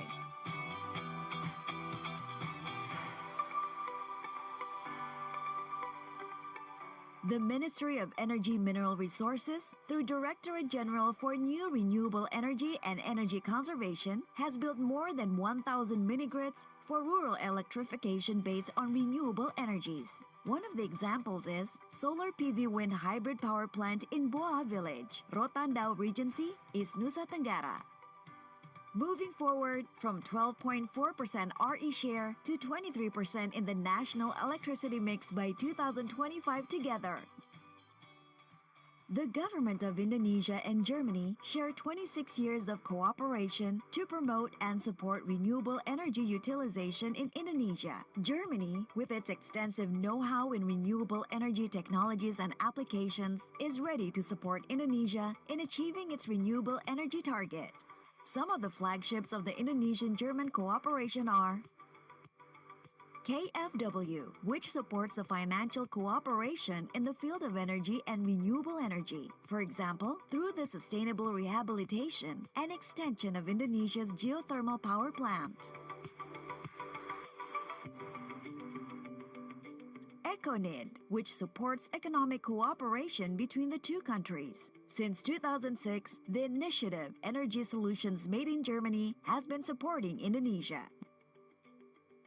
More than 100 German companies and their technologies have been introduced to Indonesia through business forums, B2B meetings, market information, stakeholder delegations to Germany, DAAD, which supports cooperation in research and education.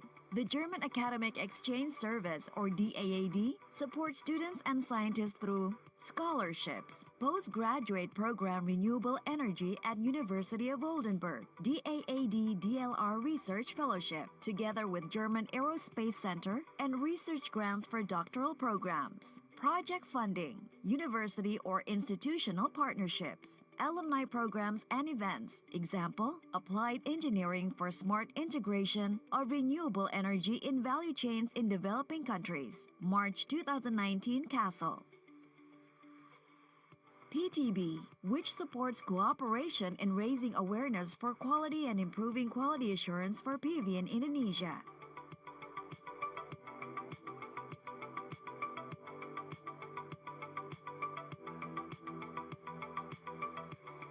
BGR, which supports cooperation in geosciences. GIZ, which supports the technical cooperation between Germany and Indonesia.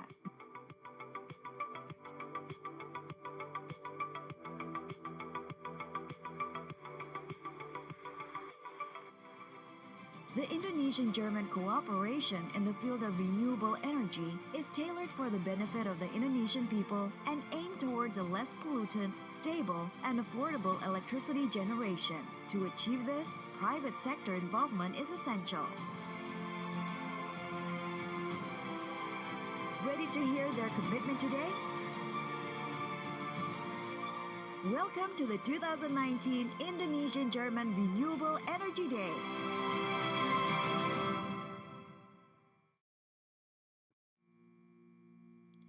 Ada pepatah mengatakan, kita tidak mewarisi bumi dari nenek moyang kita, melainkan meminjamnya dari anak cucu kita. Aku jadi berpikir, bumi seperti apa yang akan kukembalikan ke generasi selanjutnya?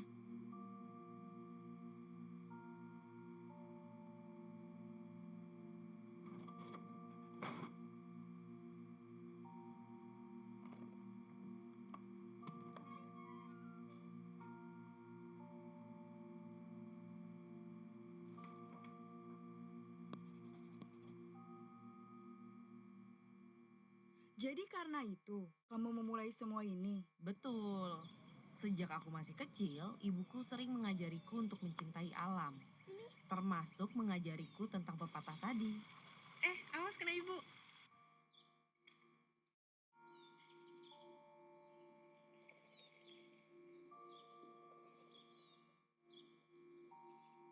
Kiara, kamu lagi gambar apa? Masa depan. Hah? Masa depan? Iya, Bu. Ini mimpi aku. Di masa depan ada robot yang bisa bertani. Dan ada mobil terbang juga. Banyak asap dong. Robot dan mobil terbangnya canggih, Bu. Gak pakai BBM, tapi baterai yang diisi dengan energi matahari, angin, atau air. Jadi tetap bersih.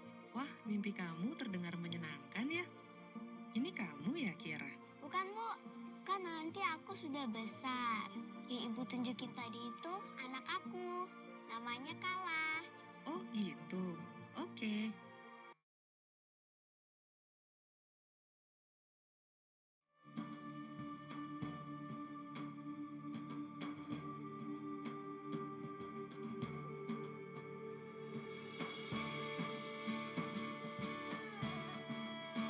Good afternoon. To all participants and delegates, we would like to invite you back to our ballroom because the third session is about to begin.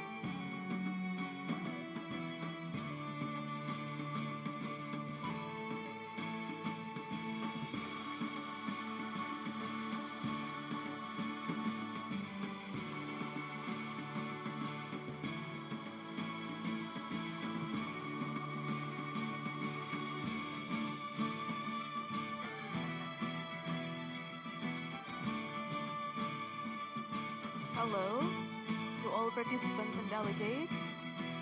We invite you back to return to the ballroom and please be seated.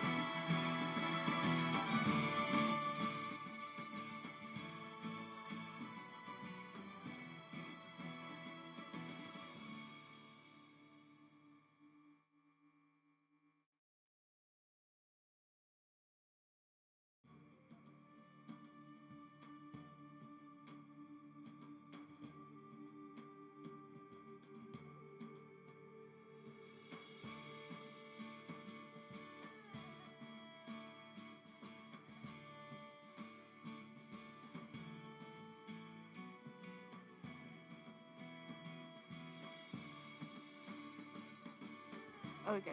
Good afternoon again, ladies and gentlemen, our honorable participants and delegates. Welcome back after lunch break. This is still the second day, and now we're about to enter the third session.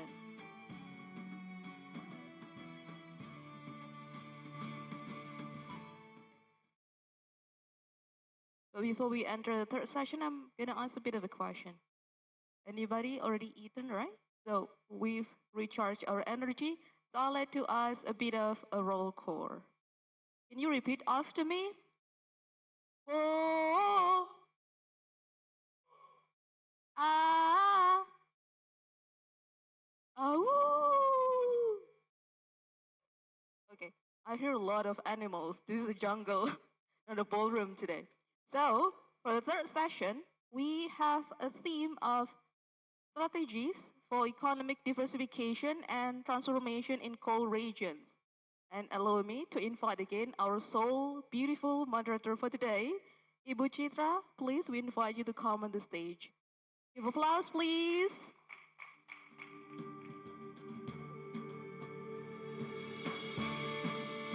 Now, Ibu Chitra, the time is yours again. Okay, thank you very much and welcome back everyone to this room. I was asked to do a little bit of ice breaking, so I will do it. Please, you guys all stand up. We will move a little bit. Okay, this is a game called Spectrum. Spectrum means you will have to stand on a certain location within a right line. So we will have on my left side and we will have on my right side. I only have one question for you, and then I will ask you to move to the position that you most agree on, the left side or the right side. Not my side. Please don't take my side. Left side meaning your right side, okay? So if you all agree that national policy is more effective than regional policy to do just transition, please go to my left. National, local. Which policy you think is most effective for just transition? National on your right, local on your left. I will not accept any position on the central part. So national is better than local regulation for just transition. Local regulation is better for just transition. I saw and someone hasn't been moving, so please move. Otherwise, I will count you as not having an answer or reason. Okay, there's someone actually on the central part of it. Interesting. Okay, I see more on the national side rather than local part. Okay, okay, I will repeat one more. If you think that national policy is more effective for just transition, stand on my left, on your right. If you think local policy is more effective, on my right or on your left. Okay, nobody wants to change their mind? You can advocate for your position. The one who's coming from provincial government, please come to that side. Yeah, clever. Okay, then I will pick 3 persons to explain their position. Please do it voluntarily. If you think that you have more agreement on national policy, please raise your hand and explain your reason. Come on. Okay, that's other than you. You will speak later. Yeah, other people. Please raise your hand. Okay, sure. Okay, with a caveat, but if, I think you need a national framework to set the agreed direction. And then but you still need that supported by the local level to implement what's relevant to them. But I think without that framework overarching, it would be difficult to have everyone working in the same direction. It could be quite messy. Could be quite messy. Very diplomatic answer as well. I will have someone from the center part who wants to volunteer to answer why you picked this objectively center location. Come on. Okay, there's a mic over there. Yep. Okay, the mic is not Hello? on. Okay, great. Actually, we're here because we couldn't decide. Okay. it was really hard. But we don't see one without the other. In fact, we have cases where the just transition started locally and then go to a national level, as it was in Mejillones. But we don't see it happening in all the regions without the national framework. Mhm. So it was really hard to decide. So we are here in the center. Okay, great. Because you have seen it all, which started locally, goes to national, or vice versa. Thank you very much. The local government, okay? Because you're representing local government.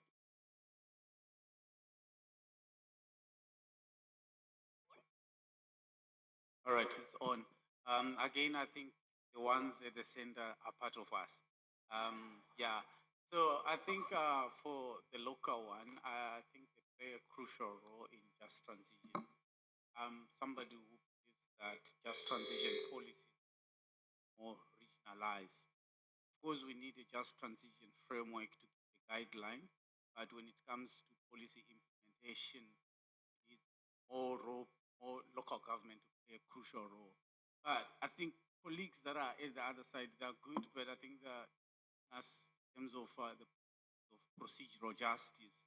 So if we say policies should come from a bottom going up, local people know much, local government know much about their needs and all that. So for procedural justice, need more policies to come from the bottom, which is the local government, filtering up all the way to the national structures. Thank you. Hey, thank you very much, sir. I think that answer everything because we need a unified framework at the national level. Otherwise, it will be messy. We have seen cases on which just transition takes places at local level and then go national and vice versa. And we need the local government and community because they understand more about the context and need. Anyone wants to offer different opinion? Okay, thank you very much. Please come back to your seat.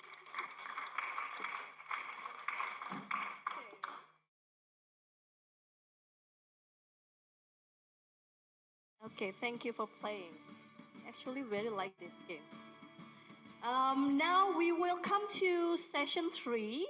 This one is very relevant to the game that we just played. It is strategies for economic diversification and transformation in coal regions. And we will hear different cases of just transformation from 2 provinces in Indonesia and also from international experience. The question about economic transformation in coal regions is not only how to replace coal, but how to reinvent local industries, economies, including skills and also identities of the communities. So then I will like to call upon the stage Mr. Wahyu Gatut Purboyo, Head of Economic and Natural Resources Division at Bapeda of East Kalimantan Province.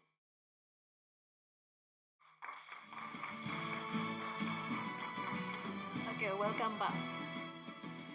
Mr. Wahyu has over 7 years of experience in environmental management and regional economic planning. Our next speaker comes from different provinces, but also same government agency. I would like to call Mr. Hari Wibawa, Head of Economic and Development Financing Division at Bapeda of South Sumatra Province. Welcome, Pak Hari. He has over 17 years of experience in regional planning and economic development, and also has led initiatives to strengthen agribusinesses and SMEs. Our next speaker is Mr. Timon Wanhert, Senior Researcher and Co-Lead of the International Energy Transition Research Unit at the Wuppertal Institute. Welcome, Timon. With over 2 decades of experience, he specializes in structural change, regional innovation, and just transition. And last but not least, our next speaker is Mr. Goetz van Stumveld, Advisor for the Innovation Regions for a Just Energy Transition, ISEWGR. Okay.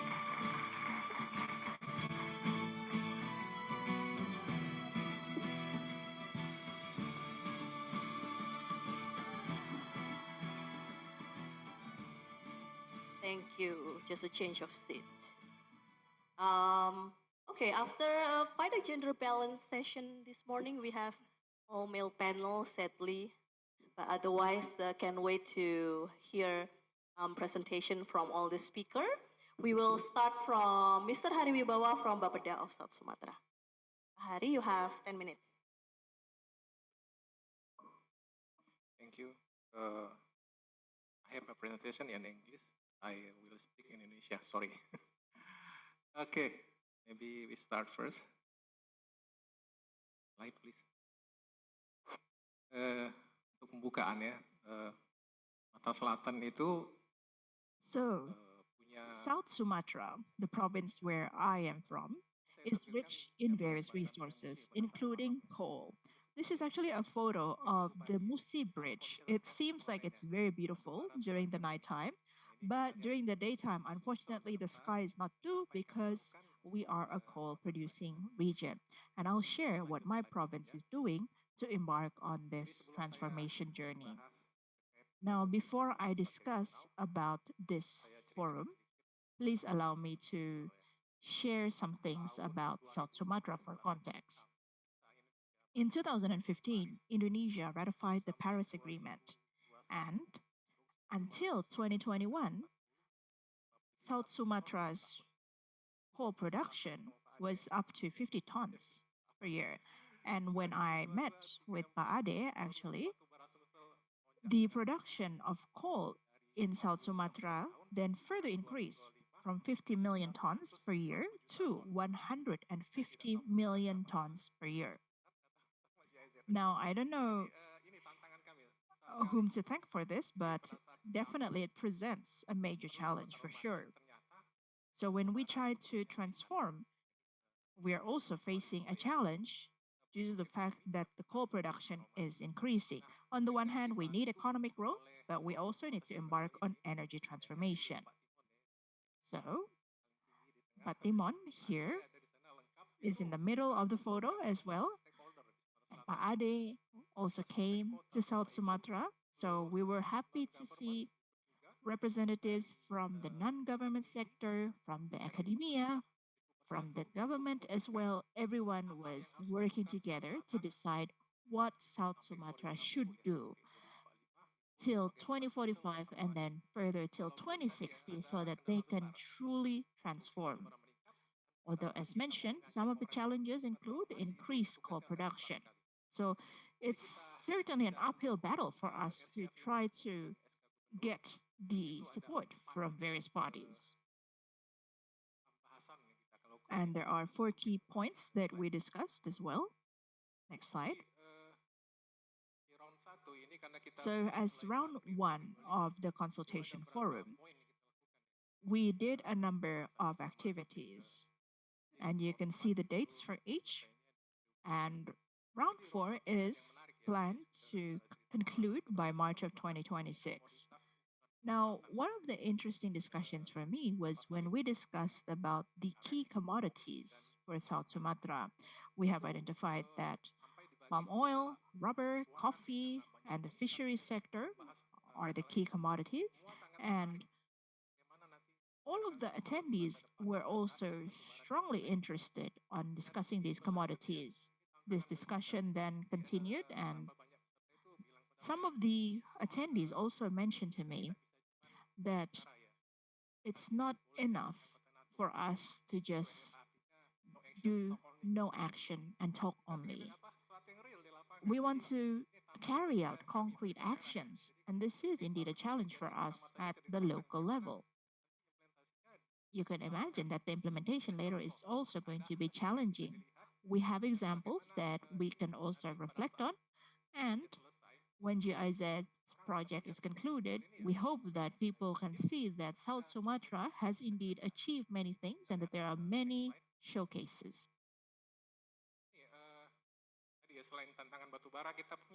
And this slide shows about the challenges in our coal sector. We have a huge potential of coal. It's also the number one, and our palm oil ranks sixth. And catfish or catfish, we are the biggest catfish producers in Indonesia. The Indonesian people do not know that we are the number one coffee producer in Indonesia. Even many locals don't know about that. South Sumatra is the number one coffee producer in this country, and we have exported a lot of this coffee to many countries, including to Germany. Perhaps Germans do not even know that some of their coffee they consume come from this province. We can already integrate several things with all these scattered potentials, right? And we have already collected a lot of feedbacks and recommendations from this forum. So why don't we implement that immediately? Secondly, other than the fossil energy, we also have a lot of potential energy and renewable energies.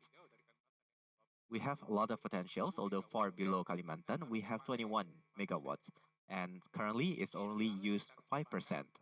So this is another thing that we are trying to develop.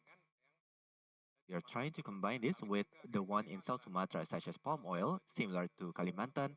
We also have some gas in South Sumatra, and there are many other potential sources that can help us transforming to another source of resources other than coal. Next, please. I cannot translate this one because I took this from several news. Let me give you an example. Coffee. This is the best practice in South Sumatra. We have on the left side here, you can see the map of South Sumatra. 26% of Indonesian coffee are produced in South Sumatra. But South Sumatra doesn't have any particular typical coffee. Many people know about Gayo Aceh coffee, Balinese Kintamani coffee, Sulawesi coffee, and so on.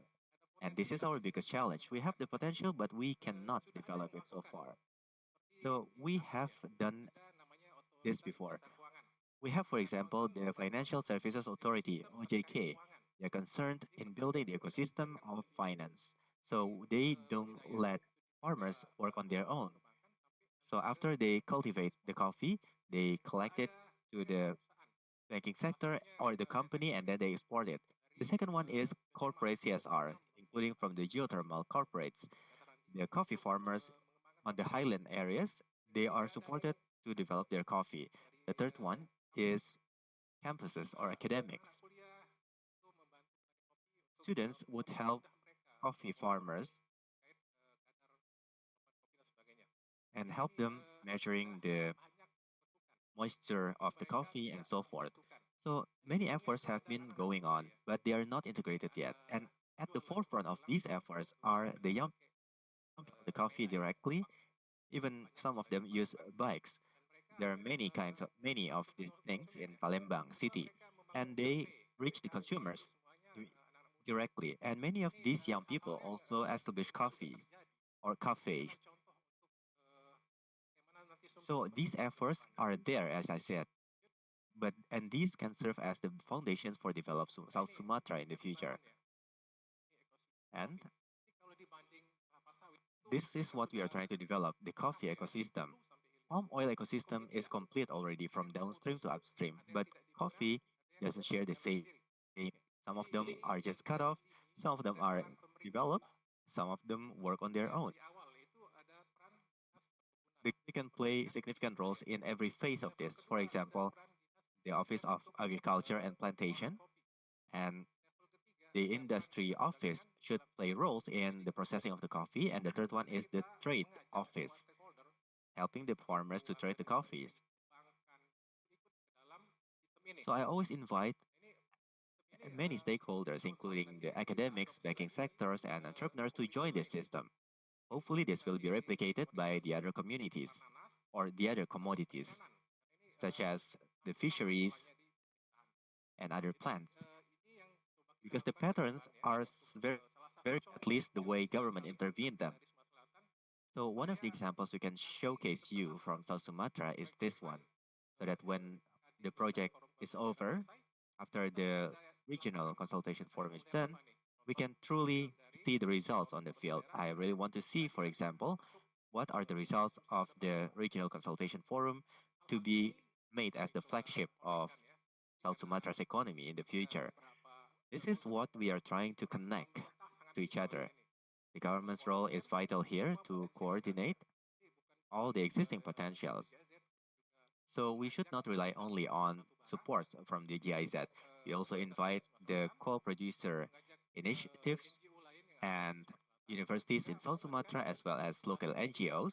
And we also engage vertical institutions such as the Central Bank of Indonesia, banking sectors, and Financial Services Authority or OJK. These are the ones that need our support too. If we can develop this collaboration, I believe that South Sumatra can raise their local coffee to the higher level, which is international level.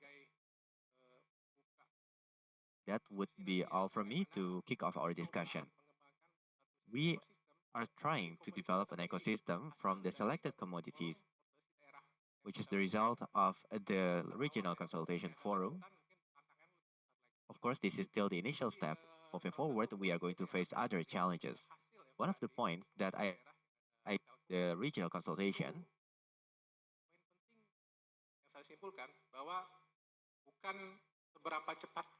is one key important, which is it's not about how fast we move this project, but how many people or stakeholders we can engage with us. This would serve as the foundation on what we should develop in the future for our South Sumatra province, because no one should be left behind. This is what we are trying to do in South Sumatra, which hopefully can serve as a good example for other countries and other provinces. Thank you and peace be upon all of you. Okay, thank you very much, Mr. Hari from South Sumatra. Do you bring any coffee with you? Yeah, you're promoting a lot of South Sumatran coffee, so better if we can also taste it. But trust me, coffee from South Sumatra is really, really good. Maybe the brand is not something that's very mainstream, but once you get there and drink at the local store, you will understand why it's popular community. So thank you very much for sharing the strategy. So from coal to coffee. This sounds like a good tagline actually for this transition, yeah? Okay, good. Next, I will ask Mr. Wahyu Gatot Purboyo from Bapedais Kalimantan. I believe that East Kalimantan also has similar regional forum. So what has been resulted from those forum, some strategies or maybe already identified community to replace coal within the province? Silakan, Pak. Terima kasih. Thank you. Moderator. Thank you to our moderator and peace be upon all of you. Good afternoon, ladies and gentlemen.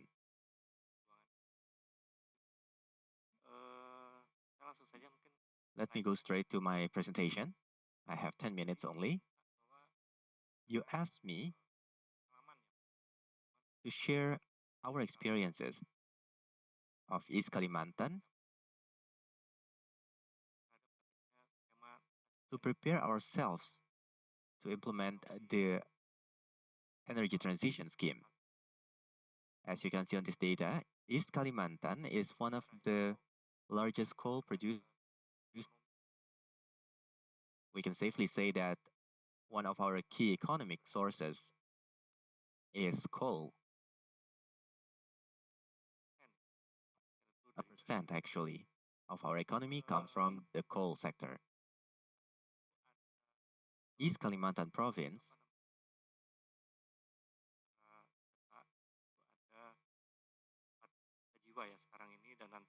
has about 4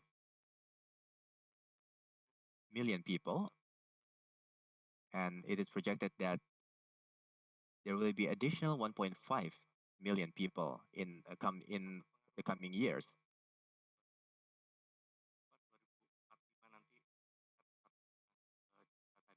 So in 2045, it is projected that our population will increase by 1.5 million. And you know that soon we are going to be the new capital city.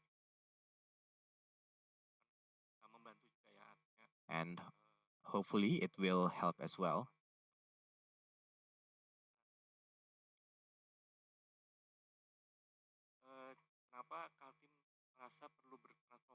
Why is Kalimantan thinks it is very important to join the transformation effort? This is a story. I mean, we have to look into our history first. Since the 1970s, East Kalimantan province has always been dependent on our natural resources, namely the oil and gas and timbers. In 2007, there was a switch, and we started relying so much on coal and oil and gas still. On this graph, you can see that the blue bar shows the industry. The industry's contribution, while the green at the bottom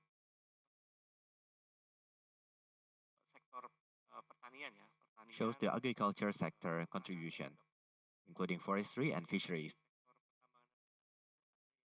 Mine and extraction are situated in the orange bars. We can actually say that over the past 50 years,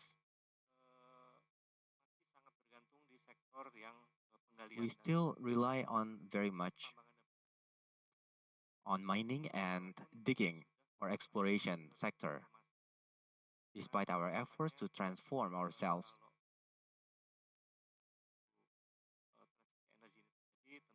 Hopefully, if moving forward, we are really to implement this energy transition, it will help us coping with the situation, especially with the declining demand for coal in the future.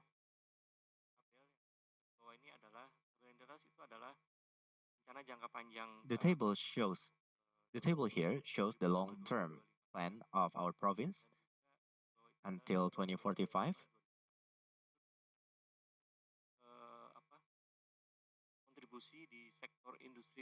And we can see that the industrial sector contribution is still stagnant at this point. So this is the situations when we talk about switching from extractive industry to downstreaming industry.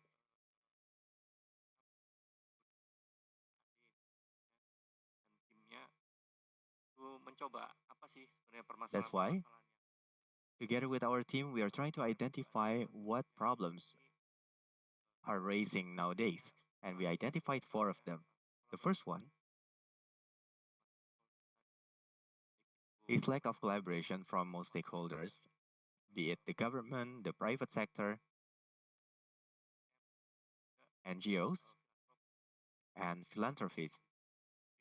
All of them still work in silo. Whereas we want to do a big economic transformation and we must prepare ourselves. If we want to achieve that, we need to have a strategy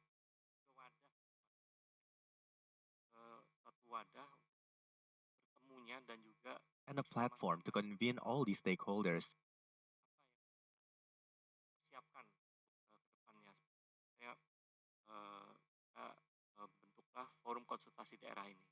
To discuss about what we need to prepare for that transition in the future. Next, please.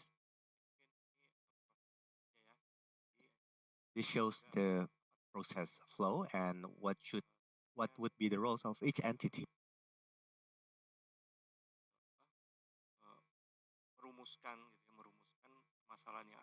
Roles must include how to formulate the problems and the solutions together and prepare for the steps that the governments must implement with the support of all stakeholders. Next, please.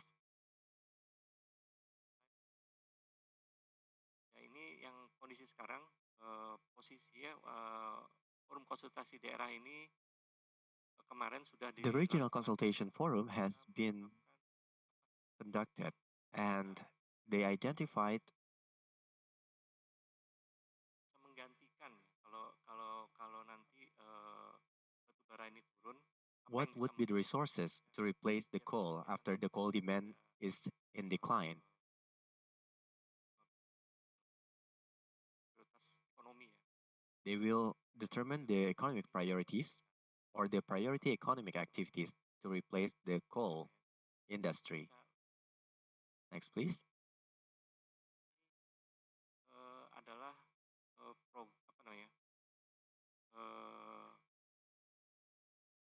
aktivitas ekonomi yang sudah dipetakan itu ada 15 ya. These are the Yang the economic map so far. And we have, for example, other than coals, crude palm oil. We have tremendous potentials of it. And on the marine sector, we also export a lot of tiger shrimp. And now on this slide, you can also see, and we have also discussed this as well, actually. It is to do with what can be done with regards to the new and renewable energy and how can we do downstreaming for biomass and also for palm oil. Now for number 8 and so on, this is something that we will be discussing after this. And we hope that we will be able to achieve the green hydrogen, and we hope that ecotourism can also be developed because we believe that this will be something that is highly potential. So these are some of the things that have been done. For example, palm oil. Based on the discussion, we concluded that nowadays the productivity for palm oil in East Kalimantan is approximately 3.46 tons per hectare per year. However, we hope that through this regional consultation forum, we will be able to jointly boost this further to perhaps 5 tons per hectares per year. Likewise, for the case of shrimp. At the moment, the productivity is still very low. It's only 0.15 tons per hectare per year. The reason for this is because the shrimp ponds in East Kalimantan are still applying traditional practices. So, from a total area perspective, it's still very limited. And these are some examples as well. And this is to do with the readiness. So we're trying to develop communal solar PV as well. And this also includes network to villages that have not yet been electrified or have not been connected to the PLN grid. And this is for the chemicals as well and bioactor as well, because this is still new and it is part of the long-term development plan or RPGP. And for the case of East Kalimantan, we think that oil and gas has a great potential. Continuing on. So this is to do with herbal as well as pharmaceutical products. So there's quite a lot of potential as well in East Kalimantan for these types of vegetation. And this is a slide explaining the steps that we plan to carry out. In short, there will be 2 more meetings, and hopefully in those meetings, we'll be able to define what needs to be done in the future. Okay, this is the final slide. So this transformation actually aims to maintain so that in the future, East Kalimantan will not only be solely relying on coal. And we truly hope that this can serve as a forum where it won't end after this project ends. Instead, we hope that this can serve as like a platform where we can discuss the various issues in East Kalimantan. So that's all. Greetings and may peace be upon you. Thank you very much. So, if South Sumatra is transforming to coffee, East Kalimantan is to CPO and tiger shrimp. Very delicious, but I think Indonesia right now is on the hotspot because of some radioactive shrimp exported to the United States and back to Indonesia. Don't worry, don't worry.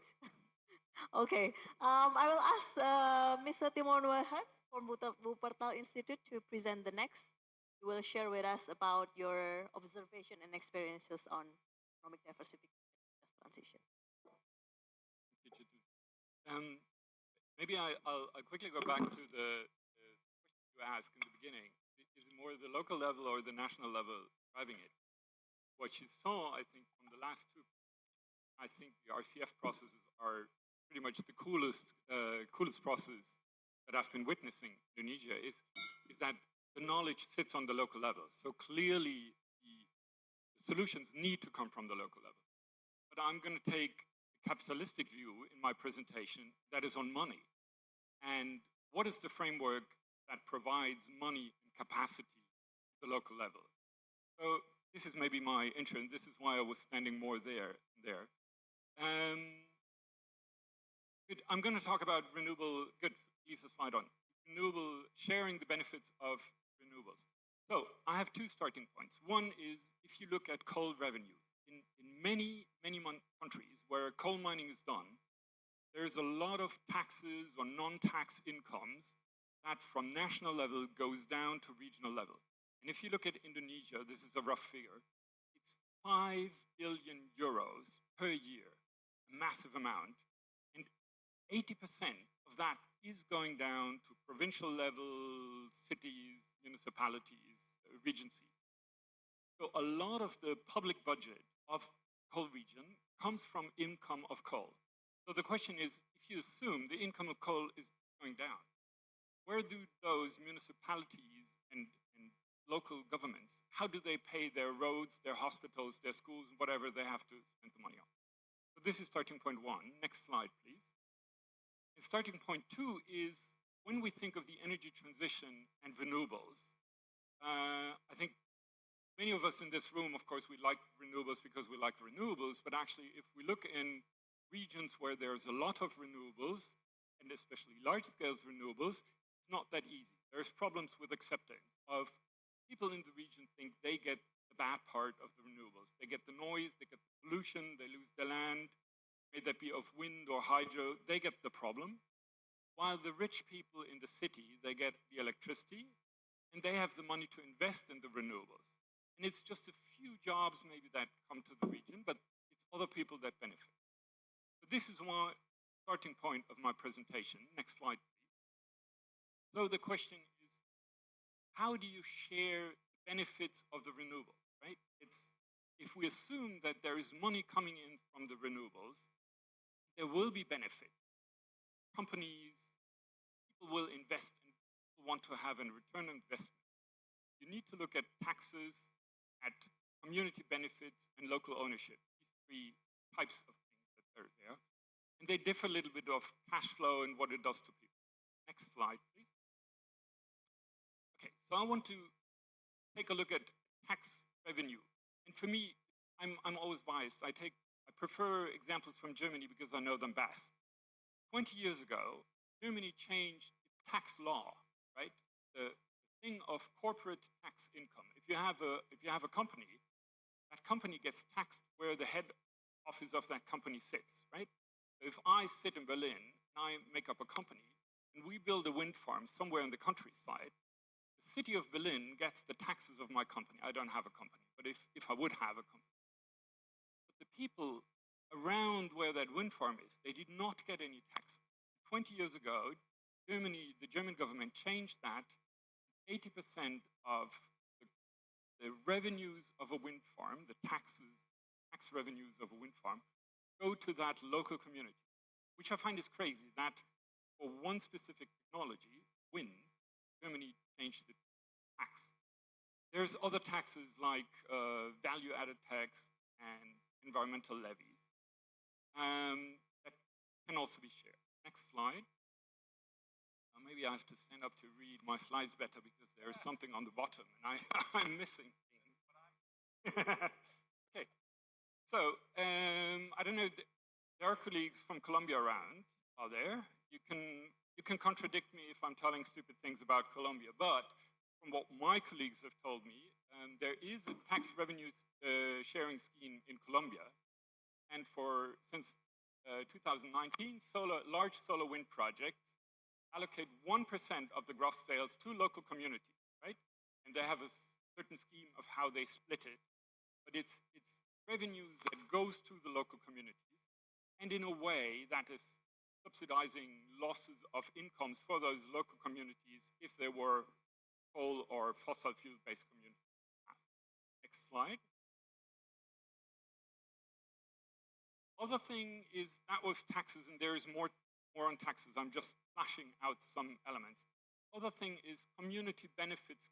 These are more voluntary schemes that a community negotiates with the people who build a wind farm.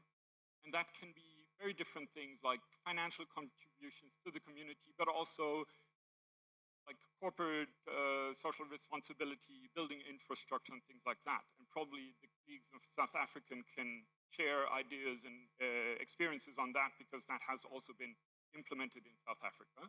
Next slide. I want to say something on Germany.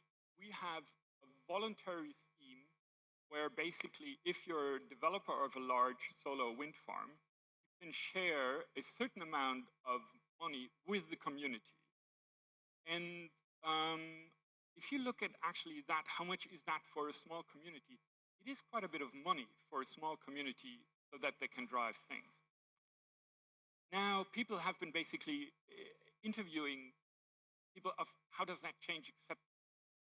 The thing is, it makes much a big difference of how the framework is set up. If the framework is set up so that people feel, oh, we're giving out a little bit of money, people easily could feel, oh, we're being bribed, right? They put the wind farm, we don't want it, but they're bribing us.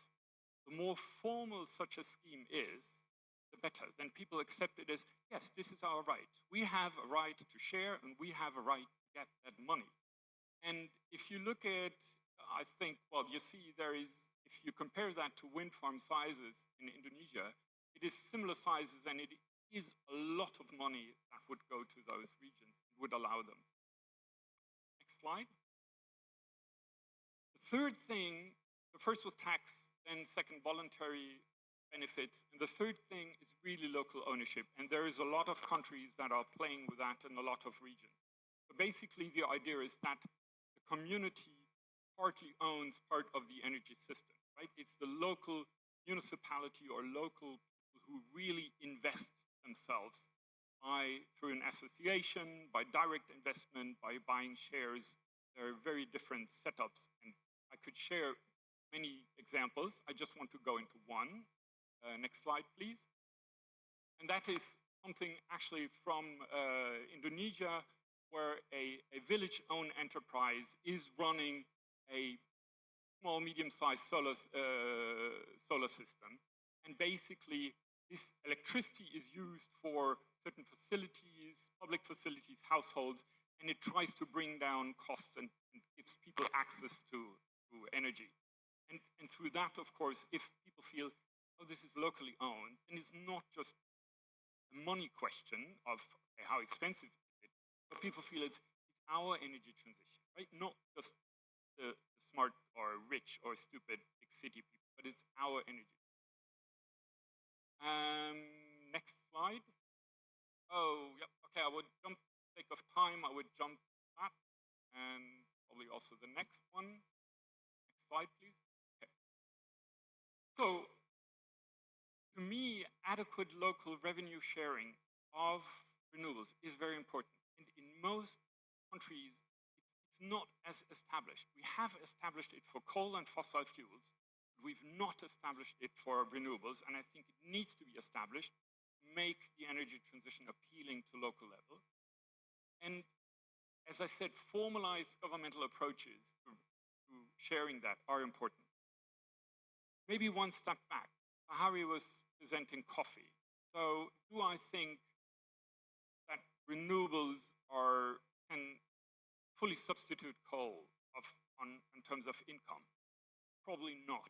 If you look at East Kalimantan, it will be extremely important to push renewables as much as you can, but it will not do the trick. You will have to look at other incomes that the other speakers said. Coffee will be more important, tiger shrimp will be more important. But I think if you leave it out, then the local communities do not have the money and the capacity to drive the processes that they should be driving. And last slide. We are currently working on this, so if you have any examples from your region, please grab me in the coffee break and tell me I have a good example, and I'm happy to take this up because I'm still work in progress and I'm trying to collect good examples across the world. Thank you. Thank you very much, Simon. We had to borrow your terms, making it more capitalistic, but in a sense, it's actually distributing wealth and revenue to the community. So it will benefit not only the project owner, but also the community at large. Very good. Thank you very much. And I'll go to our last speaker, Mr. Koos van Stoomveld. Yeah, thank you very much. I'm very happy to have the opportunity to present the handbook on economic diversification for coal regions that we actually have elaborated together in a joint effort with a consulting firm, GPI, and also with many colleagues. We also had the opportunity to travel here to South Sumatra, to East Kalimantan, and to do case studies. And now I'm very happy to present that. Next slide, please. So if you want to organize just transition in coal regions, you must know where are economic alternatives. And we see that the regions that we are collaborating are already deeply in the process. And what we are doing with the handbook is try to give a systematic outline how to do to analyze the economic opportunities that you have, to evaluate, and then to start a process of economic diversification. So we describe how to identify the economic sectors with a highest potential for a reason, and which are the sectors with which a region can best realize its social, environmental, and economic objectives. How can a region make best use of data that is available on different sources? And this is we identified in the case studies that this is key, the access to data, and we give a lot of information on the access to data and how you can use it. So it's very practical. And then how to elaborate a strategy. Next one, please. So a circle of strategy design is described. First, you do the diagnostic of the current stage of economic diversification. Then you define a vision, and of course you need a multi-stakeholder forum, as is already established in the 2 provinces that are represented here. Then you have to prioritize the opportunities. You have to define policy actions, and lastly, and a strategy, and lastly, you have to set up a monitoring system and to be able to analyze your implementation that then has to start. Next, please. So this is one, it's a very basic indicator. The handbook is offering a large variety of indicators and tools that are also online, available online. And this is the very basic economic tools that anybody knows. Where does your GDP come? And we have here the example of East Kalimantan, 2013. The GDP, the regional GDP, was highly concentrated in the 5 top sectors. 75% came from the 5 most dominant sectors. and 2023 it reduced a bit, was 36%, no, 71% came from the most important sectors, and first you had 38% in mining, coal and lignite in 2010, and it reduced a bit to 36%. So this is one of the possible indicators to use. Next one, please. Then the handbook also gives you many different links to tools that are online available. Yeah, and one is the Harvard Atlas of Economic Complexity. There you can see very nice diagrams that are produced from the online tools that are there, and here you see the indicator of export. What does a country specifically export? And you can click on this link there, and you get these diagrams from every country you want. You can play around with that, and you see here palm oil and coal are very important export articles for Indonesia.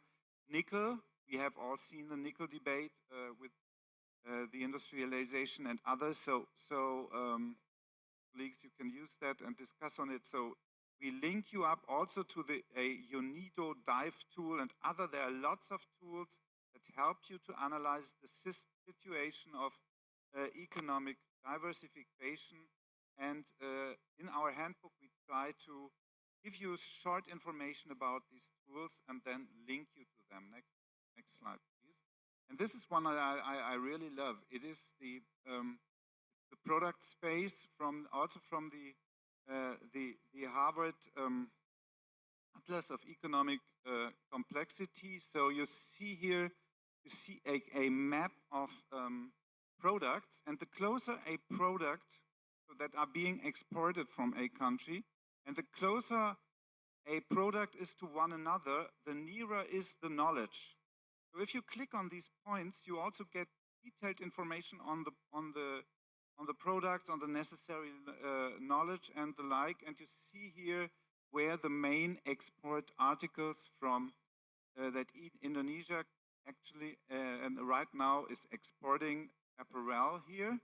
We have agricultural goods and so forth, and of course we have lots of minerals. Next one, please.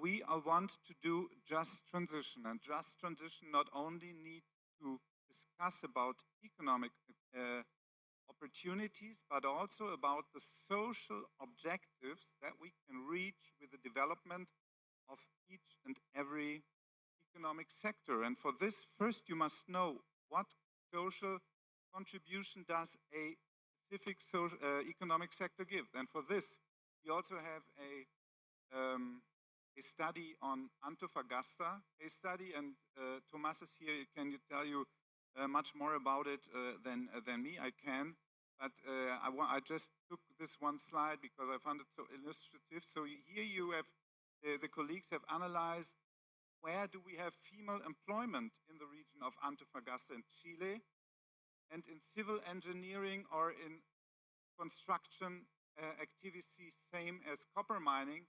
We have very little women who work there, but as in most countries it is, in human health care activities, public administration, education, we have women, also in retail trade, food and beverage service. So we have identified the sectors in which women find employment. So next slide, please.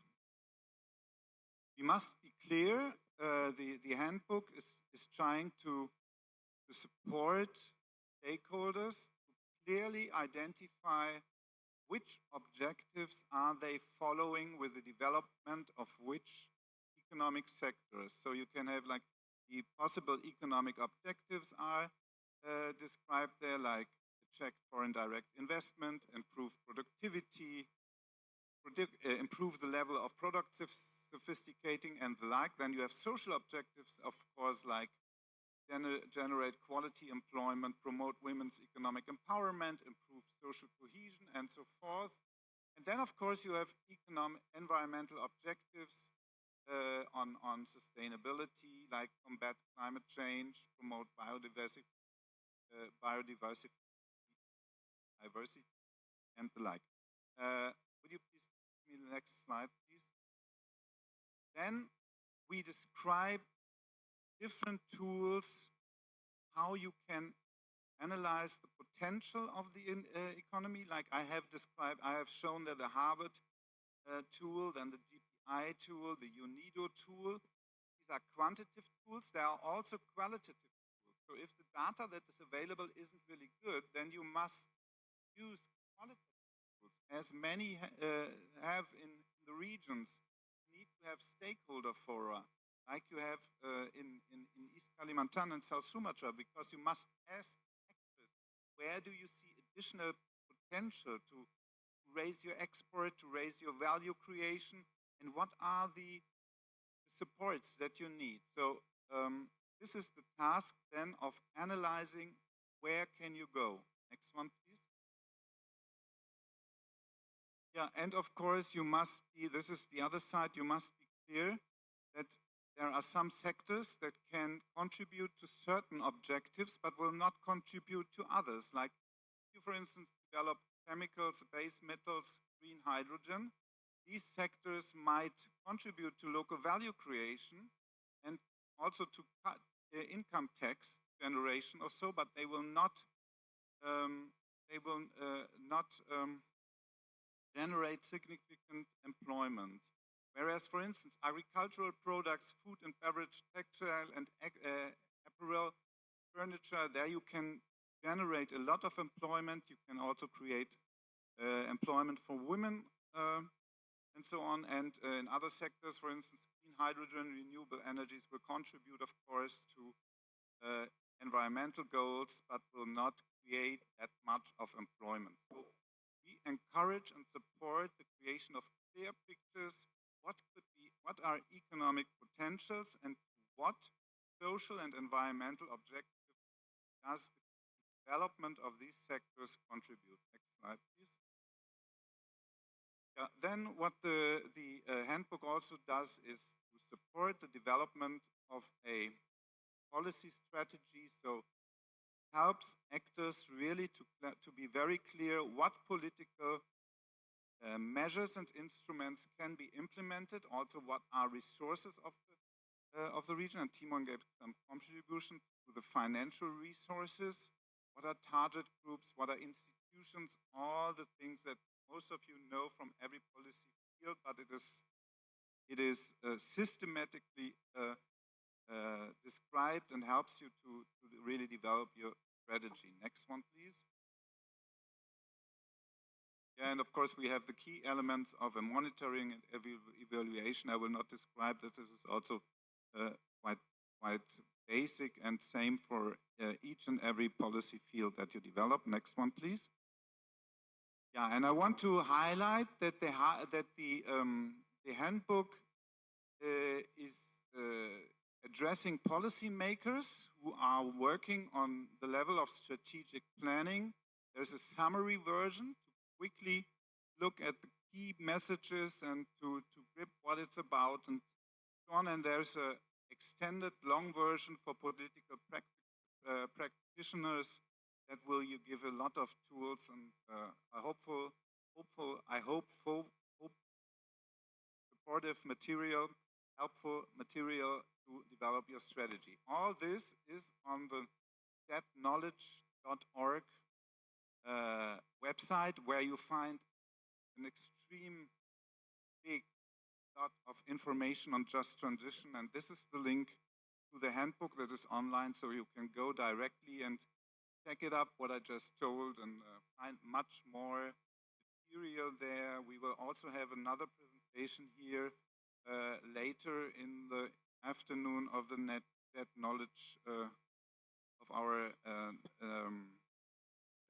our website. So look at it, please, and thanks for your attention. This was the overview about the handbook. Thank you. Thank you very much, Götz.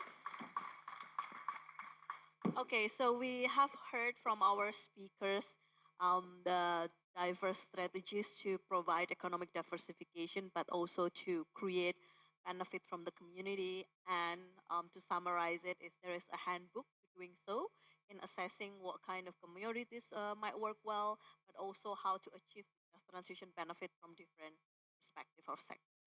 I would like to ask you all to provide your questions if you have any. The organizer will provide a link to our Mentimeter QR and link. Sorry, but I will ask Mr. Hari and Mr. Wahyu Gatot Purboyo first, because you both coming from provincial government. How confident are you about making non-coal commodities becomes replacement for the coal economy? Your case is coffee, and in East Kalimantan case is CPO and tiger shrimp. Thank you. In my perspective, economic in South Sumatra formed by coal is about 50% of all GDP. So we have to create more than coffee to replace that coal. I think it's addition with we build port and infrastructure, also develop these commodities, and we some of in industrial area we will develop industrial area to support that, like palm oil, it is or rubber, become end product, not just we sell it as a raw product. So it's our strategy, a long-term strategy that we will be developed in the future. So that 50% from coal is we can replace it step by step. Step by step. Mr. Wahyu?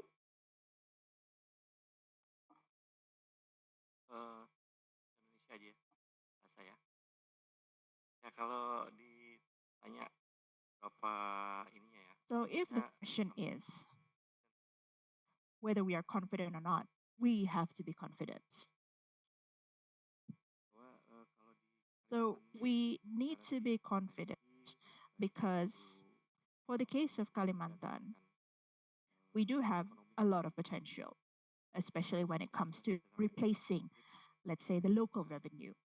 And I have also touched upon about our willingness to embark in this transformation journey and how the point of emphasis is actually in downstreaming.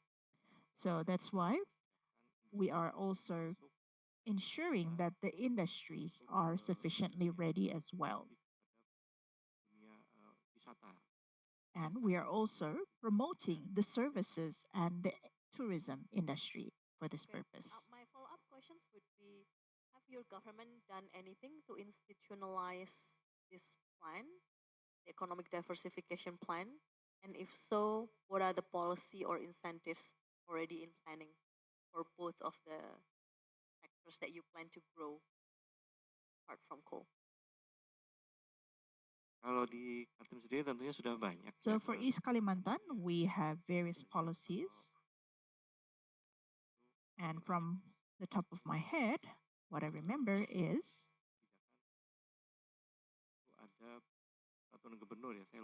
I think we have the governor regulation.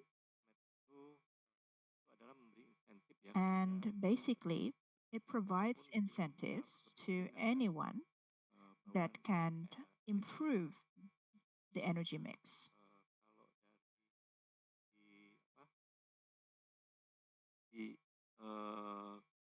Komoditasnya sendiri. Now for the commodity itself, pemerintah itu banyak juga membantu. The government also provides assistance,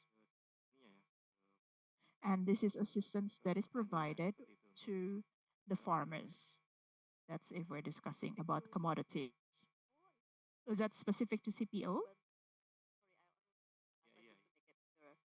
Kalau untuk petaninya, So for the farmers, what type of institutional support can be provided to develop the non-coal commodities?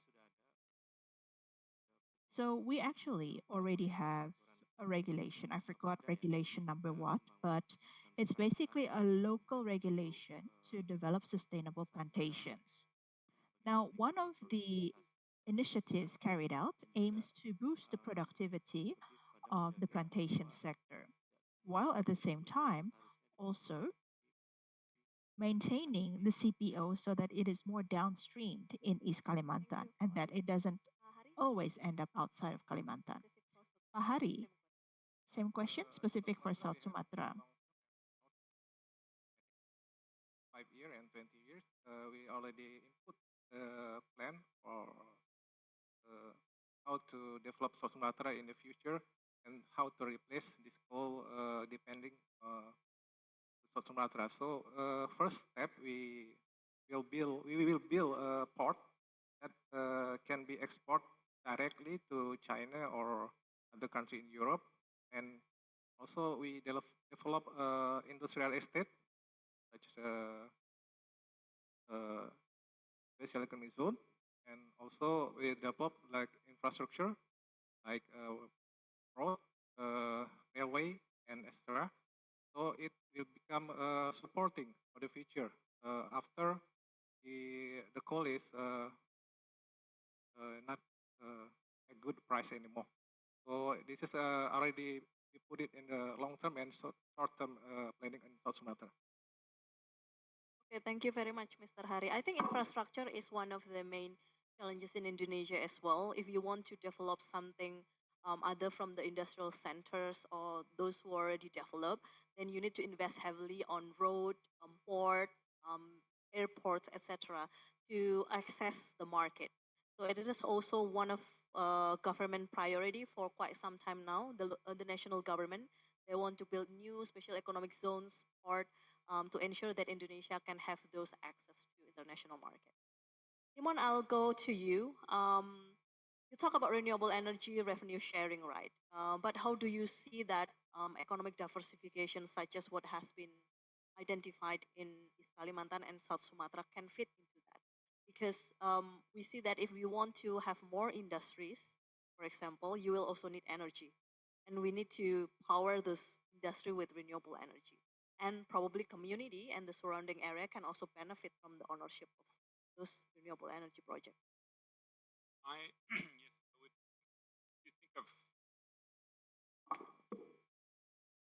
If you think of the energy transition in Indonesia, then of course there is a big need for more renewables.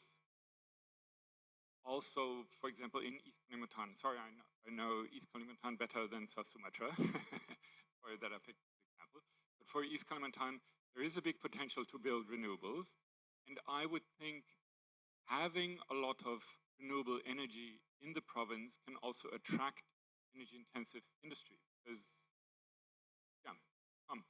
and I'm optimistic on a global level, right? But if you think of what kind of goods do you export, or what kind of goods would Indonesia export? So if it's not just nickel smeltering, but a little bit of value chain, then other countries, I mean, Europe has done so, we've heard this morning, have minimum standards for, okay, these should be like green products, like the European CBAM.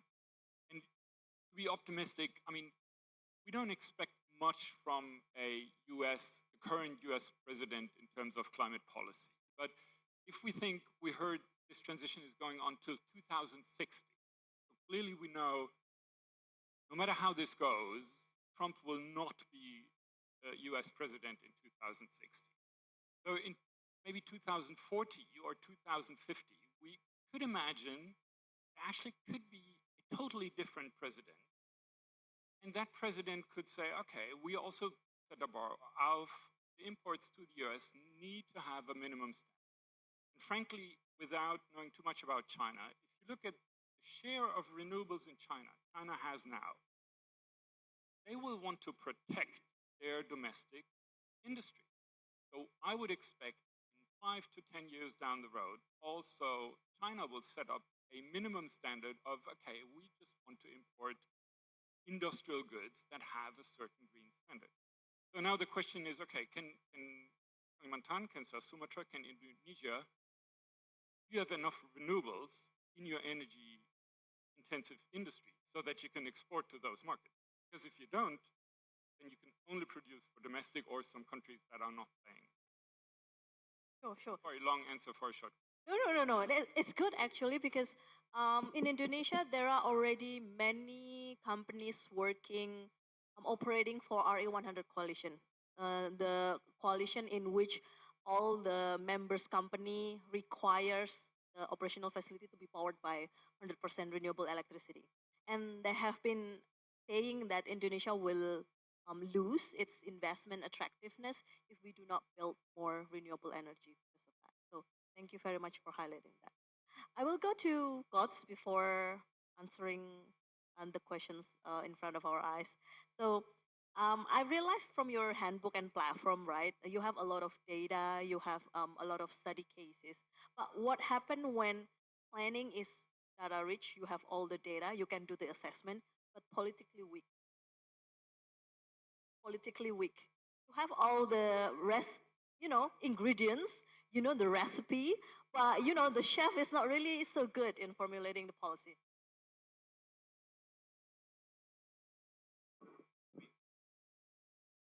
I mean, we can also offer support. You're promoting yourself. I mean, yes, this is what GIZ is doing. I mean, if there are certain needs to develop specific disciplines or so, we would always offer that in different respects. So if the analytical capacity is very strong, there might be some management interest in learn. We would try whether we could organize this learning process. And if policy is weak, I mean, then I would, I mean, I'm also a citizen of a country, and in that respect, yes, then we are all also asked to engage ourselves, I think, in our domestic policy and to demand stronger policy.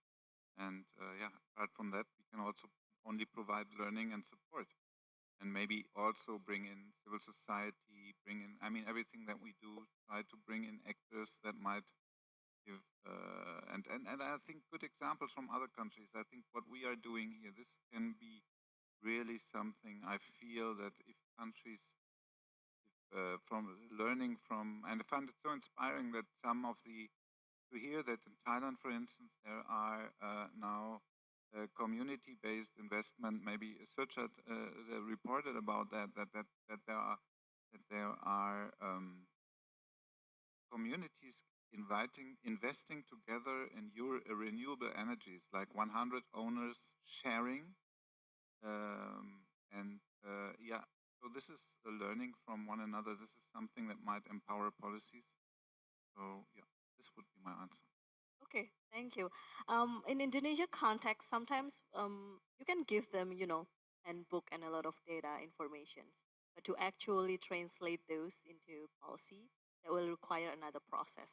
So what is your toughest advice for regions that has just started, the economic transformation?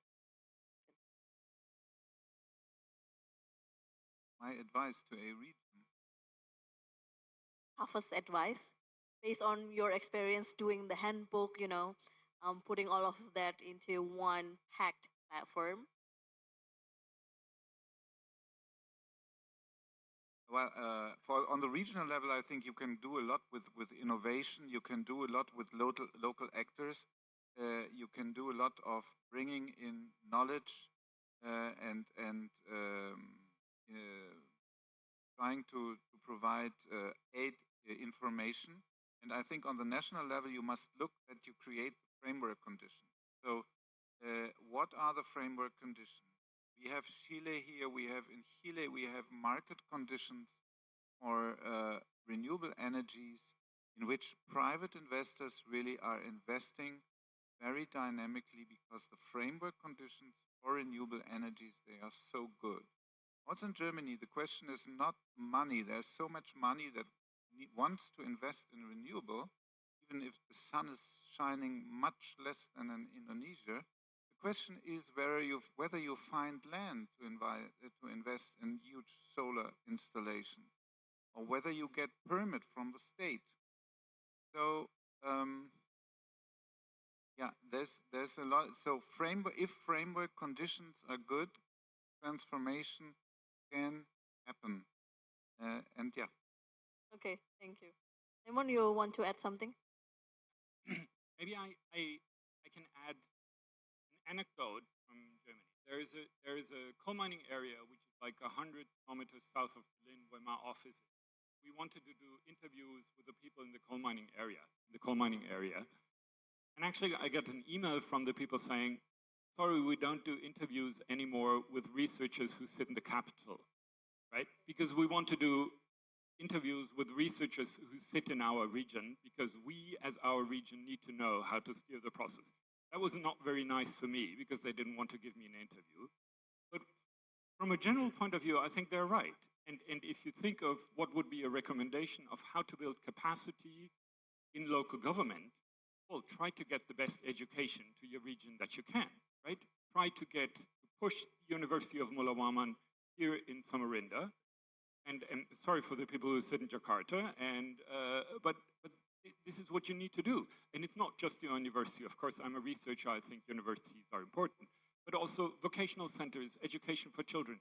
Try to push their education. You have to keep up with education levels in Java, because you need the capacity, both for local government, but also for industry. Thank you very much. Yeah, I work a lot at subnational level, and I understand that local stakeholders need to be very involved. And if they are needing, exposure exchange network, then so be it. We need to find and facilitate those kind of needs so that they can build and develop their own area. There is one question I would like to ask for your time, 2 minutes.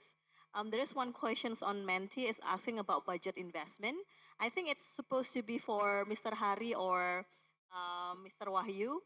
Have you done any investment for those sectors that has been identified as the alternative for coal economy?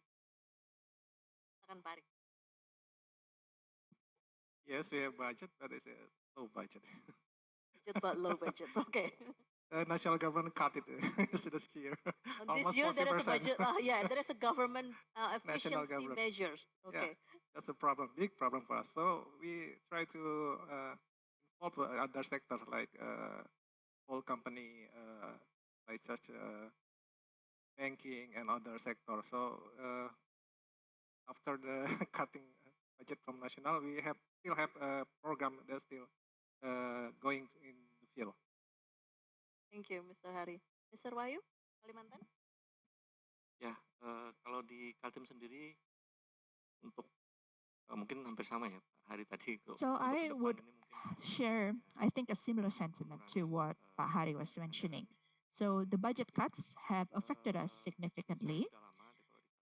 Nevertheless, for the case of East Kalimantan, a struggle that we have been facing for quite some time when it comes to new and renewable energy is actually addressed through the establishment of communal solar PV. And at the same time, we also try to ensure that this can be used to electrify villages that have not been electrified. A round of applause to our speakers on this session. My last note of the session is that economic diversification is a long game. It's not a short-term one. And success will depend on courage to not only shift budgets, but also align institution and invest in people, not just infrastructure. So thank you very much again.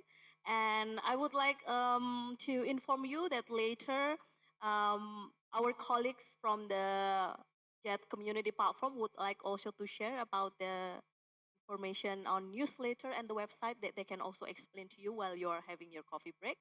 So I would like to prepare Bethan Jones and Jonas Kuhl later to come to the stage. Thank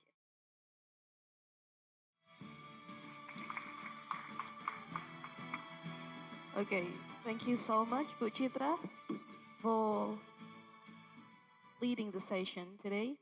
And as usual, before we move on to the next session, there will be a token of appreciation presentation to the speakers, followed by group photo session. We would like to invite Mr. Philip Skanderman as the Commission Manager of the IKI JET Global Project GIZ to present the token of appreciation to our speakers. The first would be for Mr. Hari Wibowo, the Head of Economy and Development, Bapeda, South Sumatra. Let's give a round of applause, please. And the second speakers will be Mr. Wahyu Gutot Purboyo, the head of Economic and Natural Resources Division, Bapeda East Kalimantan. Give applause, please. And as usual, we have a photo session group. Mr. Satterman, you can squeeze in between the speakers as well as the moderator.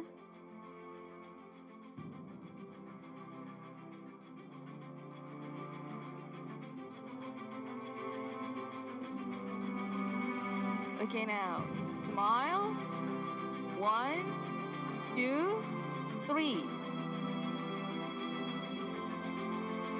And once more, please, the thumbs up, please. Your thumbs up.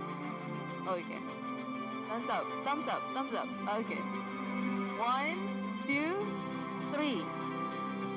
Okay, nice.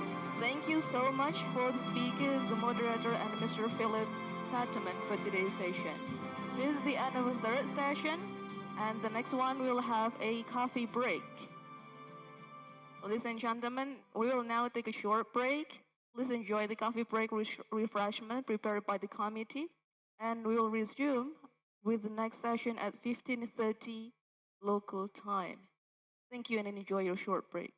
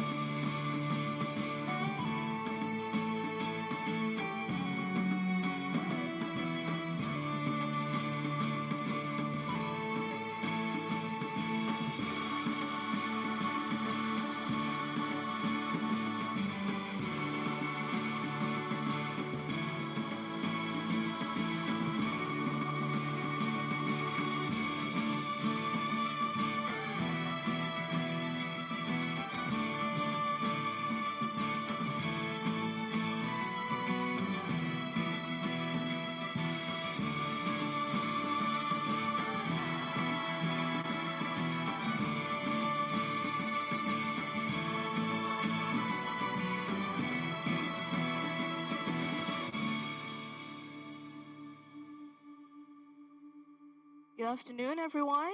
Hello, can you see me on the stage? Now this is the end of our coffee break session, and we're about to begin the next session. But before that, I would like to ask you to sing a song together with me. It's not gonna be like a really, really difficult song though. It's like a bit of humming and harmony. So repeat after me when I say ah, oh, ooh, ah, ew, ah, oh, ooh, ah, ew, ah, ew, ah, ew, ah, ew, ah, ew, ah, ew. Looks like we have a pack of wolves in here and ready to hunt.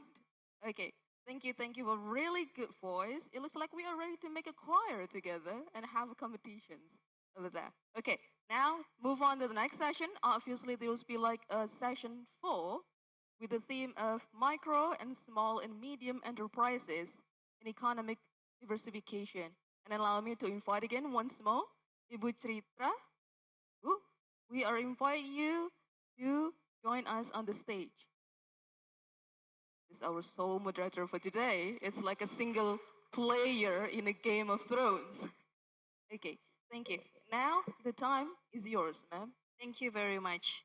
Okay, and this is our last thematic session, but we will still have a fishbowl discussion at the end of the day. Before we start, I would like to repeat what I have informed you earlier, that we will have colleague from the JET community platform to explain a bit about what the platform is, the newsletter that you can also join. I would like to invite Bethan Jones and Jonas Kuhl to the stage and introduce briefly on the JET community platform. Please come forward.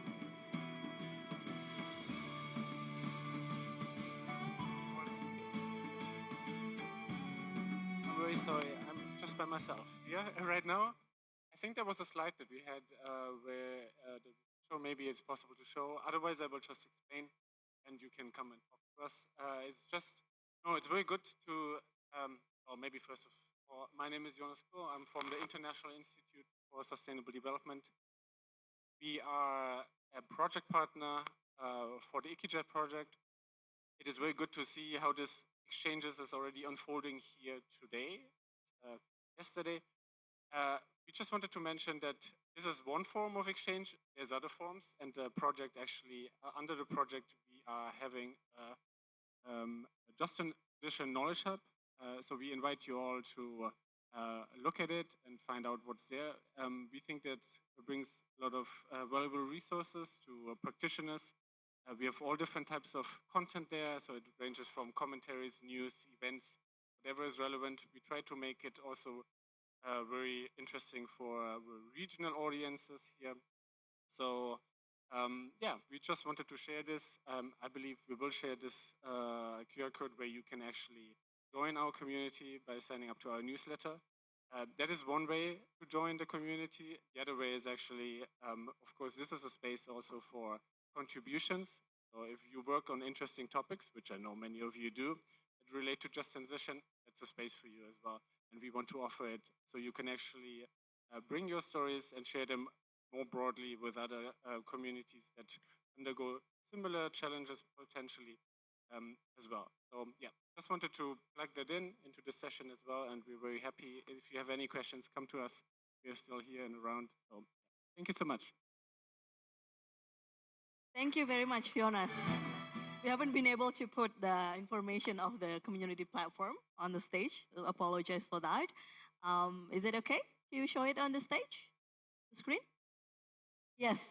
So if you have questions or you would like to contribute your stories and connect with other practitioners as well, just go to this website and you can scan the QR code and it will go directly to their website. Okay. Thank you very much. All right, our final thematic session today is about micro, small, and medium enterprises in economic diversification. It is very much important because many businesses in Indonesia belongs to MSMEs, so there will be a really significant part in economic diversification. transformation. In earlier session today, we focused on policy planning and investment. This discussion will bring us closer to the ground, to the entrepreneurs, cooperatives, and small businesses that make regional transformation real. MSMEs are not just beneficiaries of transition, they are its drivers because they create local jobs, value chains, and innovation ecosystem that give coal regions a new economic lifeblood. We will have three speakers with us today, and I would like to invite our first speaker, Mr. David Manalu, Partnership Manager at Crealogy Consulting. Please come forward.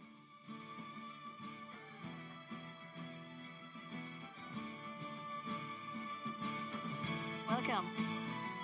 Mr. David brings over 9 years of experience in social enterprise, community development, and SME empowerment across Indonesia. Our next speaker is Ms. Licia Ersta, a business leader with over 20 years of experience across UK, Singapore, and Hong Kong, and right now as the chair of SME development at Apindo. Welcome. Our last speaker is Mr. Thomas Schill, the technical advisor at GIZ Chile, where he leads the national implementation of the just energy transition in coal region. Welcome.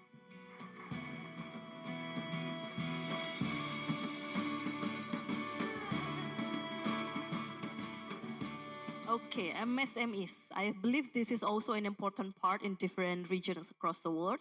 So happy to see you three here.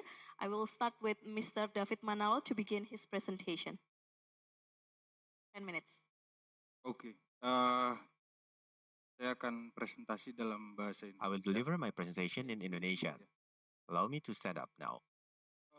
Ya, terima kasih banyak untuk kesempatan yang diberikan dan acara yang sangat menarik. Thank you very much for the opportunity and this very interesting discussion on energy transition within the coal sector. My name is David Manalu from Crealogy. As a context, we are a consultant firm collaborating with GIZ to conduct studies to develop women-led MSMEs within the context of coal transition.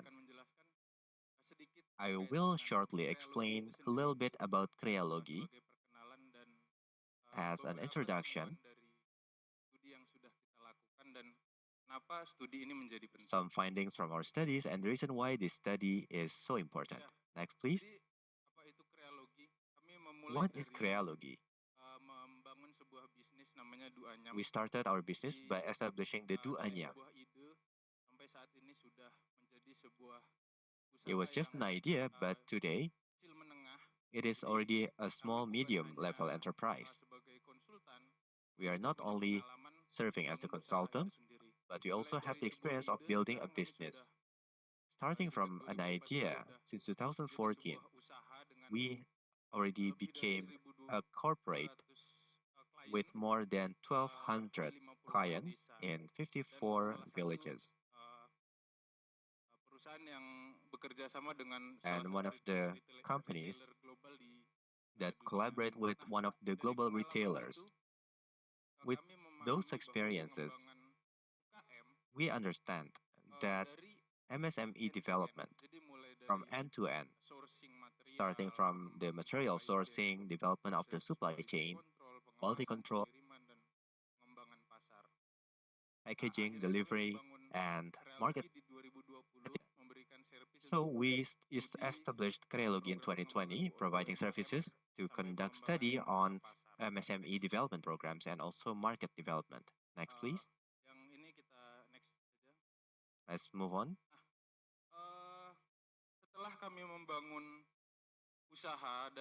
After we finished building our businesses, we found out that demand-wise, we realized that MSMEs also need transition. Initially, what we needed was stability in our business, but we found out that after that, we needed to change also into green businesses. Because the market is changing now. The global market now requires MSMEs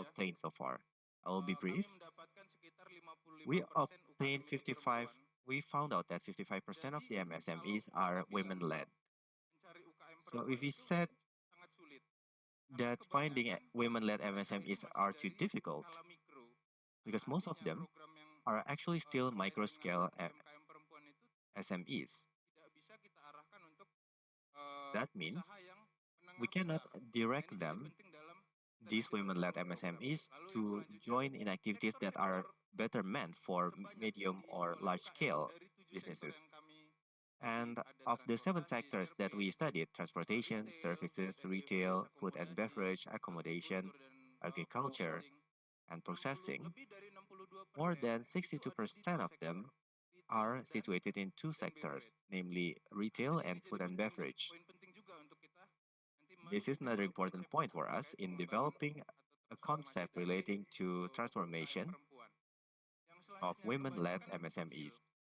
The rest are mostly small. Their income revolves around 300 to 500 million rupiahs. Education level-wise, most of them are high school graduates.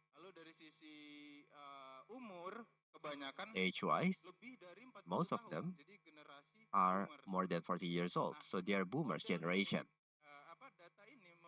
This data gave us some insight that the intervention program we should apply must accommodate their age, their educational background, as well as their sex, in this case, women. Afterwards, we need to also understand the connection between MSMEs with the coal sector. We asked them, how much is your revenue percentage from coal transaction? We found out that about 62% of them specified that their income or revenue was no more than 30% coming from the coal, and 24% of them stated that they didn't earn any profit at all from the coal industry. In other words, they barely benefit from the coal sector. Although when we learn more about the business transformation, in order to ensure that a business can transform or pivot, let's say that previously the business serves the workers of the coal mines and they want to find another market, they need some capital. We need to find out much better data and identify where those transactions actually go to, and so that the MSMEs will have enough capital to transform themselves. Legal-wise, most of them are informal businesses. More than 60% are informal, and organizational membership-wise, most of them are not members of any associations, such as Apindo, Kadin, or Chamber of Commerce, or HIPMI, Young Entrepreneurs Association, or any other business association.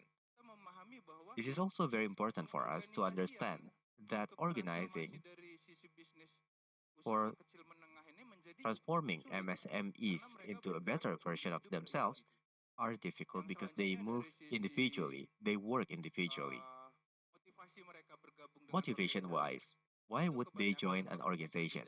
Most of them aim to build networks and to learn about more information. With regard to energy transformation and sustainability, 100% of them use PLN, or public-owned electricity, and less than 20% had generator or gensets. That means the availability of electricity in several regions, such as East Kalimantan and South Sumatra, are not stable yet. And only few of them, 7 of 689 data that we took, used solar PV. Why did they resort to solar PV? It was because they didn't have any access to the PLN grid. So their motivation to transform themselves are not yet related to reduce the environmental impact, but rather because that's the only thing that they can access. But David, if you can wrap it up in 1 or 2 minutes. These are some of the challenges. So there are certain gaps between the external support and the MSME's needs.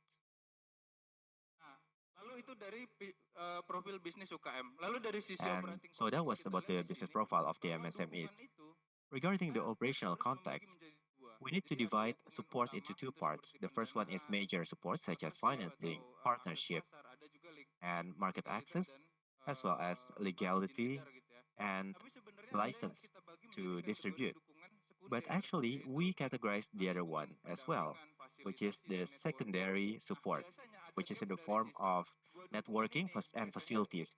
Usually, stakeholder there's a gap pendukung between hanya these two mendukung types of supports. misalnya The modal, supporting stakeholders tapi only apakah provide modalnya capital, let's say, digunakan dengan baik, but are these dimanage dengan capitals baik, used properly, itu managed tentu terjadi. properly? Nah, sehingga That's not setelah necessarily the kita case. memberikan dukungan, And UKM-nya that's pun why tidak bisa after we provide our bertransformasi supports, karena tidak the ada MSMEs dukungan still atas fail support function yang to kedua. transform because Nah, there is kalau no dari secondary sisi support.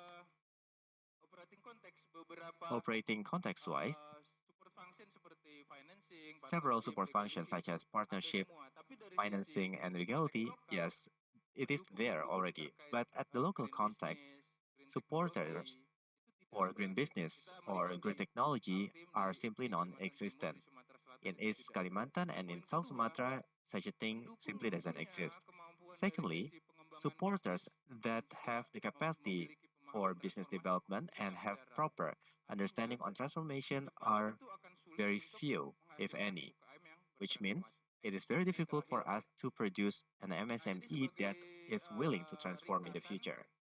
As kebanyakan a UKM wrap itu up, memprioritaskan most MSMEs stabilitas bisnis. prioritize their Artinya business penggunaan stability, modal dari which means internal itu the tidak akan use of terjadi internal walaupun kita capital will mengedukasi never mereka happen untuk despite kita our berubah ke educating green them business, bertransformasi to dan change seterusnya. into green Jadi business butuh or dukungan to di bagian transform situ and so oleh para forth. stakeholder, entah So itu we need lewat to get some CSR, support hibah dan on seterusnya. this matter Yang through kedua, CSR, capacity grants, and building so on. program The perlu second one, capacity building memperhatikan programs need to umur, take into memperhatikan account tingkat pendidikan, dan the age and perlu education mengadres level, kebutuhan dari and we need to also address UKM perempuan.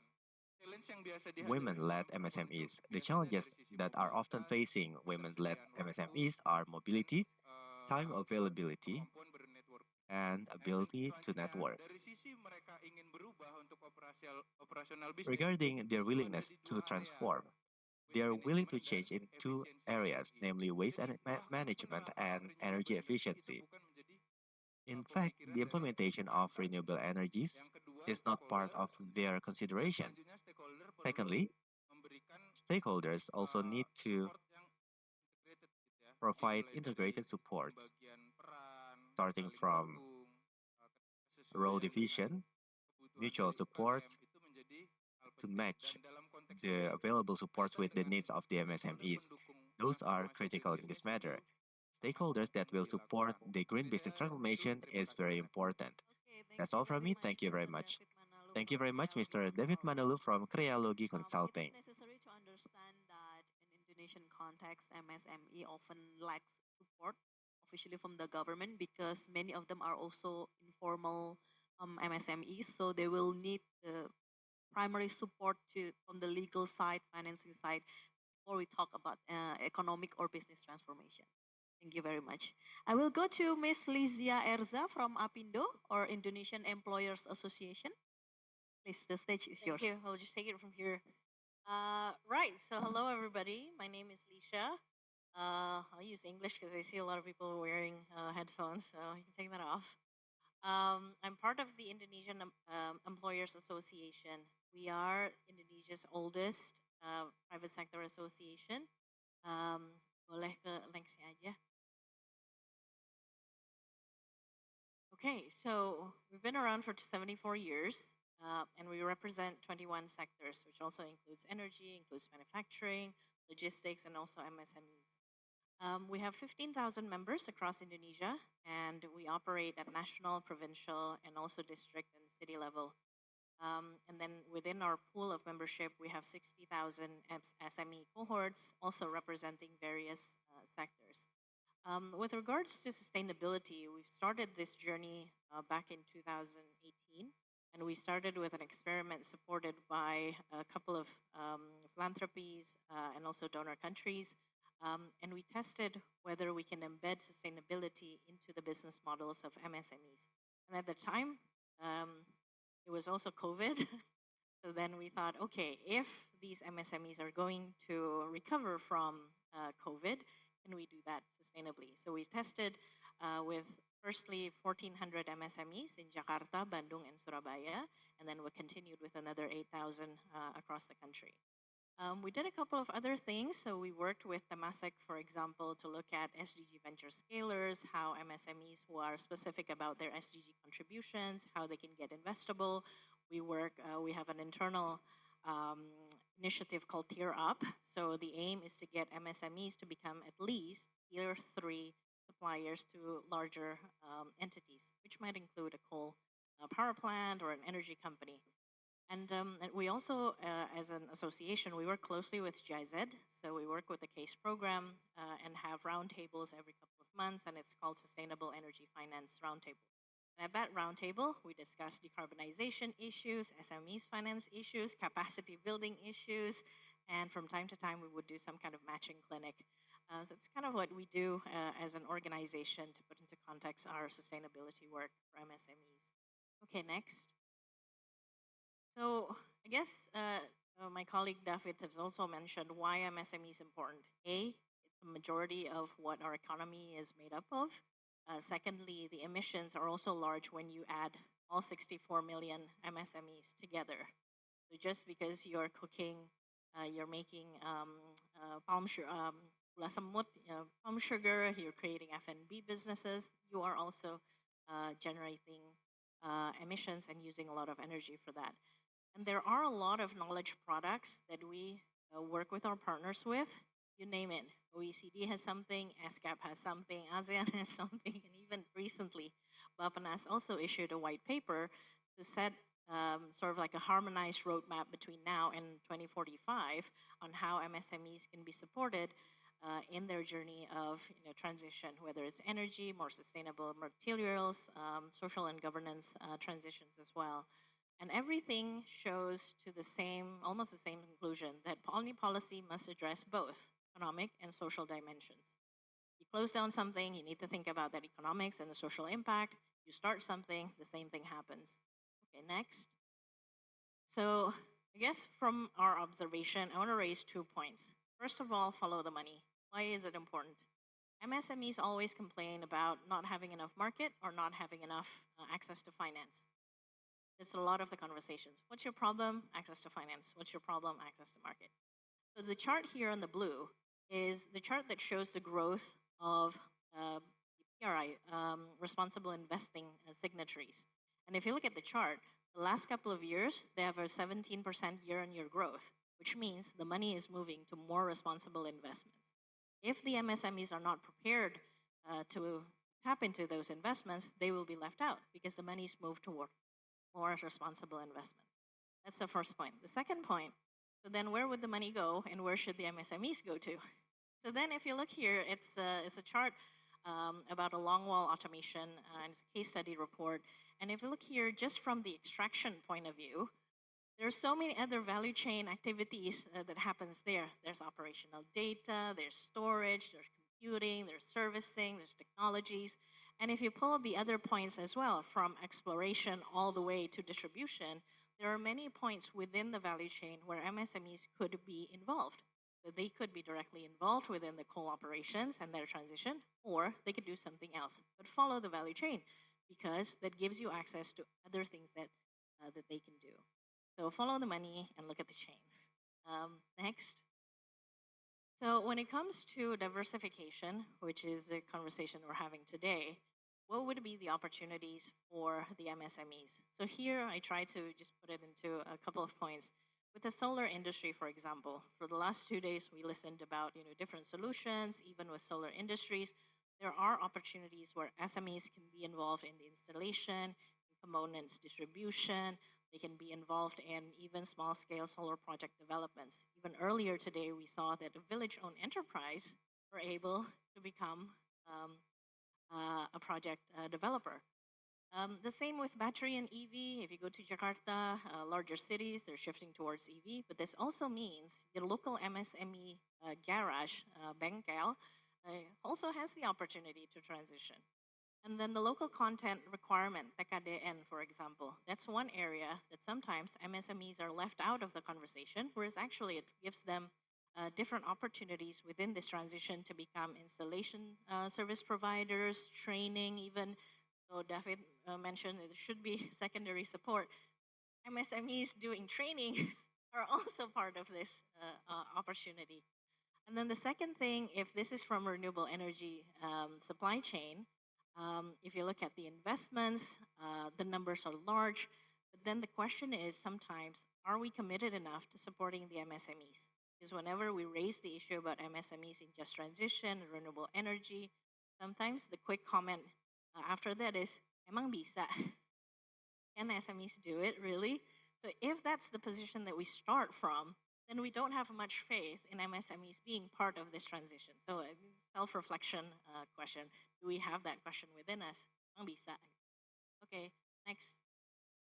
So then even with the service-based transition roles, we could have a look at SMEs who are coal dependent to start with, or MSMEs who are developing new business models to support their transition.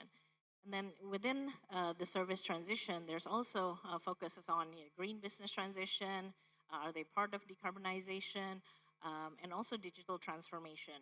From our observation as well, and sometimes from our surveys, it shows that digital transformation means you are on social media or you're on e-commerce. It doesn't stop there. They can be part of a digital transformation effort and not limited to just onboarding them to platforms. Next. So where should they move towards? There's a development economist that says, if a monkey is to jump, that monkey is not going to jump to a furthest tree. That monkey is going to jump to the closest tree that they can reach. So this is showing also that a nation moves to a more complex, higher value tree, not by leaping randomly, including Kalimantan. You won't be leaping randomly as well. So your best bet is a series of jumps towards products that are close to your current capabilities, similar to that monkey reaching to the tree they can reach out close. If you used to be an engineer at a coal power plant, you're not being asked to be suddenly fishermen or agriculture farmers. If you're an engineer to begin with, have a look at engineering opportunities. It's not too far. Okay, next. Yeah. Okay, so what can they do that's closest to the trees that they can reach? So some of the key opportunities would include, manufacturing and production, skill sets transferable, supply chain logistics, transferable skill sets, training, education, even food and hospitality. If the businesses in the past were catering to coal mine workers, now they can start catering for renewable energy workers, and then post-coal, they can start catering to the same customer but doing other things. So we don't have to think like beyond that's too far away and make it really difficult for the SMEs to transition. And the diversification can also happen from things that are closest first. Next. But there are also key dilemmas that we notice whenever we talk about transitions to MSMEs. Sometimes they would talk, okay, do I focus on the income today, next week, or do I start diversifying? And as David mentioned earlier, they need capital to do that. Is there a skills mismatch? What they learned in the past, what they're doing in their business now, would probably be different in the future. There's also the information asymmetry. They don't know that transition is happening sometimes if you go to rural. Or sometimes we use languages that are too complex that the MSMEs just don't understand what we're talking about. Access to finance, this is something that the association has been advocating quite a lot, where we say that KUR, the credit scheme from the government, is not enough for MSMEs. The design of the product was not designed for transition. The design of the product is not designed for MSMEs to transition to green. So it is time to actually move away from that complacency and start being innovative about what we offer to MSMEs. And then there's the gender dynamics as well. Women-led MSMEs are a majority, but at the same time, they're the most vulnerable to transition impacts as well. And then there's the trust and uncertainty, where the government's past promises and current realities might create some kind of skepticism of what's going on. So some key dilemmas to think about when we talk about SMEs and diversification. Next. A couple of things that we do at the association based on lessons, knowledge products, discussion, forums like this. A couple of things is early warning. So we don't have to wait for the crisis to happen. We don't have to wait until the coal is phased out to start this transition. And also, we need to allow for hybrid models for MSMEs to serve both for now. Knowledge sharing is important to MSMEs. Financing and innovation is important, and also women-centered programs. So there's priority support for women-led businesses. And also then the regional collaboration, like we heard today, that a lot of cases from other places. And the social dialogue, where it includes workers, SMEs, communities in that decision-making. Because whenever you need to open up new land, for example, is the land tenure also respecting IPLC rights, and so on. So with Apindo, I think this is my call for all of you. Come and join us any of the activities that we do, because it's not just Kalimantan Timur. We have an Apindo Kalimantan, but it's also about the other parts of the country. So we have different programs, so like the sustainable energy finance conversations, we have the green productivity, and even we have a small finance frontier lab where we look at municipality bonds as alternatives to finance these transitions for MSMEs. Okay, I think there's only one more. Oh, two more. Okay, so with Bapenas, at the moment, this was launched about 2 weeks ago. GIZ PACE program was also part of the public consultations. And we were looking at, this is roughly the timeline. So between this year and 2028 is about agreeing the foundations of what happens in Indonesia. What do we mean when we say green MSMEs? What do we say when we look at MSMEs that are not green by business model, but they're supporting, but they're innovating? And then it continues with an expansion of the activity, institutionalization, and then consolidation, streamlining low carbon emission into the MSMEs landscape. One more. Next. Okay.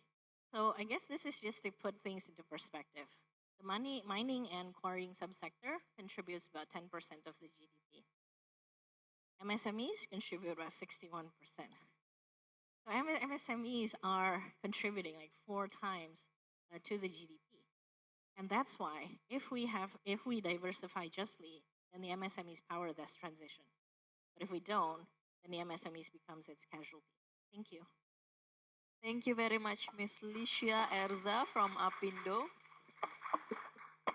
It's encouraging to see that Apindo has been doing a lot to empower MSMEs to do their part and to call for support. It's not only about financial, but also capacity and how to involve them in every discussion, exchanges, and inviting you all to see how Apindo is working with different MSMEs across Indonesia. Thank you. Okay, our latest speaker will be Mr. Thomas Andres Gil Braidman from GIZ Chile. Is it working? Okay. It's working, right? Yeah, right. Thank you for the opportunity to present our efforts over here. I know, I am aware that I am closing, well, this is the last of the day, so we'll try to make it brief and to the point. Can you go to the next slide, please?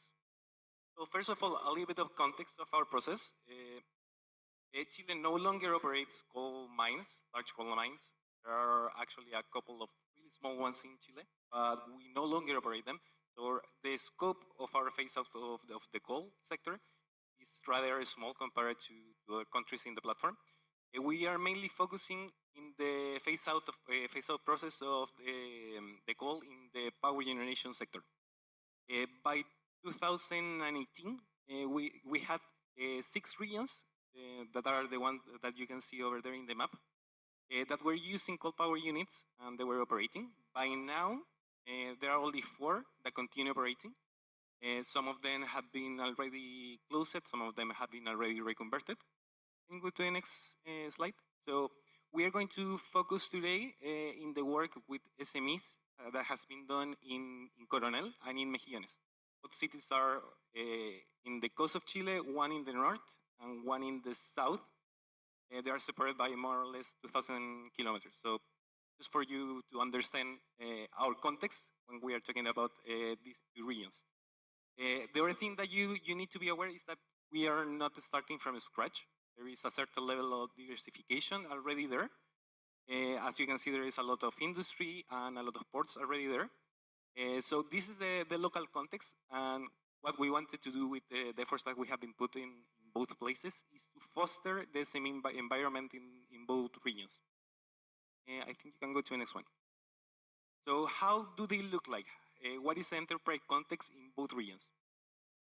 As you can see in the graph at the left, you will see in the columns the numbers of enterprises for each sector, and in the lines you will see the revenues of each size of different enterprise. And as you can see, there are just a couple of large companies that are taking most of the revenue in each one of the districts. But if you see the graph at the right, you can see how much is the employment that is contributed by SMEs compared with the large companies in terms of unit of revenue. And this is something that we wanted to highlight because although the sales and the revenues that are actually received by SMEs in both in Coronel and Mejillones are rather small with the large companies, the contribution to the employment is actually really big for both of the districts. Can you go to the next one? And this was actually our motivation of why should we start improving the SME environment in both regions. As you can see in the left, that is the growth of the SMEs compared with the large companies. And for example, for Coronel, we saw that large companies were actually growing a lot, and SMEs local SMEs weren't receiving the same benefits. So basically, large companies were receiving all the benefits of this continued growth in their performance, but that wasn't permitting to the local SME environment. And this was something that we wanted to investigate and try to support. In Mejillones, this wasn't the same case. Actually, it's a little bit better. If you see the trend over there, they are more or less in the same line of growth. Still, there is a little bit of gap that we wanted to try to avoid and try to actually make the revenues of the large companies permit to the local environment. You can go to the next one. So we started asking, how can we actually add value to this environment? And basically, there were two approaches. The first one was based on improving the capabilities of SMEs, but at least in our context, there were some agencies of our state that were actually working on this, and we didn't see that we actually were adding too much value if we go for that approach. What we ended up doing was something different. What if we approach the large companies that were already there and ask them, how can we improve SMEs for you to actually link with them in your value chain? Can you go to the next one? So that was the approach. Basically, try to pull from the demand side. No, the previous one, sorry. Try to pull the demand for SMEs, asking the large companies, what do you need from them? And how can we, as ISEWGR, can help SMEs for you to be able to link with them? And that was our approach. We weren't focusing on informal entrepreneurs because that sector was already covered by other agencies of our state. So we were trying to ask them the large companies what we can do to have a better local SME environment. Now you can go to the next one. So what we did was fairly basic. First, we ran a diagnostic with the large companies in both regions, and based on that, we created a capacity building program that it could be implemented with the stakeholders that were there, and basically creating a structure, a curriculum that made sense for the large industries to be imparted to the SMEs over there. Go to the next one.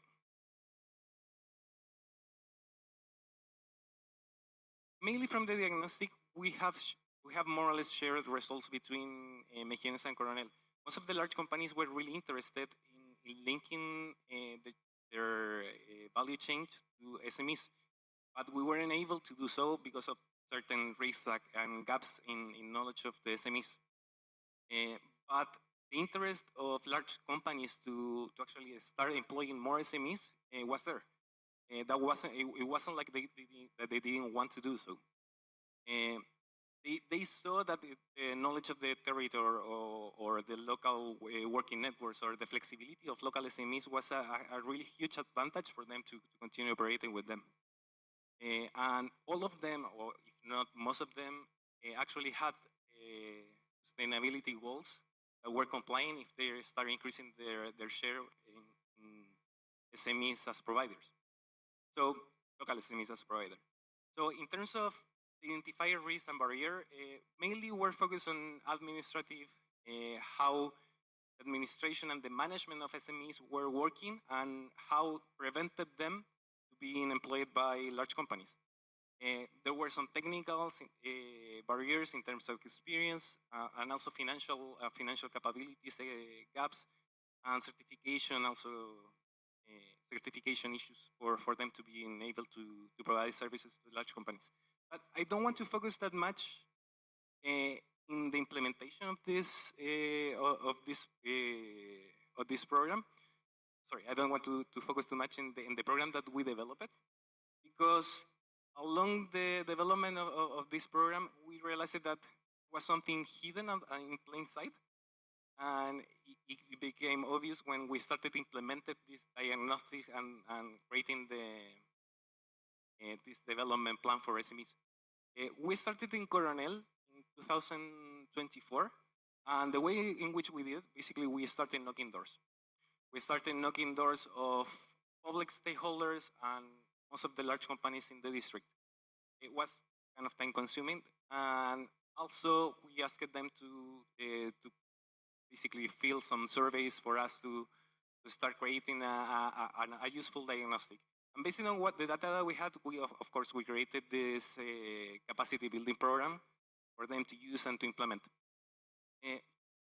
What we did in Mejillones was a little bit different. We actually went to Mejillones and we met the head of the business association of large industries over there, Asociación de Industriales of Mejillones, which grouped 23 of the large companies in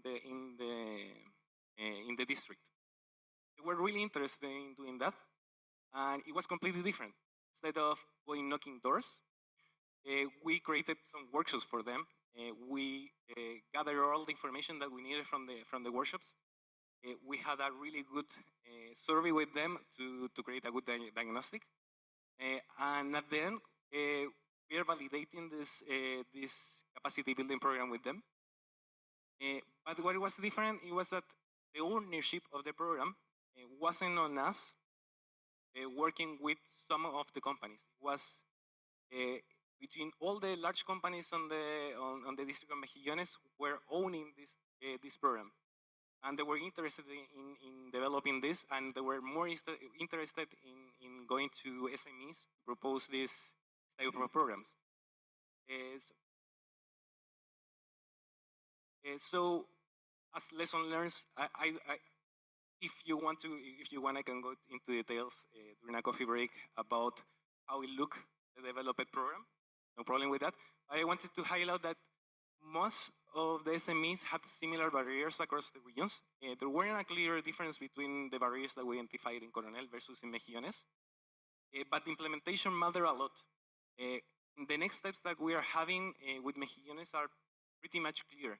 The collective engagement of the large industries in Mejillones has created ownership in the large companies to include more SMEs into their value chains.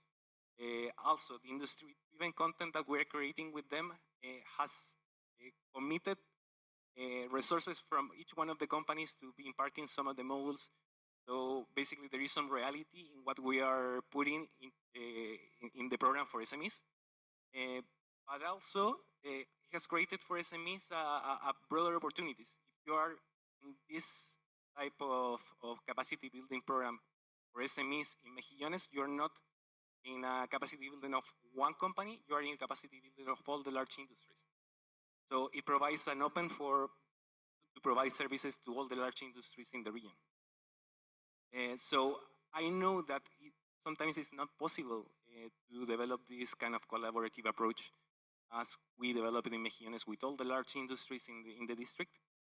But I think there are kind of clear benefits on doing so, and I would recommend it as highly as possible to try to go for it. And with that, I think it's enough. Thank you. Right. Thank you very much, Thomas. That industry-driven context is really interesting because I think building the linked and network to large companies will also help in terms of collecting resources and also network to different stakeholders within the region and across. Thank you. Okay, we have several minutes to converse with our panelists, but if you would like any to ask any questions to our speakers, you can use the QR code that has been used previously. I would ask the same questions to all three of you. So the questions is across your context, because you all have very different contexts. What has really worked to make MSMEs, and maybe especially women-led MSMEs, central to economic diversification and also clean energy transition? What has really worked? And I think this is talking also in practical terms, but also if there's any policy or intervention that works. Okay, let's start from Mr. David. Oke, ya saya akan menggunakan bahasa Indonesia kembali. Jadi seperti apa model yang berhasil? The question is, what is a successful model? Well, based on the study that we have conducted in East Kalimantan and South Sumatra, we found that the current support function or the current stakeholders that support the MSMEs are mainly still focused on the primary support functions. For example, perhaps they provide capital, but they do not provide facilitation and mentoring. As a result, when they're trying to develop their businesses and transform, they were unable to be successful. Some of the findings that we collected is that we need to have an ecosystem-based approach. So when we are supporting MSMEs to embark on this transformation journey, it cannot just be a partial support. For example, we can't just provide support from the green business transformation side, or we can't just provide them market access support. That won't be sufficient. At the end of the day, and based on the data that I have collected, based on the discussion that I have with the stakeholders at the region, we found that there have been many cases of failure, unfortunately. So I find that these findings were actually very interesting. When we divided these into two categories, the primary and secondary support function, we saw a higher success rate. For example, perhaps the MSME was previously a vendor of a mining company, let's say, that then shut down. And then, due to the closures, they had to pivot. And maybe they're now working in, let's say, the fisheries sector. And they're trying to find a market for their fishes. And they're trying to find the best method for aquaculture. I found that these types of pivoting had a higher rate of success. So this was previously a vendor in the coal sector. And then they completely pivoted and they are now working in the fishery sector because they receive information that this is a lucrative market. And they even studied from Java as well on the best aquaculture method, the best type of feed for their fishes, and so on. Of course, there were some trials and errors before they then found that the best method is to actually not have a fish pond, but to actually use like a river for this cultivation. So this is a success story of one vendor that managed to transition from previously working in the coal sector. But they haven't gone to the extent of, let's say, being energy efficient, using organic feed, and so on. In short, though, from our observation, it seems like the support function needs to be aligned. So we can have a main support function, for example, the banking sector, but at the same time, we also need other supporting functions. This includes, for example, the agriculture, market access, and of course, we need commitment from the MSMEs themselves. By applying this type of model, whether it's from the business side or from the transition side, I believe the rate of success will improve. Now, if we're discussing about the supporting factors, what's still lacking is mainly for the green business, and that's mainly in the secondary support function category that we're lacking in. So even if we are well equipped with our primary support, the rate of success is still very low. The support has to be at ecosystem level. You cannot just provide primary support, but also secondary support, and this is the one that's often neglected because nobody wants to do the dirty work, apparently. Miss Lucia, from your Yeah. experience, what has worked? It's like Pancasila. I'm going to give 5 examples. So the first one is long-term view. A lot of the activities that made it work for the MSMEs don't stop at 6 months incubation or training program. So the ones that we've seen, if we stick with them for 2 to 3 years, and also working with their growth journey, whether they're beginning, their growth stage, or a little bit more mature from first stage entrepreneurs, it becomes a funnel. Not everybody will make it to the end. Based on our experience, maybe only 10%, and that's at best. 10% of whatever you start with will end up being the success stories. Even lower than that, sometimes 2 to 3% as their business becomes more complex. The second thing is being able to differentiate between MSME actors and MSME entrepreneurs. If they're actors, it's most likely that they're driven by subsistence pressures, and whatever you tell them, if it doesn't support their subsistence, then they won't be able to do it. But if you're talking to MSME entrepreneurs, they would start looking at business models. They would have a look at, how do we find support? They would start using technology for different things, including energy efficiency. So it's almost like asking, how many women do we need to change the light bulb? So the third thing is data. Just make it simple, because a lot of their capitals are sometimes not just financial capital. They do have the social capital, they have the natural capital around them, and working with these different capitals and using the data to speak to the MSMEs work. One anecdotal example, we did a training session. We showed them this portal where you can calculate your carbon emission and how many trees you need to plant to offset. So this lady, understanding what she's just learned, went back home, told all her kids to shut down all the TVs and radios and computers and air cons. She's like, no, we're emitting too much. I've just seen it on the portal. And she started using the data. So then it creates a dialogue between her and her family. And that's where the social capital comes in, because it becomes a conversation even outside of that training room. And then the fourth one is also the local norms.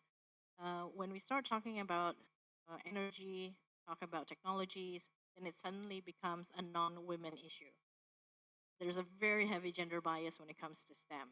So when we talk about energy, they'd be like, oh my God, engineering, no, this is not for me. But then if we talk to them, okay, do you want to change your light bulb to LED? That they understand. So there's also the local norms that we need to start understanding. And the moment we introduce some kind of machinery, technology, then suddenly it becomes the men's domain, even though the women are the actual target communities. And then the fifth one is the room for failure. What we've seen is that would it work if we give room for the MSMEs to make mistakes? Different strategy, different product. Let's say they're changing their circular materials, for example. Just give that room for them to fail. But for this, that de-risking then becomes the conversation. Is it de-risking just in terms of financial, or is it de-risking also in terms of that policy consistency? Sometimes, we get MSMEs who talk to us and say, well, I'm trying to comply to one piece of regulation, but then it clashes with another one. So that didn't really give room for them to make any kind of mistake. It becomes very expensive for them. And then, of course, part of that de-risking is that appropriate support functions that David mentioned. We have to work together and make sure that we're not doing just one thing, and understanding that even us as a support function need to diversify as well. So those are 5 things. Okay, thank you very much. Failures, that's important because usually we in the Global South call failures as lesson learned or silver lining. So let's move on. Thomas, please. I would like to highlight something that was already highlighted. It's the continuous support that the SMEs need. I didn't enter into detail of what capacity building program that we had entails. But one aspect that we find really important is the continuous support that SMEs would need to actually success. One of the programs that Chile tested, it wasn't us as IKIGET. There was a business center program. Business center was run by a state agency, and the function of them was to support SMEs continually as advisor in terms of management, in terms of accounting, whatever they need. So basically you go to them and you ask them, how can we improve this? How can we do this? This is a continuous support that it doesn't end after a period of 1 months. It's continued. They have personal for doing that, and we have tested for probably 4 to 5 years that in Chile, and it has had really good results, although the program started really small. But that is the support that many of the SMEs need. It's not only financial for starting, but it's also how to continue being sustainable as a company, as an enterprise. All right, thank you very much. I think sustainability in terms of getting MSMEs having access to support is really important, because some projects only stay for say 1 to 2 years, but they need more than that, 2 to 3 years you mentioned. So this is also our duty to change our paradigm that training, capacity building, empowering MSMEs to do more is not a short-term project. It's not a short-term effort, but it's a long-term one. And they have all the potential, they have all the numbers, they have all the spirit to do more. And I hope that MSMEs will take significant part in energy transition and economic development. Thank you very much for our very interesting conversation. Let's give a round of applause for our speaker today. Thank you. And I would like to call upon the MC. Is there any appreciation for the Yes, speakers? yes. I'm at the back of the stage. Okay, thank you for calling me. I feel like I'm needed if you call me like that. Okay, this is like the end of session 4, and as usual, we will have a token of appreciation presentation to the speakers, followed by a group photo session, and we would like to invite Bapak Wahyu Gatot Purboyo, Head of Economic and Natural Resources Division Bapeda East Kalimantan, to present the token of appreciation to the speakers. Applause to Bapak Gatot, please. The first speakers, the token of appreciation presented to Bapak David Manalu, Partnership Manager, Creology Consulting.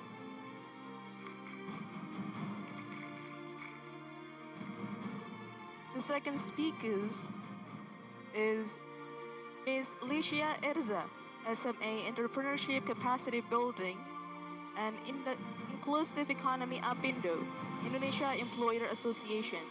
Thank you. And Bapak Gatot, please, we'll have a group photo session. You can squeeze in between the speakers as well as the moderator. And please face to the camera. Mr. Thomas, yes, you can come closer. So there will be no gap between you and Miss Licia. Okay, now. 1, 2, 3. With a wider smile, please. Once more. 1, 2, 3. Okay, thank you so much. And yeah, all the speakers and Bapak Gatot are allowed to come back to the seat. Thank you. And Bu Chitra, please remain on the stage. Ibu Chitra, our solo player for today, need to stay on the stage all the day. Okay, so now we'll have a session 5, fish bowl discussion. This session will be conducted in interactive format. Ibu Chitra will pose several questions, and if you have an answer, thought, or input, you're welcome to come up the stage and share it with everyone. And without further ado, Bu Chitra, the times, the floors, the universe is yours again. Okay, thank you very much.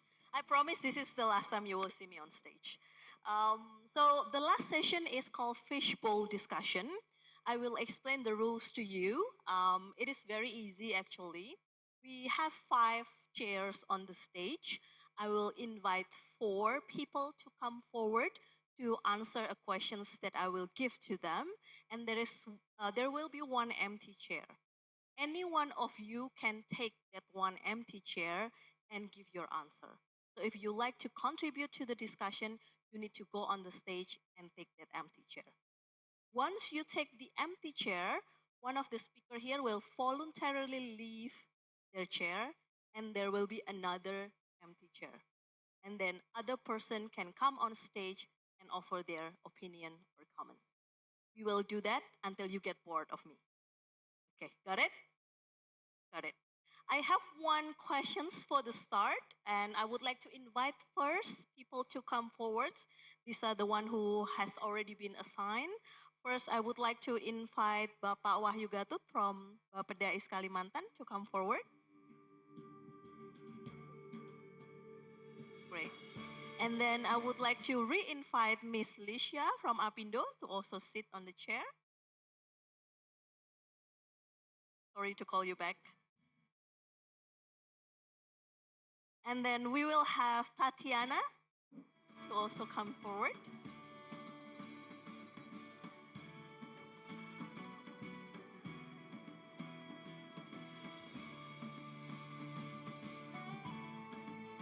And last, I would like to ask Timon to also be part of the discussion.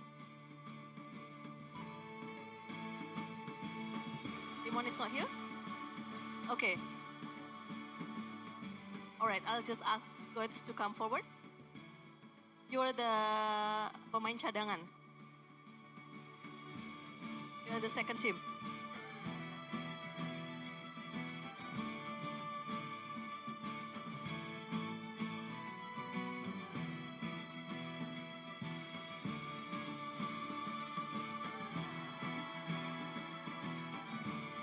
Okay, so I would like to 4 of you to answer these questions, 1 to 2 sentences max. I will not challenge your questions. This is merely offering your inputs and opinion on the questions that has been brought to the screen in front of you. And then after you finish, I will invite 1 from the audience to voluntarily come.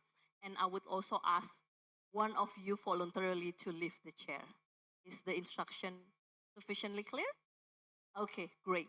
So the question is, based on today's discussion, that's on policy, investment, MSMEs, and your perspective, how can coal-dependent regions transform their economies, i.e. creating new livelihoods, industry, even identities, while ensuring that local workers and communities are part of the change and not left behind? Okay. There is no order on which people to start, so you can start if you already have the answer. Sure. Yeah.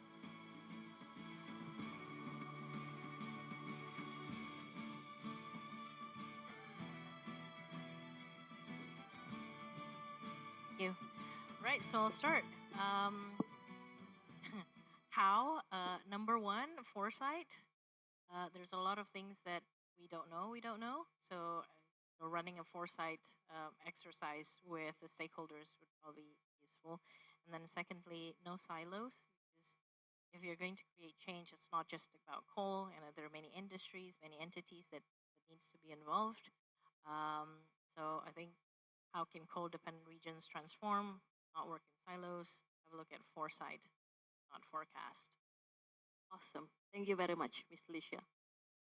Thoughts? You want to go next? Yeah, I would first cite a qualification initiative for small, medium enterprises. I would bring together entrepreneurs, maybe with the Chamber of Commerce, and then bring specific industries together and ask them where they have a lack of qualification, and then together with a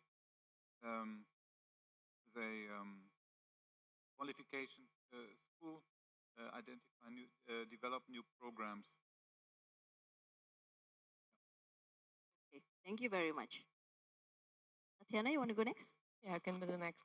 I think it is very important, and it was mentioned today many times, that regions that depend on coal, they can develop other industries that are already existing in those regions. In some regions, it could be agricultural sectors. In other regions, some other, like producing something.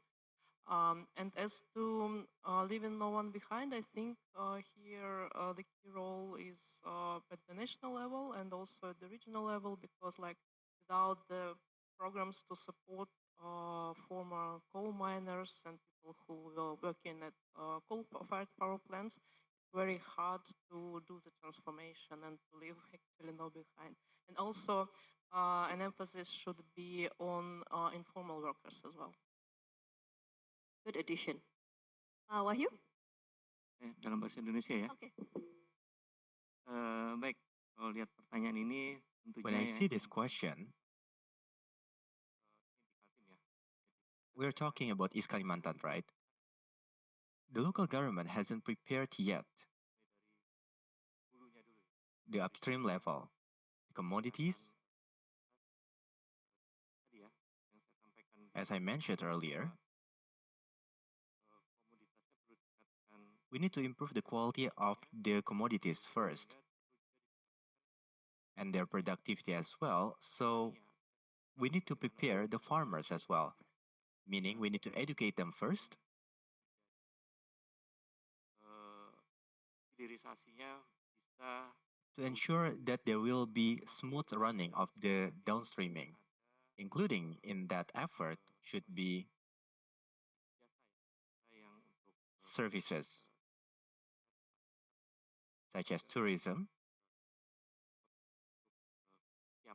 Tourism must be supported as well. We need to upskill the workers in that sector. And with regard to the MSMEs, we need to provide them with the proper trainings. luar daripada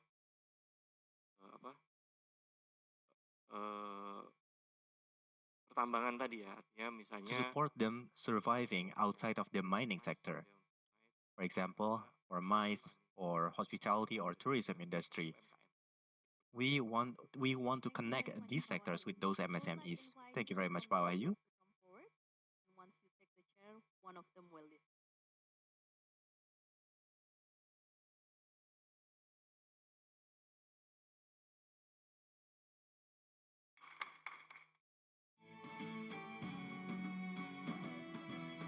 Just one. One by one.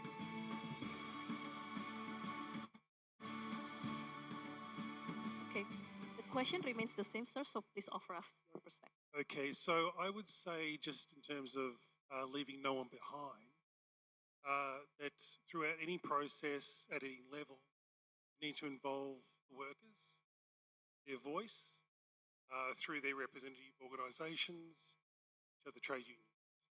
So it doesn't matter if it's regional, it doesn't matter if it's national, they should be involved. Very concise. Thank you very much. Another one coming to the stage.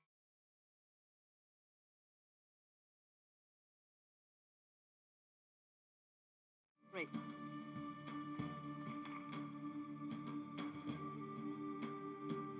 Sure.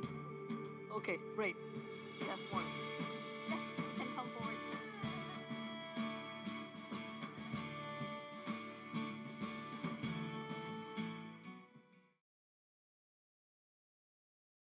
So definitely we have to see the new technology also in this regard.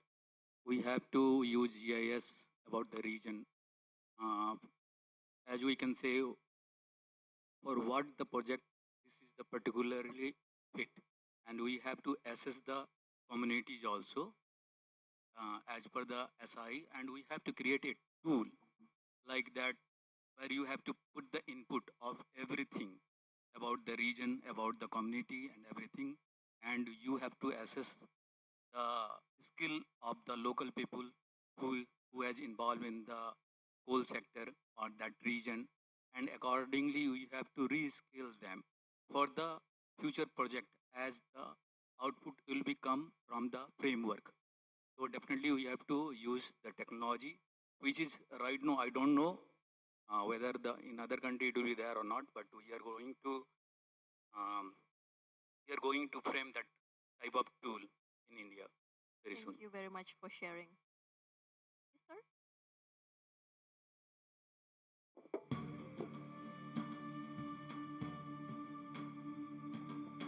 All right, I think it's working now. Thank you for this opportunity. I think if I can summarize today's discussion in answering your question, they were quite interesting in the sense that they provided a couple of instruments that you can actually use to manage transition in a just and equitable way without leaving anyone behind. So collectively, I think for a just transition, there is need to combine a set of policy instruments, such as the labor market policy instruments that are either active or passive labor market instruments. The active ones, such as reskilling, where you give people skills to actually enable them to transition into alternative employment. The passive one, which means I think they improve the labor market outcomes indirectly, such as improving the working conditions. Like I think one speaker mentioned that the mining sector here in Indonesia has got good working benefits. It's going to be difficult for the workers to transition into, example, other sectors such as agriculture, where they give maybe low working benefits. So need to intervene with good labor market policies to improve working conditions in other sectors. Then I think industrial policies are also important because they were highlighted in most part of the discussions, where they were speaking of a job-rich industrial policy to ensure that while we are training people for new skills, we don't need to, I think we need a balance between labor supply and labor demand. We don't want to create a situation where we have got two of skilled labor force, but with no jobs. So we need job-rich industrial policies to ensure that industries are able to grow and create vacancies to absorb the affected people. And lastly, as workers are transitioning into alternative livelihoods, you're transitioning into alternative employment, or maybe you're starting a new business, a small business, you will suffer income shocks, and you'd need some comprehensive social protection instruments to cushion from income shocks that you may experience. So it can be in-kind social protection, social services, or it can be cash benefits.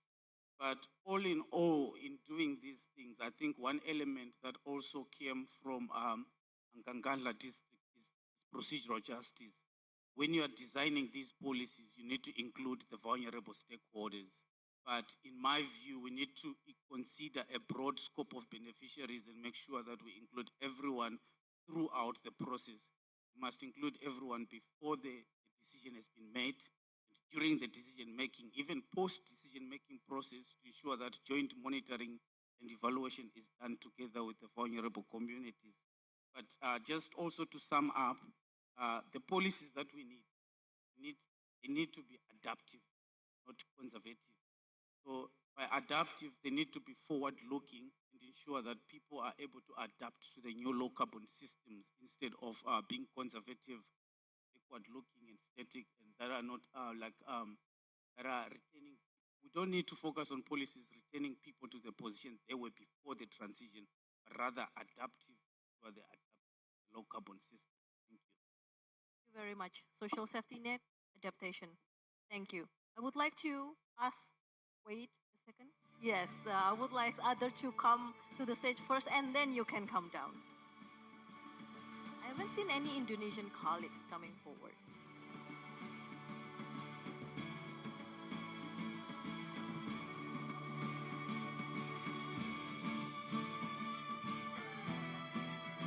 any Southeast Asian colleagues coming in this conference?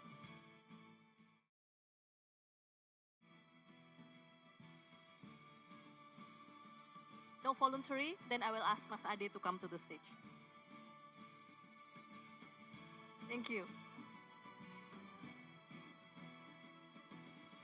You will be the sole opinion maker in the stage, so please take the chairs. You can conclude the discussion as well and do my job.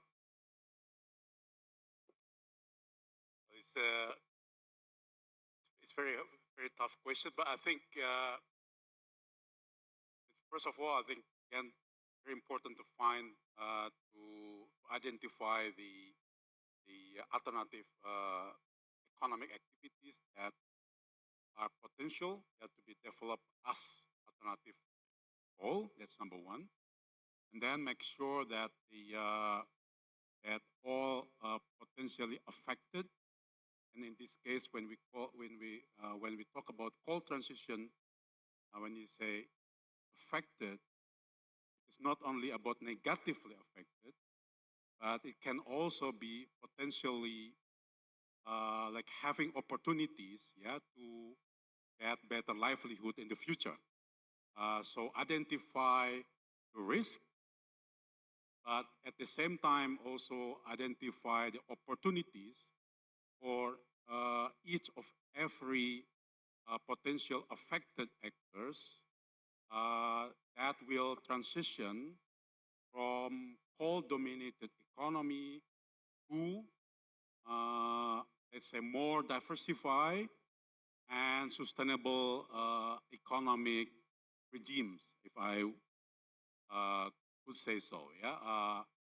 Then you identify necessary actions, yeah, to make those potentially affected actors to be able to mitigate those risks, but at the same time also making use the opportunities that foreseen to be available, yeah, during the transition, and identify the again actors that could deliver those actions, yeah? And then come up with a, let's say,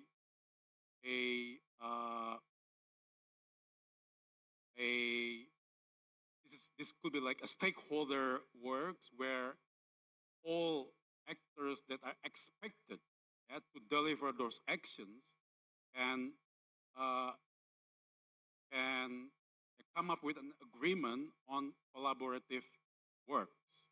And this is something where we need leadership in all regions, which could be not one person, could be like multiple leaders, but usually we need like one or two actors that with a strong passion, strong interest, that to drive the process, and but also have a focus in managing the transition. And this is maybe a difficult part to find those kind of champions. While at the same time, for sure, organization like some of us here should be available with resources, support those champions, yeah, in order to make this collaborative work happen. Maybe that's beautifully put. Thank you very much. Thank you very much. You can come back to your seat.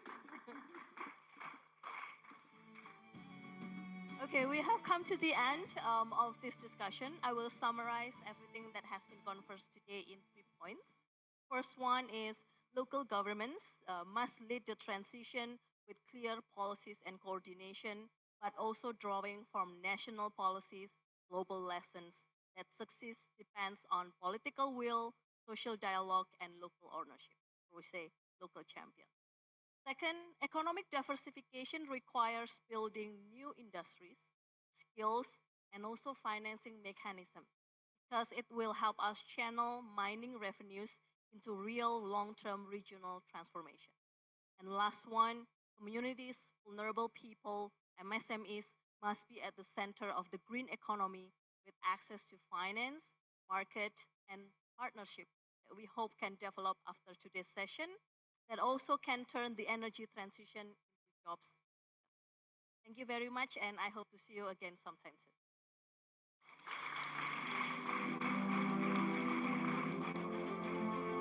Okay, thank you so much for Bu Chitra. Give applause for her again, please. She works so hard, so smart, and so good for all of the session of today's event.